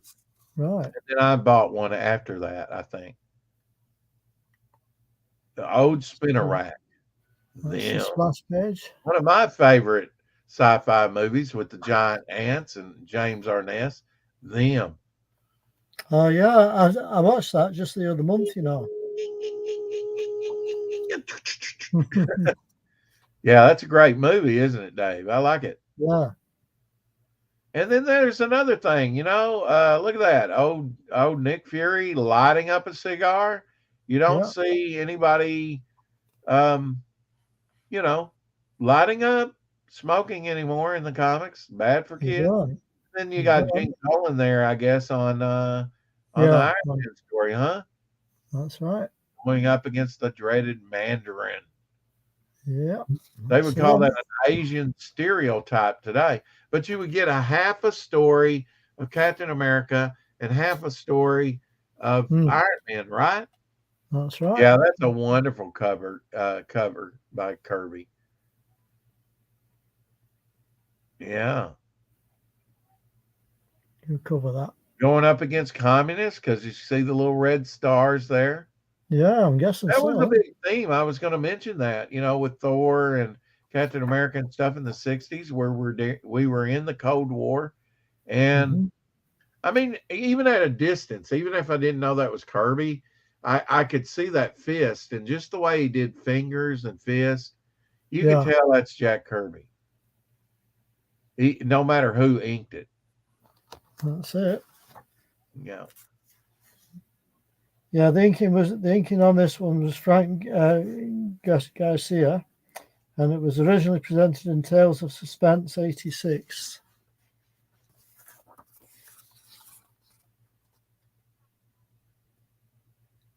Couple more pages for you.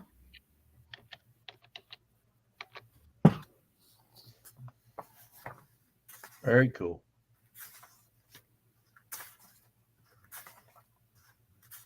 How about that page there, Rex?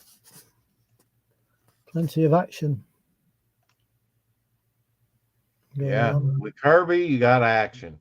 He was probably the biggest influence on just about everyone.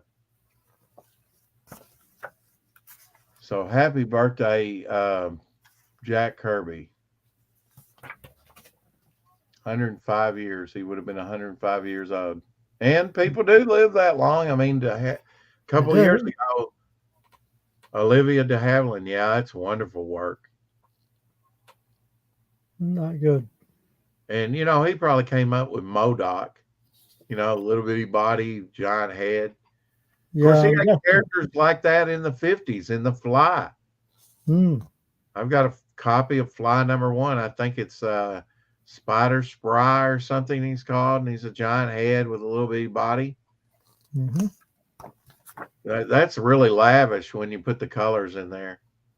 Certainly is. They're very good magazines of these, Rex. There's a Definitely. photograph of Jack there.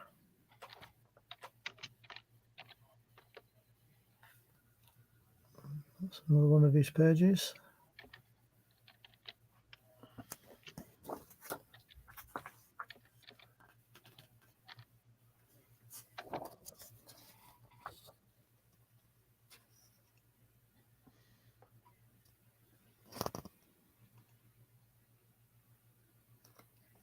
Yeah.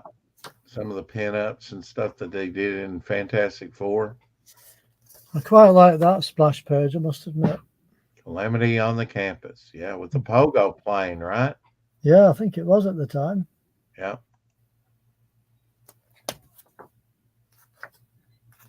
Kirby goes to college, so I think that's the college he went to. Real life college. That's the college he went to? I think it is, yeah. Yeah.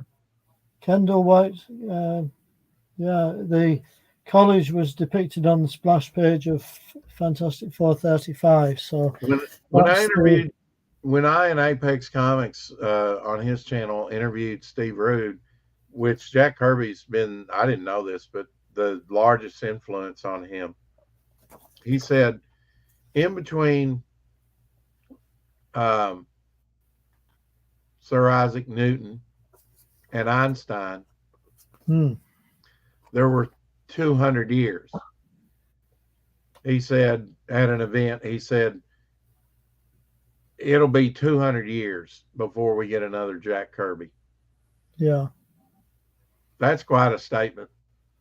Because really, great people like that only come around ever in a blue moon.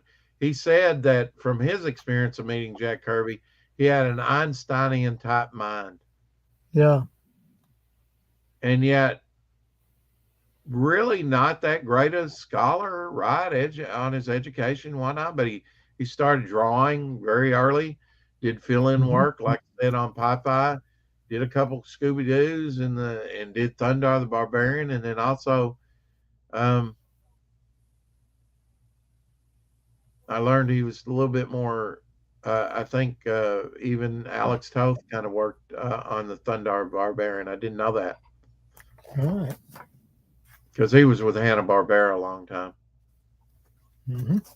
In the 60s, early 70s, I know. I don't know how long he was, but he's another great. You seen that one, Rex? Flame Fool. No, I have not. Yeah, there's a lot of Kirby stuff. I mean, a lot of people said of Kirby, of his 40 stuff, if he would have just stopped right there, he would have been a major influence on comics. But he was a major influence on comics for the 40s, the 50s, the 60s, the 70s, the 80s, the 90s, even the early part of the 90s, That's it. So, over about 6 decades, well, a little over 50 years in comics, but good stuff. Got started drawing early. I think he would, where they lived, he would get a pencil or a crayon or something and be drawing on the walls. Yeah. Pictures and stuff. It wasn't just scribbling. So he got started really early. Jack Kirby was an influence on all commercial art in the past 50 years. Yeah, definitely. I believe that to be a true statement. Absolutely. Atrocity Press. Absolutely. Some more pencils here for you, Rex. Yeah, gotta love the pencils. And I believe they, looking at the Kirby collector issues, which, I have a couple of them here. Come think of it, that I showed the other day, I think. Here's Jack Kirby, but the Jack Kirby collector collects the Jack Kirby stuff, and it has a lot of pencils. So I think Kirby scanned, Xerox, a lot of early stuff. Of course, Roz helped with that, his wife. Here's a Spider-Man and going up against the Sentinels. That's kind of an X-Men mashup there. Yeah, I think I've got that one, Rex. Huh? I might have that issue. Looks I familiar. think this comes out quarterly. Gore's tomorrow. This is not for profit publication, but I believe it's Tomorrow Publishing, but I don't know. But Yeah, I think it you're not is, right? getting the Jack Kirby collector. These are some of the issue. This is from '98. This is issue 18 with the Spider-Man cover and the Sentinels, and then this is issue from '98 as well, number 19. So the next one. Just a couple that I thought were really interesting that I found on eBay a while back, years ago. I don't have all these. I'd love to have every one of them because you know they're good thing. You know they're good stuff. Had a lot of insight on the backstory of things and Kirby and. Yeah, I like the photographs in these. Yeah, can you switch us over? There we go. Yeah, with the dogs, his family dog, and outside and stuff. Yeah, and that was something that I think Glenn might have said, or I think it was Glenn who also met Kirby. He lived well. Yeah, he did live well. He had a comfortable life and a nice home and everything. I kind of envision him in, a nice house, but sort of middle class, but he might have had a little bit better than that in later life. Yeah. One of the hardest workers. I mean, he could produce 3 pages a day, where a lot of artists can't do 3 a week. That's it.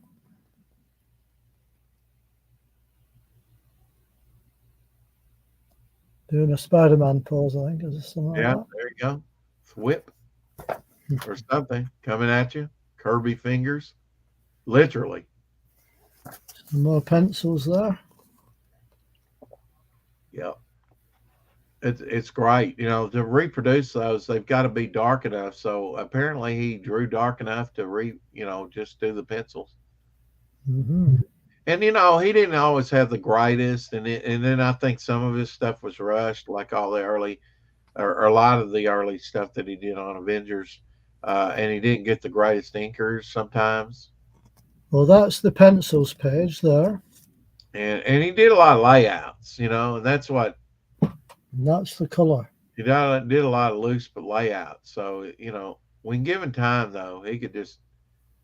But it's nice to see the pencils and the finished page as well next to each other. Absolutely, as a comparison, yeah. There's there's a chunkiness to, everybody's like, there's a chunkiness. But I mean, like those open mouth, I need to get back to that. Just delve into some comics and create. What before and after?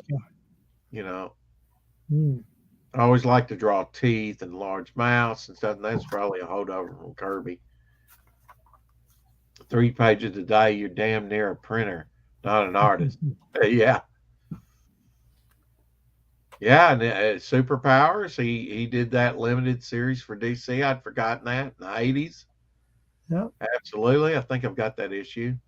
Hawkman, Calabac, I think, there on the cover from New Gods.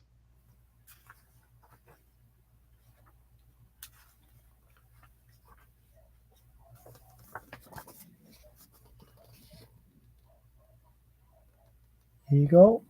Yeah, the Ego. Yeah, the Living Planet. I always thought that was a very interesting character. I think Morg is also a living planet that's a Green Lantern in the DC universe. Of course, Ego's in the. So next week we'll do Carmen Infantino. I've got some Flash stuff. Of course, he's known for Flash. Yeah, we can do that next Some week. other stuff. Yeah. Early House of Mysteries.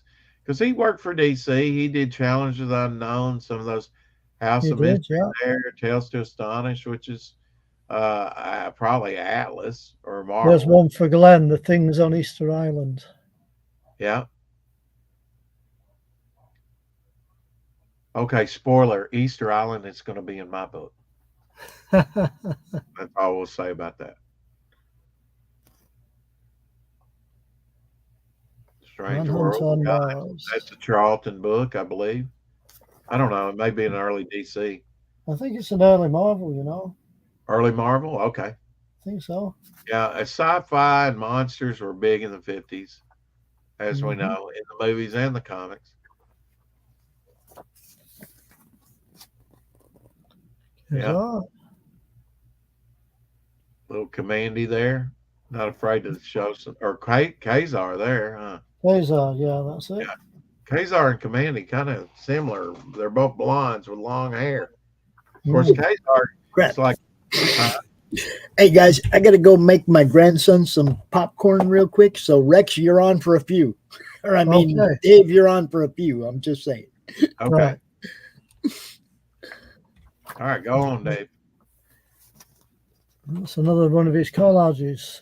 Collages. Okay. When he gets back, I probably got to go and get ready for my show, brother. 9:20. We should be all right for a wee while longer yet, right? Well, I know, Dave, but I need to go, Dave. I've got prep to do, Dave. You're just saying that, Rex. No, I'm not just saying that. I need to go. When he That's gets a big back. issue. That's a big issue of 2001: A Space Odyssey, Oh, there we go. Yeah. isn't it? We got no set on this. Remember, Dave, it started out at 30 minutes. Of course, I don't know how. Well, it did. I think it only lasted for about 1 week. Now, this is a British comic that reprinted the early Thor stories called Fantastic. Yeah, great title, great logo and stuff. Yeah, and that was one of the And we're kind of black off and white. topic with Jack Kirby. I mean, we're on topic because it's his birthday, but really, our Ross Andrew was our focus today. It was Another indeed. great artist. Yeah, there's so many good artists, though, isn't there? Really. It'd be interesting to know if Kirby knew Ross Andrew. I bet he did, as long as they both were around. The demon. It would be interesting to see the interconnectedness. You can see how dark his pencils were. I really didn't think about the darkness of the pencils and stuff like that needing to be dark enough to register, you know, to be reprinted. But what drew that to my attention was Ron Wilson. Now, anytime you want to do Ron Wilson, I've definitely got some of his Marvel 2-in-1 stuff. Okay. Ron Wilson, he was about 6'5" or bigger black guy, just looked like a linebacker when I met him in '83. Drew a lot of Marvel 2-in-1s with the Thing, which is probably Jack Kirby's one of Jack Kirby's favorite characters, probably one that he identified with most. I always had a cigar, as Jack did, in his mouth. There's the man himself sitting there.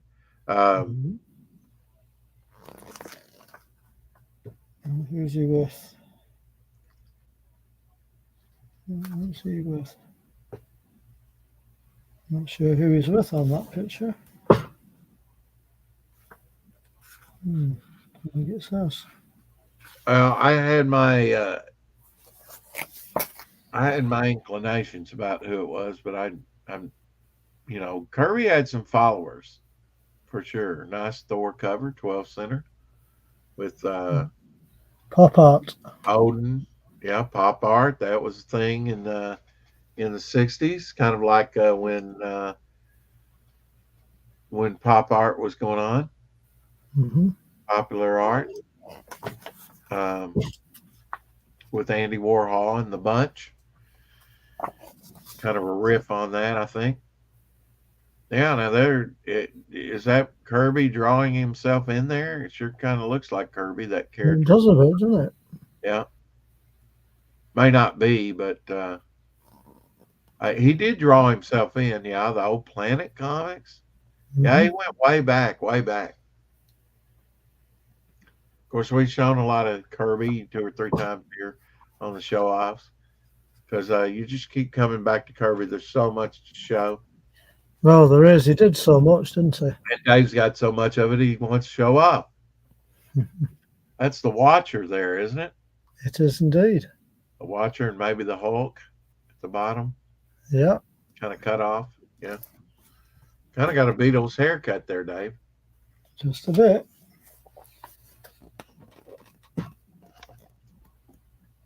Yeah, it's great to see the pencils uninked.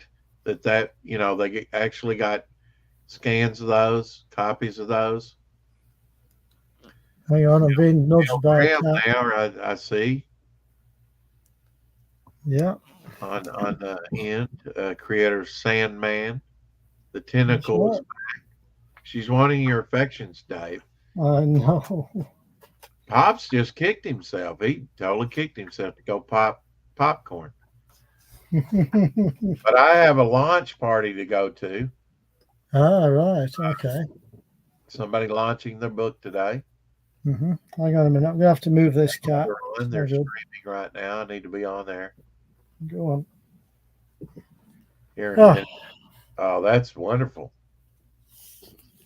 Not only that, but it opens out. And I have my own show to do, so I may overstream him. How's that for a wraparound cover?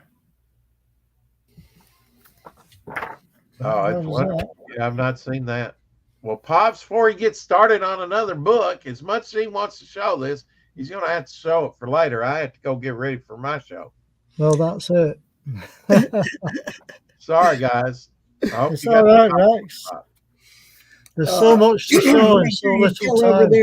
Tell everybody over there in the big house that I said, good luck, guys. All that shit, But I got to do my show, Yeah.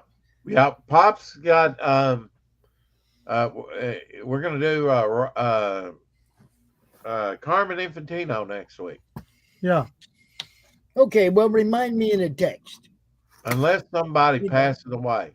Remind me in him in a text, will you? Yeah, remind me in a message so that I can, that way when I go to look it up, I'll be like, what are they doing next week? And I'll go to send you a message and it'll be right there. That's right. And I think I'm going to go check on the dog who's outside, and it's kind of warm today. She's got water, though. I just let 2 out and made popcorn, and now I'm good for the next hour and a half. I think you've inspired me. I think I'm going to go pop some popcorn myself. Yeah. Munchkin came down and Grandpa, Dad's sleeping, Mom's sleeping. You make me some popcorn? I got you. You know what's up. Rex, do you know Max? Rex, do you know Max? They ain't sleeping. You know exactly what they're doing. No, he's in the living room and she's in the bedroom. They're sleeping. Dave, I guess I'll see you Tuesday. Yeah, I'll see you Tuesday. Rex, do you know Max? I know we've not met. Hey, I saw you out in the chat. Yeah. Max does Mary Machine Gun, bro. Yep. Ninja Bimbos and see Human Hunters and Ninja Bimbos. Yep. Ninja Bimbos versus Zombies from Deep Space. There you go. Great title. He's got a little plethora of books that you might want to check out at some point. Atrocity Press. Go check it out. If you like Bad Girl comics, like old school Top Cow stuff and like Witchblade and all that other type of thing, you'll like what we do. TNA, Rex. TNA. That's right. Awesome. TNA. Yeah. We go look at some now.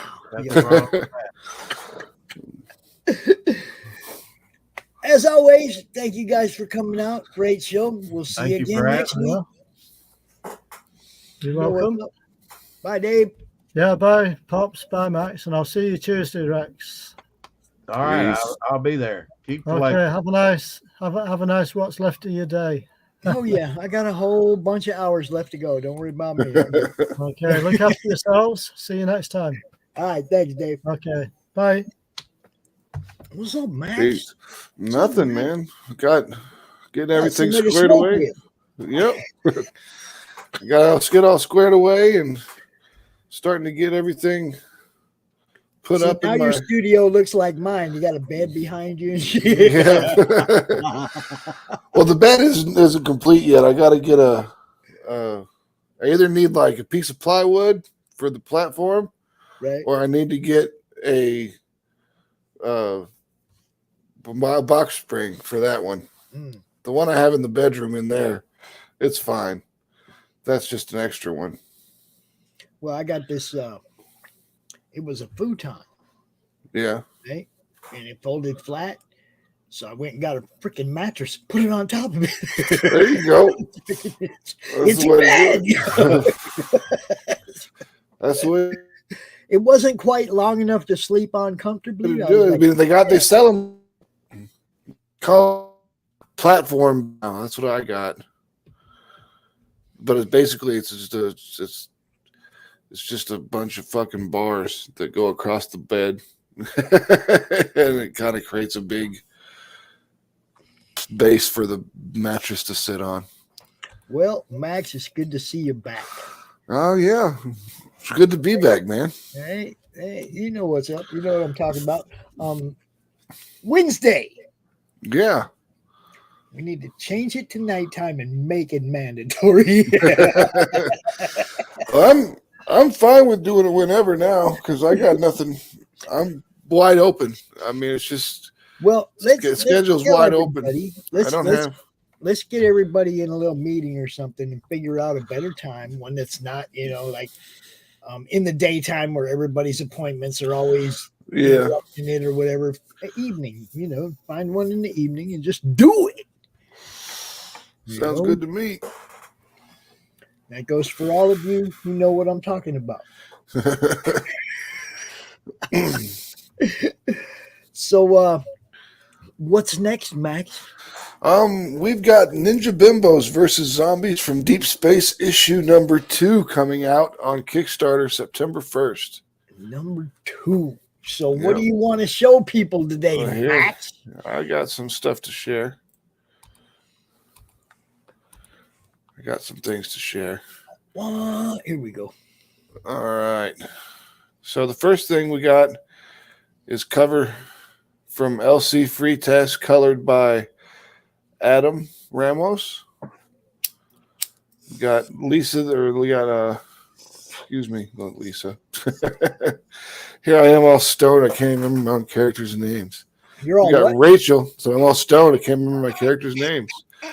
We got Rachel there with the zombies coming in after her and the green fog and everything, looking sexy as hell. This one is All the Girls by Steph Wilson and Carrie Ann. I recognize that art anyway. Yeah, exactly. This is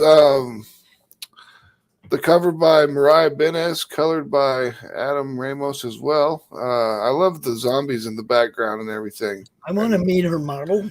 Just saying. Yeah. She's always got banging looking girls. Mariah always does awesome. I'm just wondering if she's got like a plethora of models that run around her house. You come over here. Come over here. I'm gonna draw you, Jay. This one is by Alex Santana. This is cover A. It's got all the girls standing in front of the brownstone. Damn. It's all beautiful. And those are, yep. And many of these covers will have nude variants. So just no to that. This is card number 1. Our first card is Micah. Quentin Tarantino will love this picture. Then we've got Donna. It's card number 2 with the simulated stripper pole. Aijin is card number 3. She's kind of got that Psylocke looking thing going on for her, which works for me. I like it. Rachel. There's my girl. Yep. There's my girl. Doing some yoga. And then there's Leah. Just looking on. Now she just looked like she gonna fuck you up. So I ain't She'll ruin your day. Just giving you that look like don't even talk. You know what I mean? Yep. But those are the cards and the covers that we have currently available, that we have finished. We'll have the rest of them finished by the end of tomorrow, and then we're doing all the nude prints because we do nude prints. I wish I could show them to you because this one we went like super painterly with them all, so it'll be super cool. And it looks very, very kind of realistic. Just say, Max, I'm not monetized yet. It won't be the first time TNA be showing around on this here channel because, it's still a little early in the day. Yeah, but I even gave up on trying to separate the show that way, man, because nobody got it. Nobody got it. And it didn't matter. I mean, 9 p.m. Eastern is still only 6 p.m. on the West Coast. There was no way to work that out, Yeah. So I just gave up on that. If when I get close to that number where the strike matters, yeah, then I might worry about it. But I ain't tripping yet, Yeah, well, I don't have them saved. Half the people on my show draw trees, Well, that sells comic books. Yeah, I mean, you look at Rich, you look at all these guys, man. There's always a little something sticking out somewhere. He started doing the flapper stuff, which is cool. Yep. And even Doc, the one he did on the show earlier, had a little something sticking out of the top. It's like everybody's. What can you do? Sex sells, bro. Yeah, it does. And the whole world is buying. Isn't that what that song says? Yeah. And the whole world is buying. That's pretty much it. Peace sells, but who's buying? Peace sells, but who's buying? So we've got a whole slew of stuff coming up in the next couple months. Well, give a little background because there might be some people like just Rex and Dave. They didn't weren't real familiar with you. Let's give a little background on the titles that you're already publishing. Okay. Your partnership with Johnny and Yep. I mean everything. We got a little time here. So. Got some time. Okay. Well, I mean, I started Atrocity Press 4 years ago. With the plan was just to publish Mary Machine Gun. Right. That's what I wanted to do. I just wanted to get my own book out there and just kind of, if I decided to make more books, I would publish more books of my own. And then as I was doing Mary Machine Gun 2, I brought Johnny Reed on to as editor. Right. And I was like, hey man, can you take a look at this and make sure I don't fuck anything up, make it sound stupid and my grammar's good, just standard stuff. And he's like, yeah, I'll take a look at it, no problem. So we had him do that, and then I was like, well, hell, do you want to come on and help me write? Because, you had some really good ideas, helped along with the storyline. So, I mean, we can get together and see what we can come up with. And he's like, yeah, let's do it. So ever since we started that, it was basically super easy to write. I mean, we finish each other's sentences. We know exactly what we're both on par with what we're going for. And then that kind of led into hey, do you want to be part of this company? You could buy in. We'll just do a partnership. We'll make it 50-50. And he did in March of this year. So. And how's that working, Mac? It's working out great.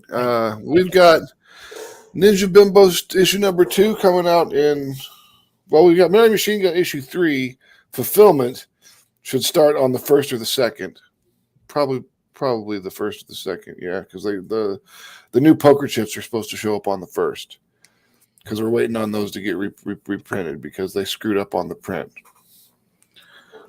Now, let me say a little something about this business model. Now, Max might not realize it, but he actually fell upon a great business model for an indie creator. And that's to partner up with somebody who has a store. You're at least going to have your books on one store shelf. Yep. And hopefully it grows from there. You know what I mean? It's like we've got a spinner rack. Yeah, you got a base of operation. You got a place where you can go sign books. Okay, you got a place to start this operation from. Then you do a little video, a little YouTube video on the Madness, and you're doing a signing at Johnny's store, and Johnny's store gets seen, and Max's books get seen, and maybe he'll have a couple of his friends there signing books, and their books get seen. And then the store down the road goes, "Hey, Max, I don't got none of your books." You need them. You need the books. You know what I'm saying? It's like, that's a great business model to partner yourself up with somebody who's got a fucking store to sell your books. It just worked out that way. It wasn't like I planned on I know, saying like, "Hey, Johnny, you own a store. Why don't you be my partner?" When you look at it in hindsight, yeah, it's like, what a great idea. I wish I'd have thought of it when I first started doing it, right? You know, you knew Johnny, right? You didn't think of partnering up with him that way. he when I first was really starting to do stuff with Johnny, it was for movies. It was what we were going to do. We were going to make movies together, and then that kind of didn't happen because the other guy that we were going to make movies with, like he was supposed to come up with the script, and we could never get the script from the guy, so we could never do anything else because without the script, you can't do anything. You're a writer, Max. I'm just saying. I am. But at the time, I wasn't doing the writing. That wasn't my job. And so when I left the project, what did I do? I went back to writing. All right. Might as well just wrote that script, huh? Just wrote Mary Machine Guy. But I mean, like, we would never be able to see, because that was one of the things I was thinking about when I went to comics again, and I was like, I could make this cool script, and we would have to tone it way down in order to hit budget because we don't have any money. Or I could do these huge, awesome set pieces and stuff like that in a comic book format and get the visuals across that I want to get across to people. It's not really, it doesn't matter the method, if it's a comic book or a movie or a novel or whatever, as long as it all, what's up, Lee? As long as it all gets out to the people in a visual representation of what you wanted it to be, that works out great. Right. But I was saying, we've got Ninja Bimbos issue number 2 in September. We've got Human Hunters issue number 2 in October. And then maybe in November, we might do Mary Machine Gun issue number 4. We might not do anything in November. I don't know. We haven't decided. Yeah, you know what it's like right before Christmas. Yep. You know what it's like. You don't want to have to ship during Christmas either. Yeah. I was going to say, I don't know if you were watching yesterday, but Jason Conley, he's a actor. He's been in Stranger Things, and he's got a part in Black Panther 2 and whatnot. Him and his partner, Jeremy Mace, the guy who's running the new Joe Fest, right, in Atlanta. And they were on yesterday for about an hour and talking about a film project they have, and they recruited Doc to do a part, and they're talking to me about doing a part. And then they said, I said something to Jeremy about, "Yo, man, we should get a Madness table at the Joe Con, right? If you're going to hook us up, right?" Just jokingly, And he's like, "Oh, no, Pops, we got plans for you. We're going to have your table up on a dais over there above it." Basically DJing the con, running the panels, running the, running the media part of the show. That's cool. That'd So be badass. I'm just like master of ceremonies at the Joe Con next year. Hell yeah, I'm down. You know what I mean? Where's it at? In Augusta, Georgia. They say it's the second biggest con in the state. I used to live in Augusta, Georgia. Cool. See? Long time ago. It's the Masters. It's Pete. Look, it's Pete. Well, Mary Machine Gun, let's go. Yeah. Well, the Masters was a big deal when I was there. We used to sneak onto the golf course to watch it all the time. Yeah, well, I mean, the way I understand it, it's like Hollywood is kind of moving. A lot of stuff is being filmed in Georgia. A lot of stuff. Yeah, like The Walking Dead, most of it was filmed Well, in Georgia. I know that because I got stuff from The Walking Dead storage. But I mean, there's a lot of stuff being filmed there. It's kind of like a mini Hollywood thing going on there now. Yeah. Hey, man, when them guys asked me if I wanted to, basically be the master of ceremonies at a semi-large con, I was like, fucking hell yeah. What do you think I'm going to say no? Oh, hell yeah. Yeah, Pops will bring the madness to your con, no doubt. Dude, I never imagined nothing like that. That would be super cool. Just getting asked to do it is super cool, but there's no way I'm turning that down. Hell no. I don't care if I start walking now. I'll make it. That'd be a drive. It'd be like a 14-hour drive for you. Well, yeah, we just did it last month. We went to Savannah. That was a trip too. Just having a little table and running CRoM Con from the floor of a con was cool. Savannah was super fun. Mm-hmm. Like when you go onto the little river walk thing and you sit there and like those big giant ocean liners are coming in the river. You're just like, I never realized how big how big these fucking boats are. Yeah, it took 3 pictures to get the whole boat. I mean, guys, you're kind of close to it, but I mean, it was like front, middle, back. Oh yeah, dude, they're huge. And they got all those stores that sell those alcohol slushies everywhere, and you can like just take them out on the river walk and walk around and get fucking shit faced. Well, they got that conference centers right there on the river, right across from where the Georgia Bell or whatever. The paddle boat, river boat, whatever. Yeah, man, I had a pretty good time. I didn't get to go like sightsee or anything, but I've been to Savannah numerous times because, as I said, I lived in Augusta, so we used to go to Savannah a lot. We used to go to Atlanta all the time. We used to go down to the Masquerade down there in Atlanta. Got pictures of one of them cargo ships too, with all them Russian nukes loaded on them, Chinese nukes, whatever. Got some pictures of one of those too. Yeah. We were messing with alligator tunnels in the fields and shit.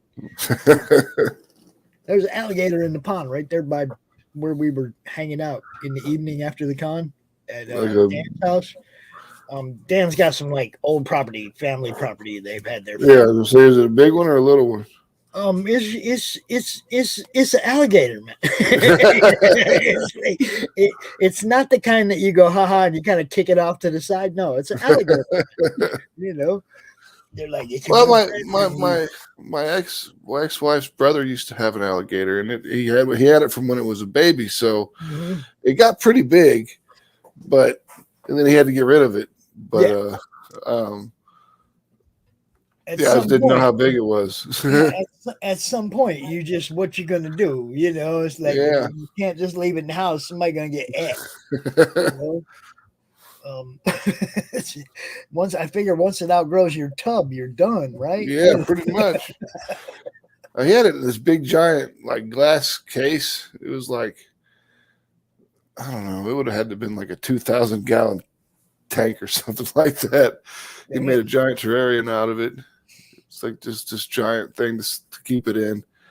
And then eventually just got rid of it. I don't know. One day he had it and the next day he didn't. I'm like, where's the alligator, man? He's like, oh, I got rid of it. I had to get rid of it. Ate my fingers. I had to get rid of it. They fight the giant rats. This is a big war. That's like a comic book. Yeah, that's what I was just going to say. That sounds like a comic book right there. Giant alligators versus giant rats in the sewers of New York City. Mutated gators versus giant rats. There you go. Something. So, Ninja Bimbos versus zombies from deep space. Mutant gators versus giant rats from the deep. From the underworld. and the lords of the it's underworld. a giant comic book. It's been where most of them have been based. Even the ones that won't say it, Batman. I'm just, I've never seen. I've never got the Metropolis one though. But I get Gotham. Well, Gotham and Metropolis are supposedly like right next to each other. Yeah, but so which is kind of silly. So Max, Superman can control it all. You've been through music and you've been through trying to make movies, and now you've been pretty successful at doing crowdfunding in comics. Do you have a website yet that you're actually selling past issues from and whatnot? Well, we drop that link, bro. We got atrocitypress.com. Let me find it. Drop that link, bro. Get back The on stuff that you're hearing about that they've done in the past, you can get. Okay, you can get Bimbo's #1. You can get Mary 1 and 2 and 3. Jeez, man, Max, you're putting them out. See, he's got a lot of stuff you can already go get. You don't have to wait for the next one that comes out. Yep. I mean, you can. I mean, if you want to wait and just jump on when one of the crowdfunds is happening, we always put everything that we've got available right on the crowdfund. You gotta wait. Yeah. Then you gotta wait. You do, but you don't want to wait. You can get that shit shipped tomorrow. You got fulfillment's fast. As soon as we start, I mean, if we can do 178 packages in a day, we can pack your shit up and send it to you in a day. That's no problem.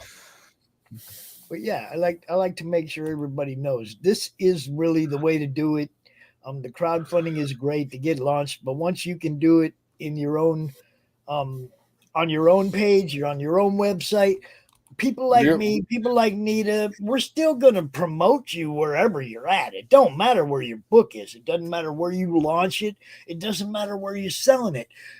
We're going to tell people, hey, this is where you go get Max's book, right? I mean, it's not it makes it super easy for everyone to find it too.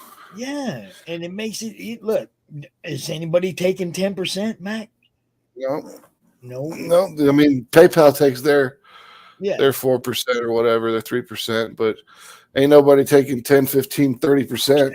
You see what I'm saying? It's like as soon as you can get, and look, you look at it like this. What's it cost to have a decent website built? $1,000 maybe. Probably something like that. I mean, I could do it for that, but I mean, I used to build websites when I was coming up. I used to do that for about 20 years, and I don't do it anymore because I retired from it. But did it for 20 years. So you think that first Kickstarter, you go out there, you make 10 grand, they take 10% of it. Mm-hmm. Yep, they take $1,000. You can build a damn good website for that. Yeah, and you could do your own pre-sale off your website too. I mean, there's nothing that stops you from doing that. It's just like everybody's used to that platform. Oh, everybody will see me on Kickstarter. They only see you if they're looking for comics or looking for you or looking for a title that's similar to yours or whatever. It's like it's not like Kickstarter's out there telling everybody, look at Max's book. But I mean, there's things like when you look at the analytics on Kickstarter, like a lot of it, I don't know how accurate it is because it's analytics coming from Kickstarter, but Kickstarter's like, look, all this stuff is coming from us. And here's the few things you get from outside. Like you get like 5 or 6 from YouTube and 4 or 5 from Facebook. I never go to Kickstarter and look for comics. I go there because a link has already been presented to me and I go there to that comic. Yep. You see what I'm saying? They're lying. Because nobody, Well, see, I think what happens is a lot of people will come to there and they will come to Kickstarter through the same link, method and that then you let's do come the from. ones on the bottom. And then they click on the one on the bottom, and now it says, "Oh, look, our came from algorithm came from us because our algorithm showed that book." Yeah, exactly. So it gets counted. So I mean, it's a little hinky. You know, who knows? Who knows? But I make a lot more money on Kickstarter than I ever have on Indiegogo. I'll say that for sure. That's just, I mean, the different audiences. It's like, I know people that have, like Butch Cleaver right now. Dude made a bunch of money over there on Indiegogo. Oh yeah, some of those people are killing it. Two backers so far on Kickstarter. Same book, already done, already printed. You can get it as soon as the campaign's over.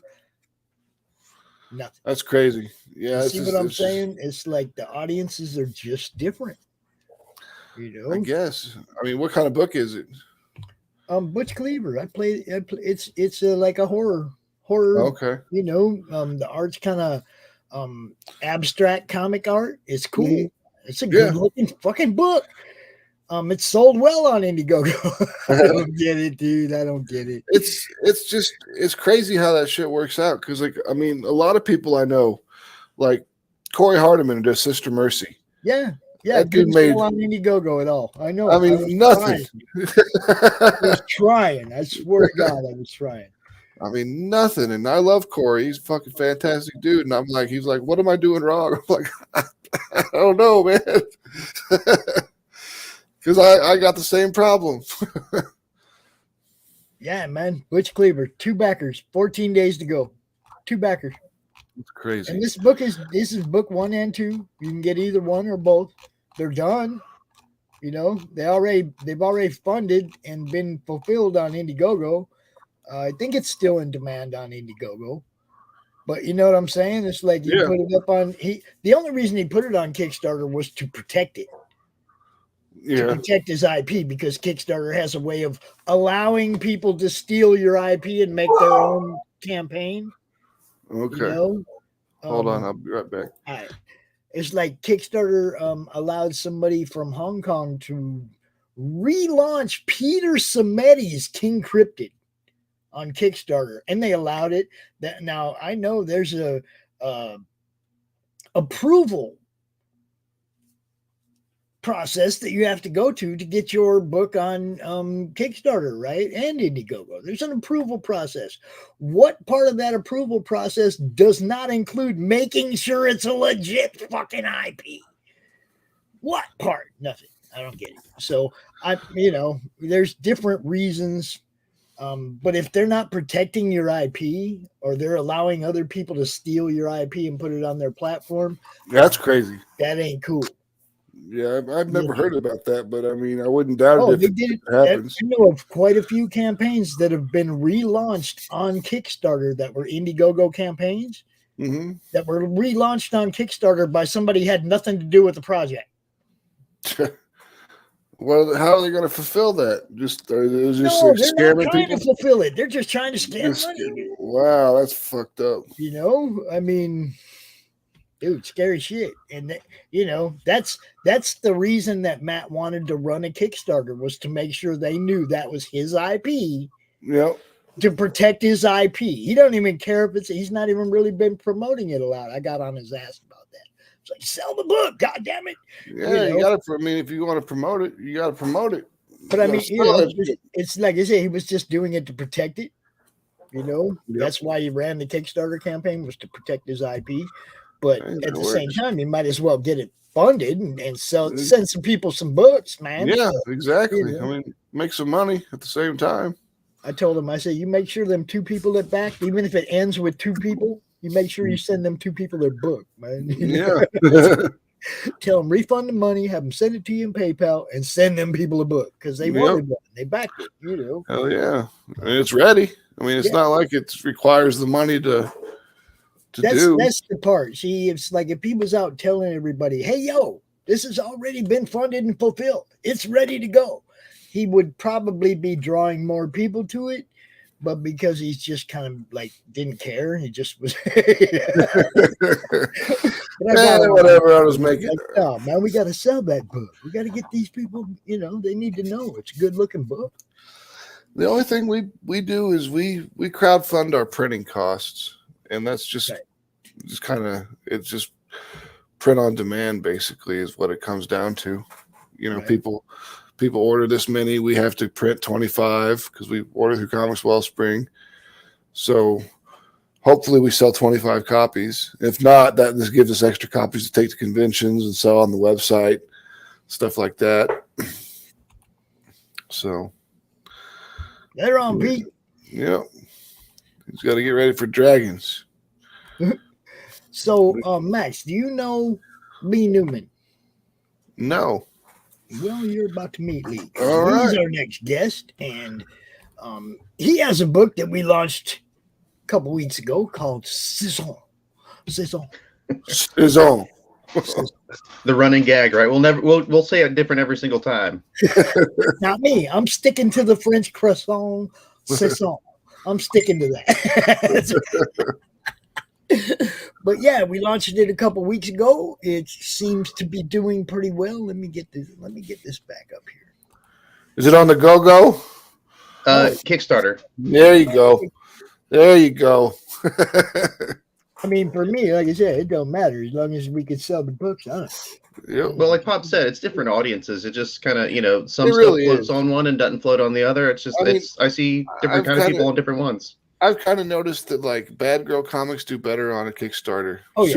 Superhero comics do better on Indiegogo. And see where so where do the horror comics and the Western comics fit in? It's like they kind of get lost in the shuffle. Yeah, there's a lot of loss in the shuffle. I mean, they got a better chance on Indiegogo, I think, because it's more independent. Tonic. All right. Saison. It is. I told you. Saison. Saison. All right. There you go. Yes, sir. Right on the 1,500 number. If you do Exactly. Not too bad. Hey, we can thank Backer Kit for that. Give me my $1 back.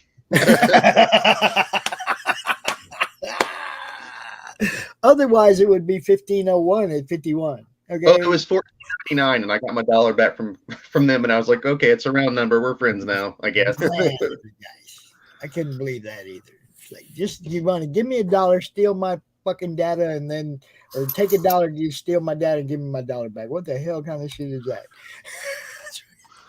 There were a lot of surprise creators the next day when that happened. That's for sure. It was all over the place. What happened? Tripped out. Oh, Backer Kit. I guess they say it's He funded all their dollars. Yeah, that $1 they gave everybody, they took it away from everybody, and then creators went nuts. And then they're like, "Oh no, it's Kickstarter's fault, and we'll get you $1 back." They pledge $1. They pledge $1, and then they have access to all your info. Yeah. Yeah. And they take the $1 back, and it's like, you cheap bitches. Yeah. You know, like that's it. At least pay the $1 for the info you just told. Yeah. I mean, come on, give me at least $1. Anyway, I'm gonna go ahead. Max, you're welcome to hang out if you want. I'm gonna go ahead and play this trailer, and then we will go ahead. You're muted.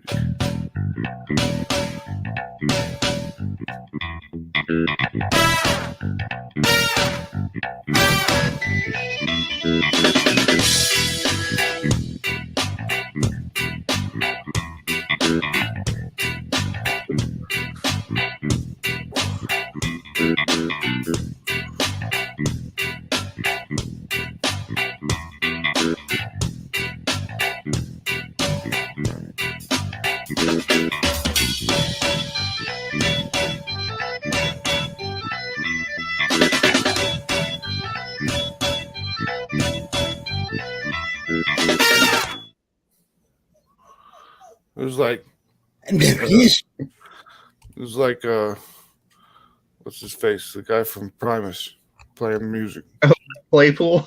Yeah, that's Claypool. I couldn't remember his name. See, Pop's got me all high, and now I can't think. Hey, Pops, I got some new stuff on here for you to take a look at. I said if we hit 50, I pulled the Pops. I did a grand gesture. I said if we hit 50 backers before this weekend, I would reveal all the stretch goals that I'd been hiding that were ready. So there's a bunch of new stuff to look at down there. All right. Here I'm we gonna go. take the dog out. So you guys have a good afternoon. I'll talk All to you right. later. You have a good night, Max. Thanks for coming out, brother. Nice to meet you, Lee. Take you later. Peace. Peace. All right. So here we go. Dude, you want to give the deep dive? You want to give Sure. everybody the background, and then we'll go down there and look at that, or Yeah, let's do the elevator pitch. Okay, so Sassoon is a book that I did work for hire to start with, and we couldn't quite get it off the ground. The team was great. Everything was great. We put in all the effort we could. Sometimes stuff just doesn't sail. So a few years later, I went to Brian Cole in Moby's Press, who was the producer who hired me to write the book, and I said, hey, can I buy the rights back from you to give it one more shot? So this is the one more shot, and we did manage to get funded. So now everyone will get their books. The whole idea is Sassoon is a hero that's doing his best, but he might not have the best skill set to be a superhero. He has super strong, indestructible feet and uses the power of dance to fight crime, as you saw in that trailer. And unfortunately, going hand in hand with not being a great superhero, he also gets his secret identity completely blown in the first couple pages. So the whole comic kind of revolves around him dealing with his secret identity being blown while still trying to be a superhero. still trying to be the one everybody knows he already is. Yeah. I love the mentally insert boing boing boing sound effects here. That's the kind of humor we're doing. It's very the Tick, very kind of silly stuff, but still got some good action to it. I love the art that Renato Lacey did is incredible with it. It goes great. But Grand City is the city of kind of silly heroes, and that's kind of the whole shtick of the whole thing. Cool. So Brian and you came up with this. Yes. And you're doing it. This one, I got Brian's blessing. Obviously, he's listed, he's credited. He's been incredibly supportive. Right. But this one is actually me giving it one more shot, trying to launch it. I took a lot from Brian's original campaign because he had things sectioned off and written in a very well done way. Right. So I just kind of put my own spin on the campaign that I launched and added a couple little extras that I thought were kind of in line and on brand for Sassoon, including our Sassoon Goes to the Movies mini prints and a couple variant covers. See, you're blowing it. You just said Sassoon. Oh, sorry. Sassoon. You did it twice. Sassoon. You're going to brand him. You're going to brand him. I'm just saying. But if I get it wrong and somebody's like, oh, and I create a controversy, then now, there's no such thing as bad press, right? Yeah, I'm not going to argue with you about the name of your comic. Who's going to argue with you about the name of your comic? Exactly. That's why I said you just branded it. It's in stone now. You just kind of did it. One of my favorite variants that you're coming up on is our Amazing Spider-Man one, because this was truly Sassoon's last chance to be a comic book. So that's why we did the final chapter thing, and that's why we actually have the book floating past him in the sewage water, just in case we didn't make it. But we did. So, and we hit our first stretch goal as well. So that's great. And now you should change the color of the question mark, because it's not the final chapter. Oh, it's definitely not. We've got some more planned. You're going to do this, and then you get to do it again. Yeah, I'm stoked. I definitely got something to tell. Yeah, now you should put the question mark in parentheses or something. Right. The final chapter. Oh, it's not the final chapter. You see what I'm saying? Yeah, we like it, man. This is good stuff. And then there was, of course, the Easter egg. Which, the Easter egg on the cover there. Mm-hmm. Which, we'll try and figure it out if they haven't watched the stream already and seen. Right. If you haven't watched our show, you don't know, but if you have, you do. And then there's this beautiful aged homage to the Silver Surfer #4. Yeah, all credit goes to Shiro, or based on my misspelling, Shrio, which I will now never live down. But yeah, Shiro did the. Hey, Doc. Hey, bud. But yeah, Shiro did all the aging on these covers. She did the colors on the Silver Surfer one as well. So yeah, excellent job. Total credit to my art department. I mean, those guys did some incredible stuff with just my words. Beautiful. I'm still jealous of that style.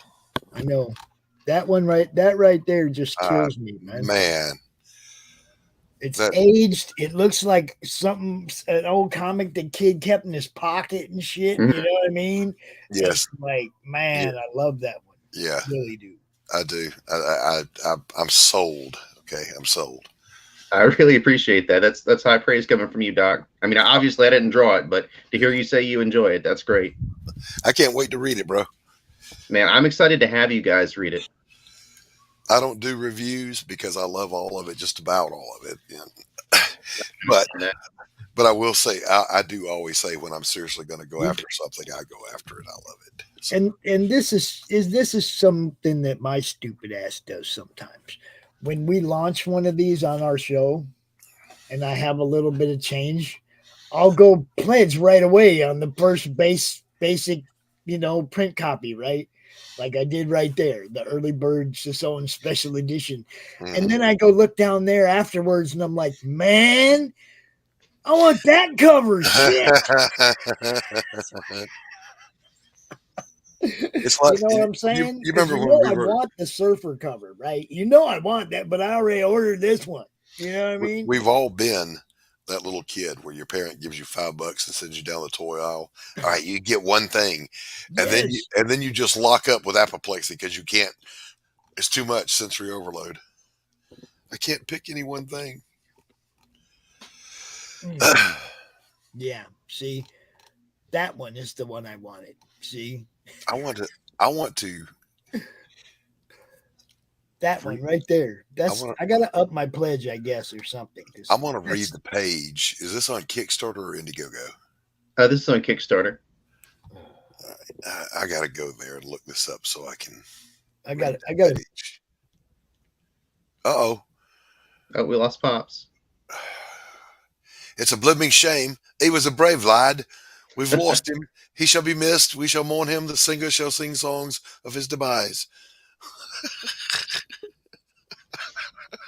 That was really dramatic, but I liked it. It was poetic. I liked it. I had to make sure I did not dox myself as I did. Oh, good. Good catch, Pops. Yes. We already had the morn singers coming out for you. Oh. Yeah, you know what I'm saying. I just looked and went, oh shit, that's live. I wonder if I can even remember what my stupid password is for this stupid website. Hey, I got it right. Shit. I can never remember passwords. I'm just saying. Okay, so how do I change it? Can I change it? I'm sure you can, Pops. All right, there we go. It doesn't show that I can change it. It just shows that I can add other shit. It looks like I'd have to withdraw it and then for everything you've done, Pops. I think we can settle up after the campaign. Don't worry about it. Just switch it out and give me the Thor one, and I'll send you a few extra bucks or whatever. The surfer one. I gotta have it. I'm just saying. You taking good care of me, Pops. I think I can manage to make sure you get the cover you want. Cool. I love you, bro. That's what I'm talking about. Doc. Yo. Doc, I'm gonna pull this back up and I'm gonna let you loose, buddy. Did you see any of Max while he was out here? I feel like that's a trick question. You didn't catch Max the last half hour over here? Oh, dude. I thought we started back at 5. I came back at 5. No. We didn't stop.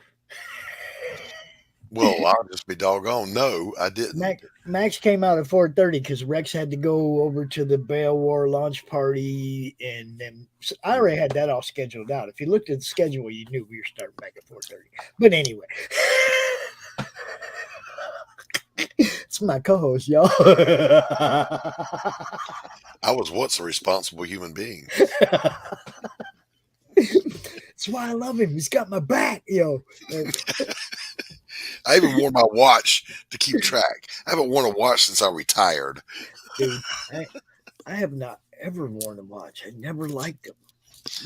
I had a pocket watch for a long time. I used to keep a nice pocket watch in that actual watch pocket that you have in your jeans, I've been a slave to my watch my whole working career. So yeah, we got this wonderful book by Lee. We launched it. What was it, on the 2nd? Something like that. It's been 2 weeks. Yeah, we're a little over halfway through. We had a little mid campaign party for him.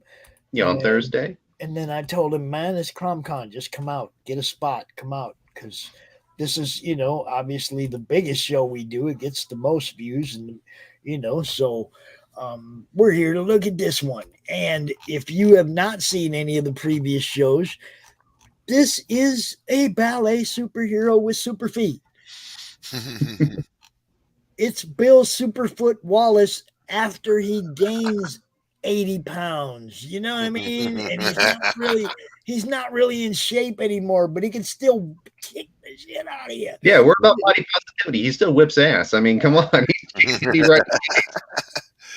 I love it. So we just talked about this one, and then I got, of course, sidetracked on that and wanted to go up my pledge, and it wouldn't let me in. Okay, what about this one? Okay, so that's our action figure cover from David Jackson. We do have our one big granddaddy tier that I would really like someone to grab. You actually get a digital yourself designed as an action figure like this, and we'll do accessories and everything. So we'll do a little a printable tier, or we have a tier where you get a printable version of this that you can put on whatever high quality version. The Omega level hero. That's it. And that one comes with the superhero design. It comes with the Funko Pop. It comes with everything that we're doing, all the stretch goals. So one-stop shop to grab everything. We only got one. A signed script. It's everything. The original first printing. You get the personal action figure digital design. The Funko Pop. A proof copy of #1 special edition. All the stretch goals, the Heroes digital starter pack, which is how much? What's 25. That's got it's got the novelization of the book. It's got Dr. Fizz, which is a shared universe hero. It's got Red Rooster, which is a shared universe hero. The Rental, which is one of my favorite shared universe heroes. His costume is a rental. That's the deal. Like, it's both different. And these Dr. Fizz and the Rental are both Dr. Fizz and the Rental are both Brian's characters as well, and he also did a novelization. But they're great. Yeah, so the Rental is one of my favorites. So it's got one of them like patches on the chest with the wrong name on it. I think in one of the comics he's like a bunny because it's like a Halloween costume. Yeah, it's great. It's just whatever you can get at the store at the time. Does it change? Yeah, the costumes are rental. Yeah. Oh, dude, this is great. And then there's this. The spot foil cover, yeah. So we've got everything that you see in red will be spot foil on the final cover, and we've got that one limited to 10 to be selected as a tier, and then 10 as an add-on. And I think a few may have already been picked from either side of that. So that one's really limited. And if you look at this right here, we have a pledge of $90 or more for the retail tier, in which you get 25. That's right. 25 copies of Sison #1 and 1 copy of each variant, and you get your store shouted out in the book. Yep. 25 copies for $90. Most retail tiers you can't get 10 copies for $90. No, that's like as close to cost as I could get it. I just to get them printed and get them into some stores. I was actually out this weekend, just yesterday, going to some local shops, telling them about the retailer tier so that they could, hop on it, stick some in some people's pull boxes and stuff like that. Yeah. It's like, look, you understand the game. It's like, you got to get it in as many hands as possible.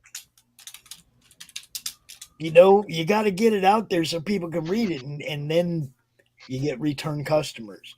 Well, I mean, even when we did the this version from the last Kickstarter, I added 4 pages and dropped the book by $1. So I'm like, just let me give you this piece. Let me give you this book. Yes. And this is the design for the Yeah, action kind of figure? let you have an idea like what that's the blank, that's the template, because I wanted to have something to show. So that's kind of what the card will look like. But we can do male, female, whatever you want to do, and pick your accessories and stuff like that. So Dude, you wouldn't be able to do my accessories, bro. you know what? What's the next thing? What's the next on the list? Moving on. I'm like, I don't think you're gonna want like a big old bong up in the package. Oh, are you? that, Pops?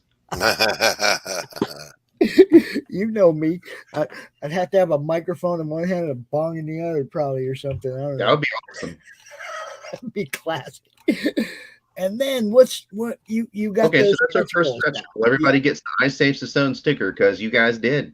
And then I revealed all of the other subsequent stickers as well, because I said if I got 50 backers, I'd show everything we had ready. Because I had everything behind a paywall and said, okay, I'm not going to show you until we hit it. Right. But I said 50 backers, I'll pull back the curtain, and you guys can see everything we got coming right now. And now we're $100 away from that one right there. $100 away from the one just above that, actually. Oh, there we go. $100 away from this guy. I don't know why you can't see me pointing, but I am pointing at the one you have on the screen. Yes. But now this one says $1,200, and we're at 15. So right. we're only $100 away from that one. Away from the next guy. Yep. Yeah, that's what I said. We're $100 away from this. Oh one. Yeah, sorry, yes, sir. Yeah, and $300 away from. Oh, look at this guy, Doc. You said that's my baby photo. Look at this guy, Doc. I'm telling you, Executioner, man. He's our. I want to call him a big bad. He is big and he is a bad guy, but he's hard not to like because he's real dumb. Now, Doc, it's really hard to take you serious when you're drinking a baby beer. I know, right? Did you have Rick Moranis over earlier in your refrigerator, drinking your beers? The short version is, I thought I was being a very cool shopper last night when I said, "Oh, look, that 6-pack's $2 cheaper than the other ones," and without looking. It's also 4 ounces cheaper. I get it home and it's like Will Smith with the noisy cricket. I feel like I'm gonna break this damn thing. I feel like you should have paid the extra $2. Yeah, he does too. Trust me. It's one of those dumbass moments you learn from. All right, so when we get to the part 2 of the stretch goals. This is the Sassone Goes to the Movies. Yes. And it starts with a print of that one that we did the cover of. Okay. That just got such a big, it got such a good response. I decided I'd do the foil cover. But originally it was just going to be this mini print. But it's just, Shiro did such good work on it and worked so hard on it. It was so cool. I was like, okay, well, even if we don't get to 2,600, let me give people a way to hold this in their hands if they want to get it. So we did the limited cover. It's beautiful. And then. Look at that. Look at that. Jurassic Sisson. Crime finds way. Oh man, I don't know, man. That logo looks so familiar. Man. There's nothing about the comic beats that makes them not land. These all land. Yeah, I appreciate it. I think just pick some of my favorite movies. And this is perfect, Doc, huh? Just saying. Just because they save you doesn't mean they like you. That's right. That's the kind of humor you can look forward to in my book. I only have to change one word in that whole thing, and it fits for us. Just one. What else do we got? What else? Oh, I put in the. I should put in the cross promotional tier with Slaughterville, so everyone can see that without having to go into the updates. There you go. So, we did a crossover with Chris of the Slaughterville game, and they actually created a card for Sassone for the game. That's so exciting. That's so much fun. And this, if you recognize the Exorcist.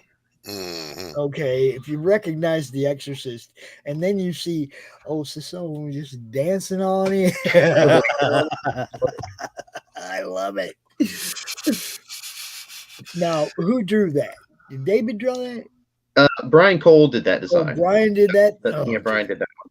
God, that's beautiful. Brian, That's just it. It just works on so many Well, levels. it worked perfect because he had sent it to me after we did all of the movie poster tiers, and I had done a face or a poll, and I said, "What do you guys want? If we do more, do you guys want more movies, or do you want something else?" And he had sent it to me, and I was like, "Man, that's so good! I wish we could use it." And then when Chris came and needed a crossover, I was like, "Oh man, it's perfect! This is exactly what we need for a crossover Slaughterville because it fits. It's it's my brand and it's his brand. So I wanted to make sure that whatever other crossover worked on all the levels. Themed perfectly. It's it's like The Exorcist goes right along with the horror theme of the game. Mm-hmm. Dude, couldn't have done better job on that, man. Great call on the piece to use and word monkey. I'm never on either. That's the other, that and Trio are the two things from this campaign I'm never going to stop hearing about. Every time I see that, I hear it in Wilbur's voice. You know who Wilbur is, right? From Mr. Ed? Or from Every time I see word monkey, I hear it in Mr. Ed's voice, dude. Mr. Ed. I hear it in not Wilbur's voice, but Mr. Ed's voice. I tried not to get him to smoke so much before we came back out, Lee. I'm sorry. Oh, that's okay. I tried. There's not a lot you can do with me, Doc. There just ain't. And then we have Ronaldo. With the excellent Wolverine prolific claws. Yes, with the pen claws right there. Doc, you understand the pen is mightier than the claw? I feel all of that. I feel it. Yeah, I like that. And Mr. Smooth himself. Steve Cannon, man. Yeah, the color wizard. I it's just Mr. Smooth, man. That is clean cut rich all the way.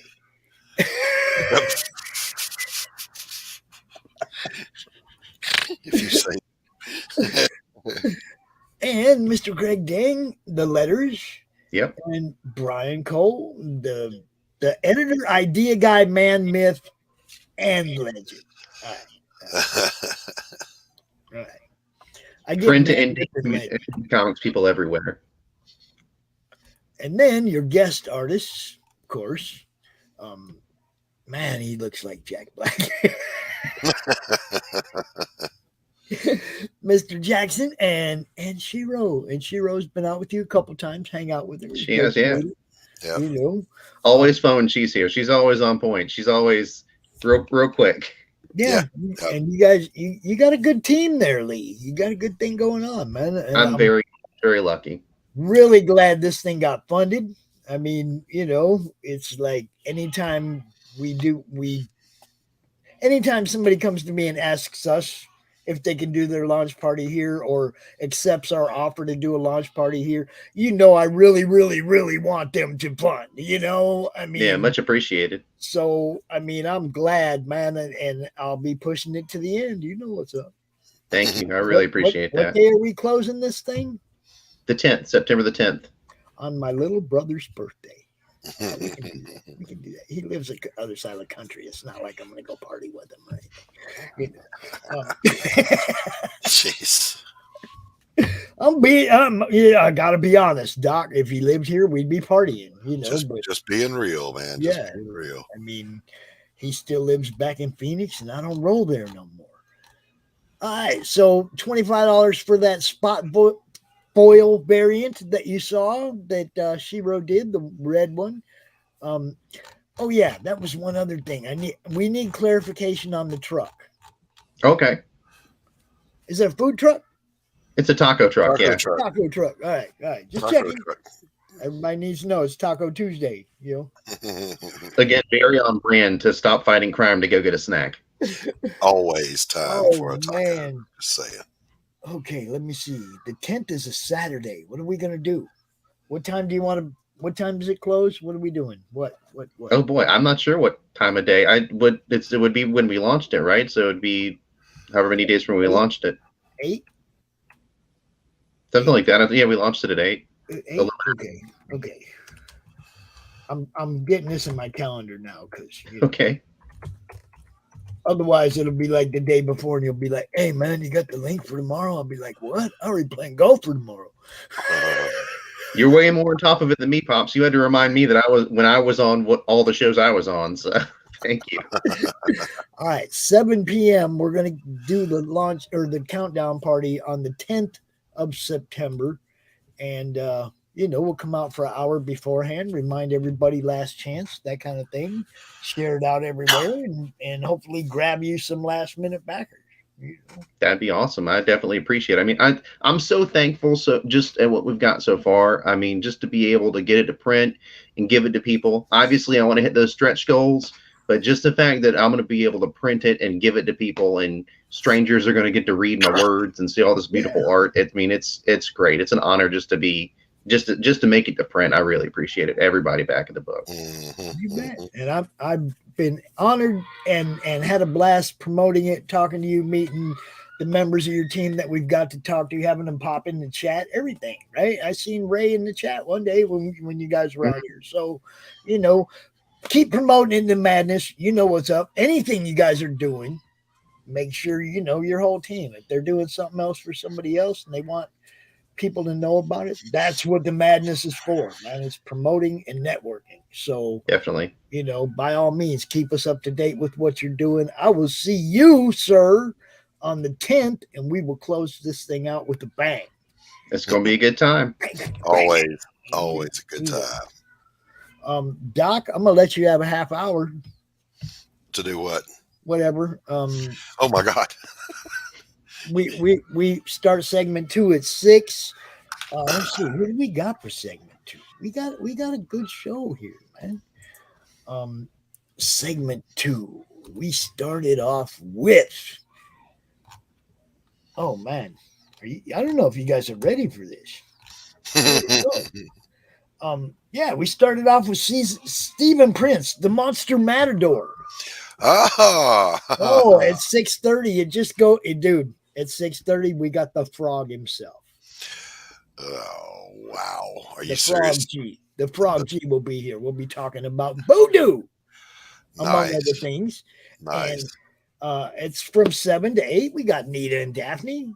I think Nita's husband C is going to be out here too. 8 o'clock, we got Nick Brewster, Sir Brew. We're going to talk about that one again. And at 8:30, Christopher's back. Christopher Elson's back. It's that bunny again. You want to talk about that bunny again, Doc? Yes, sir. And RJ, man, we got a huge panel for tonight. A bunch of people that said they wanted to come out, so hopefully it's going to be big. There's been some real back-to-back talent in CRoM Con, man. I've been catching bits and pieces throughout the weekend, and man, everybody's just on point. It's great. It's been a good con. It really has, and I may even for the first time come out on RJ's panel this evening. Yes, you should, man. I mean, there's like I said, there's a few people that'll be out. Couple people that didn't get a chance to promote. One thing we're definitely going to do, we're going to highlight Bushi Boo. We're going to give them some time because Paul's in a bit of a situation right now. His girlfriend's not doing real well, and his son's sick, and he hasn't been able to promote. So we're gonna do a little extra Bushi push tonight. You better believe it, Paul. If you're listening, my prayers are with you, and we will do everything we can to help out. Yeah, man, we're gonna pick up the slack for him. Let him handle his family. Let him deal with the home life. So, make sure to shoot me that link, Pops. I'll put it out on Twitter as soon as we get off of here. Oh, you bet, man. Good man, Lee. Appreciate you as always. I'll stick this link in the chat right now in the private or in the chat. If you can just grab it out the chat. This is the link for the next segment. We'll be doing it in about 30 minutes. Later, guys. All right. Lee, always good talking to you, my friend. Always good to be here. Thank you. All right. I'll talk to you in a bit. Y'all have a good early evening. I'm going to go stuff something in my face, and then I'm going to be back here in a few minutes. So, all right. Thanks for having me on. You guys have a good weekend. Peace out. You too, man. All right. Let's see. We're going to play the Bushi just because. We're going to play the Bushi. I'll hang out for that.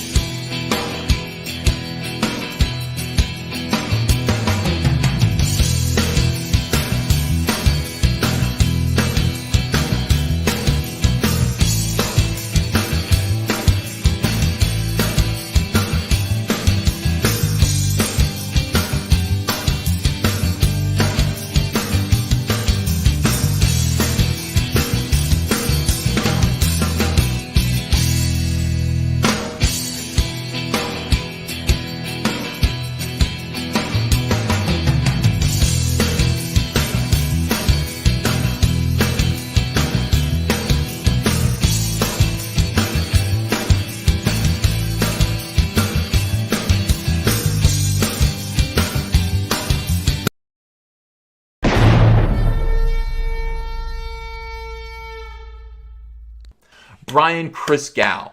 Your book, Six Gun Gorilla, is excellent. Six Gun Gorilla, awesome. Awesome comic book. We've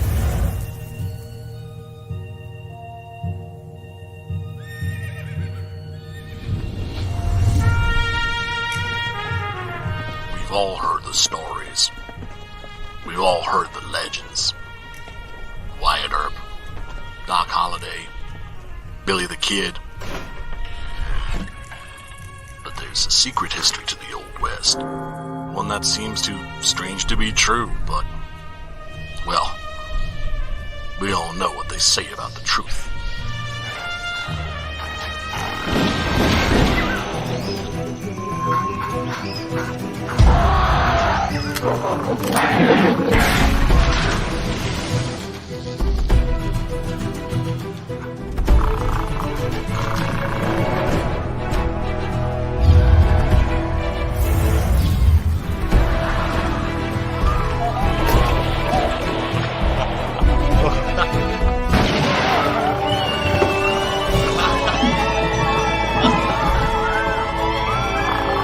Very big ape, very big guns, blowing very big holes, very bad people. I think the world is finally ready to hear the story of the strangest, the most startling Western hero of them all.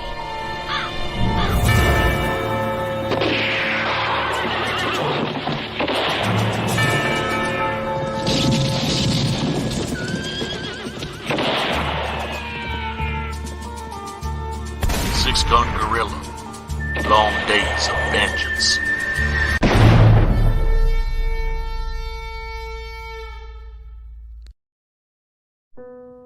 Bringing you sex, sass, and style. Buckle up and unlock your imagination for a fun adventure with these death-dealing dames. They sail the galaxy in search of spoils. The most dangerous acquisition, and the most fruitful, are the legendary Splinters of Yggdrasil. The Splinters are magical artifacts forged from the Tree of Life that wreak havoc on the universe. The missions are perilous, but the bounty is glorious. Enjoy our hyper-fictional wonderland. How is a pirate ship sailing through space? 'Cause magic. How do they heal so quickly after battle? 'Cause magic. How are they able to communicate through jewelry? 'Cause magic. It's all about the characters. Abo, rough, robotic, ready. Mo, carefree, callous, courageous. Mistress Graven, daring, diplomatic, dominating. Betsy, academic, accountable, aristocratic. Nefara, ancient, assured, adrenaline junkie. Bruto, proud, prominent, protective. Fisty, independent, incendiary, invigorating. Roxy, superficial, scarred, secretive. Once you get to know this diverse crew of mythical miscreants, you'll be anxious to find out what trouble they'll get into on the next episode. Go to abogrizzly.com and order both halves of the first episode today.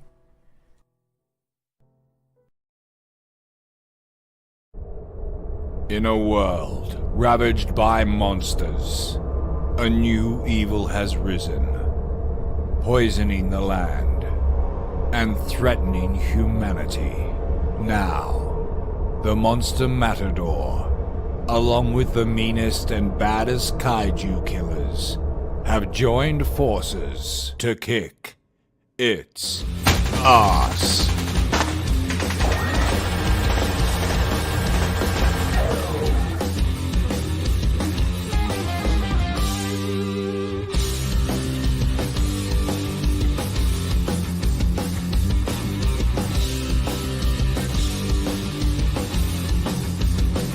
Monster Matador, After Apocalypse.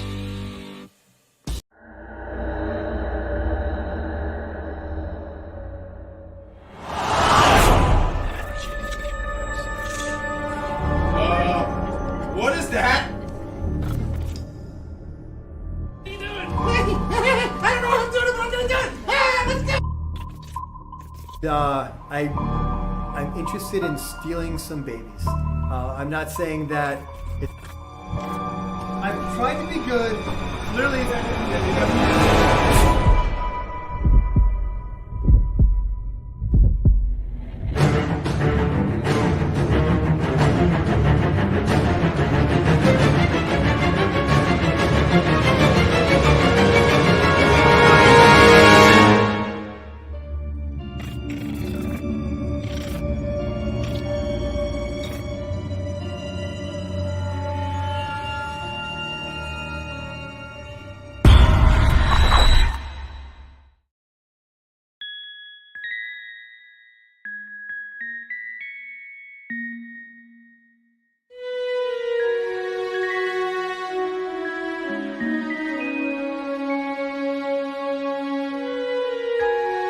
Secrets. Trust. Worth.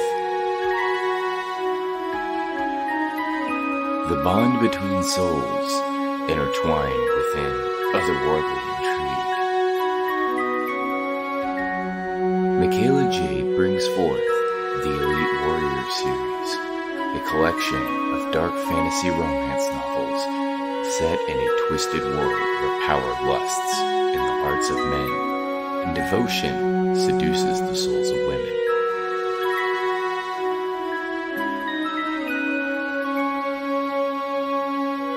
Warrior's Secret. Warrior's Trust. And Warrior's Worth. Available now at authormichaelajade.com. From author Brian K. Morris comes a tale of irreverent holiday horror, told with much inappropriate humor. Dr. Victor Frankenstein creates the spirit of giving himself. Ho, ho, ho. Santastein, or the post-holiday Prometheus. Available at Amazon.com. Get your copy today.